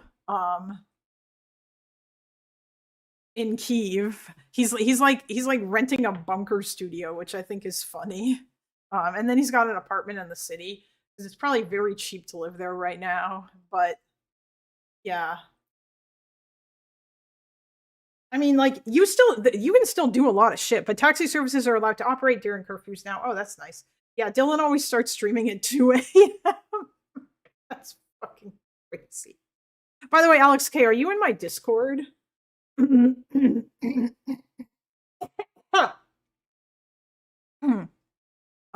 Yeah, there's just so much insanity, you know. But, you know, I've just Jesus. 727. I hate how you guys have to I hate the new YouTube usernames. Like the fact that everybody's got like a bunch of numbers at the end of their names or whatever now because that YouTube kind of like everyone's seeing their ats instead of the names that you put in. Yes, I joined today, but I'm still trying to figure Discord out. That's fine. If you need help, I can give you any. But yeah, I can give you perms to come in the voice chat too if you ever have things that you want to say or info that you want to pass on or whatever. Yeah. Same thing with you too, Vasserman, if you ever decide to get Discord. It's so convenient to end early evening now. You have to go home, no offense.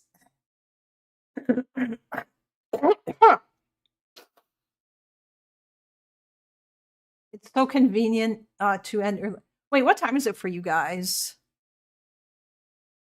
It's the early evening for you guys now, right now, isn't it?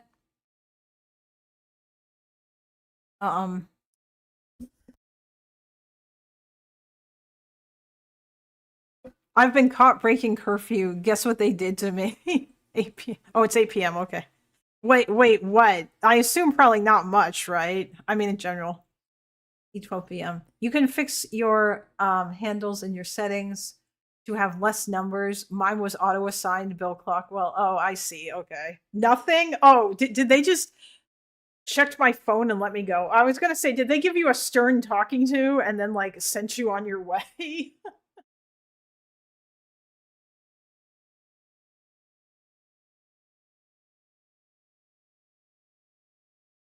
Oh wait, Alex, you only speak a little bit. Where do you live, Alex? Thel Vassal, are you in my Discord? I'm remembering, you know, due to curfews, we go home, no seating till 3 a.m. Oh yeah. Oh, not even too stern. They were just like, yeah, okay, don't do that. Yeah. Probably because that I would imagine most Ukrainians, it's probably fairly easy for them to understand. We don't need to be out past curfew. You know? And also, if you're not doing anything weird, then I don't think they're going to care that much, unless it's a whole bunch of people that are doing it. Romania, we are neighbors with Ukraine. Ah, yes, you are. Based. I was going to say, I should ask you about what the fuck happened with Andrew Tate, but apparently it's rumored that Donald Trump pressured your government into dropping all of that stuff.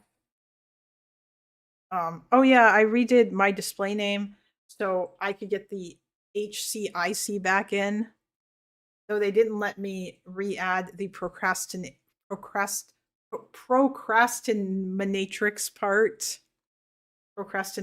part, which annoyed me. Also, they only caught me because I needed to go through the block post. That's funny. Anyway, yeah, Thel Vassal, if you want to join my Discord, you should. Need to get some Ukrainians in there. Yep, our spineless politicians bowed to Trump. That sucks. Dylan understood that we needed more journalists, not more streamers. Yeah, I admire Dylan so much. Like, so fucking much. The fact that he has gone over there and he's doing that, and like he's risking his ass. I can't really be active in Discord much. I'm a father. Oh, that's all right. I understand. But yeah, it's fine if you're not active in there. I just wondered. It sucks that like I don't know.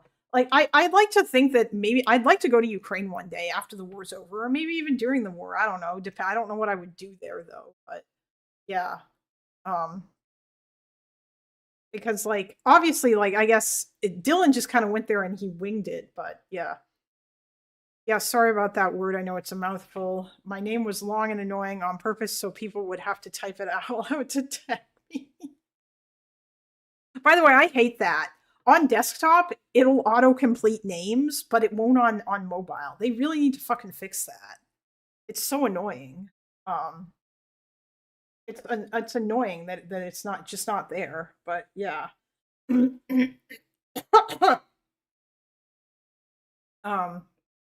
Anyway, it's time for me to go learn more depressing shit that Russia is doing to Ukrainian to all of your countrymen, and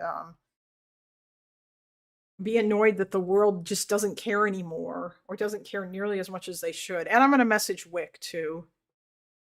I've just started using the AI features of OCR to OCR the text to respond to people. Wait, what? Are you doing that on your phone? I really need to get a new phone. That's something else that I need to do. I should really get a new phone. This phone is old as fuck.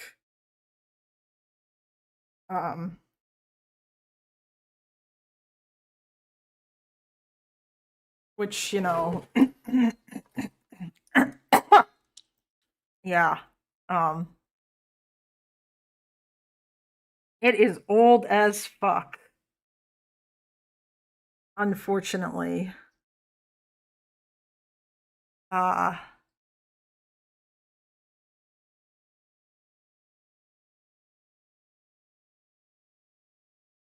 don't actually, yeah, like, wait, Bill, do you have like a fancy phone or something that lets you do that?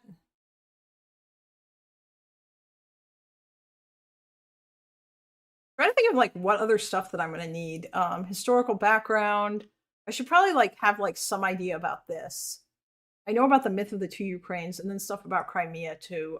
By the way, Vassal or Vasselman, have either of you been to Crimea? Like before the takeover, I mean, before the occupation, like before 2014.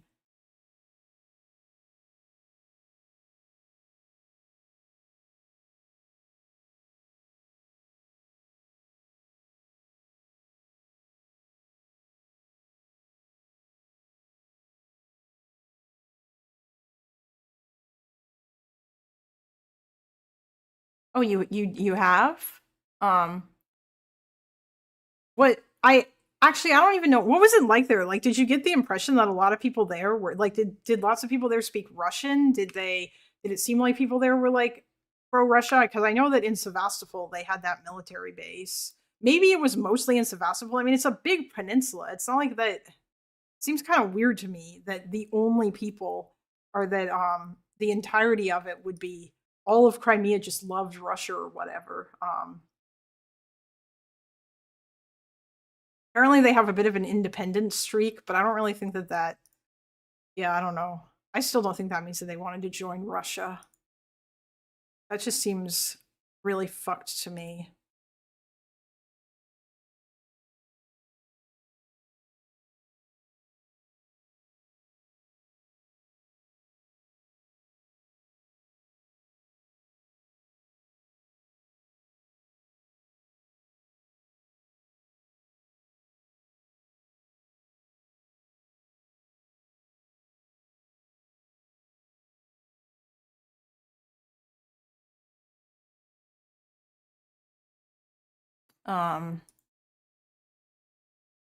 Only S23.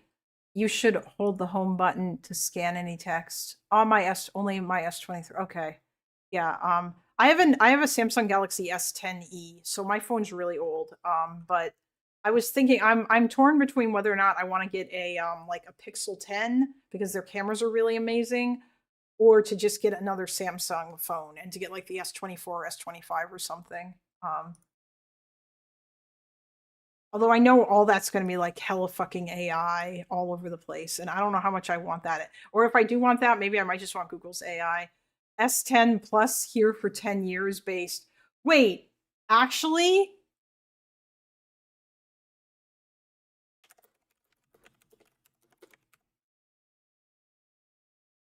Hold on.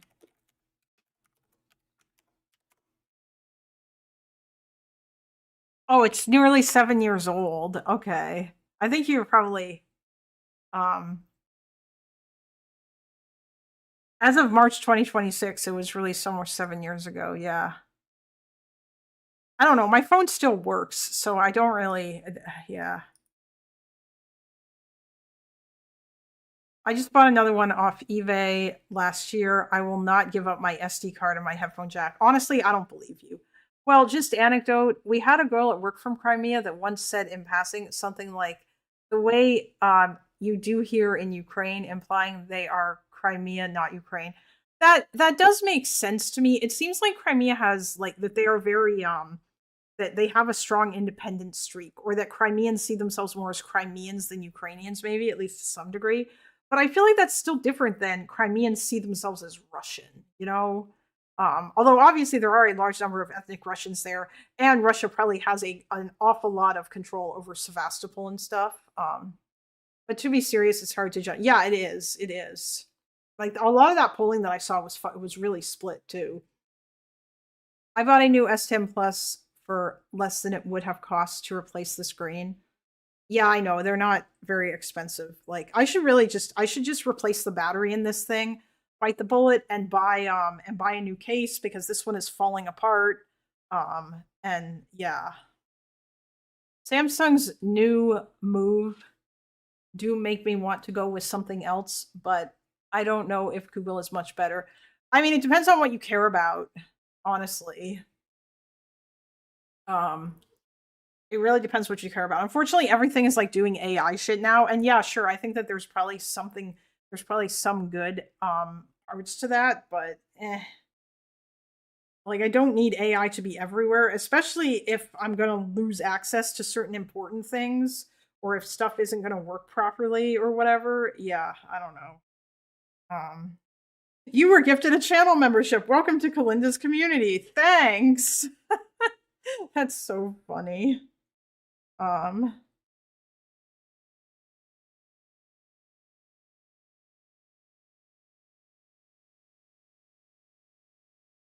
Okay. All right, guys. Spam emotes. Samsung, yeah, Samsung, I don't know. Oh, based. Yes, thank you. Thank you for the heart emotes. All right, guys, I'm gonna go. Crimea was a popular vacation destination as part of many people's childhood. Yeah, I mean, it sucks that you guys can't go there anymore. They're not even, like, at least if they had become an independent country, you still would have been able to go there. But anyway, I'm sure a lot of people there now wish that they could live in Ukraine again, because I don't imagine that the way that they are treated is particularly good. I miss the live and learn ending, but I'll go back. I want someone to debate Vadim for being anti-NATO. Wait, Vadim's anti-NATO? He just got his opinions about it downloaded into his brain. He should be able to argue for himself. Yeah, he should. I am going to become NATO's strongest soldier. He reposted an anti-NATO video, so I assume he probably is anti-NATO because he's part of the Hassan crowd. Yeah, no, I will become NATO's strongest soldier because, like, I think a defensive alliance is based that is used to stop a country from invading you because that you used to be part of their empire, and also lots of other things. Like, I can't think of anything bad that NATO did. Like, I know that you could like shit on the intervention in Libya. Maybe some of that was fucked, but I think that it seemed like that was done because Gaddafi was probably gonna kill a whole bunch of people.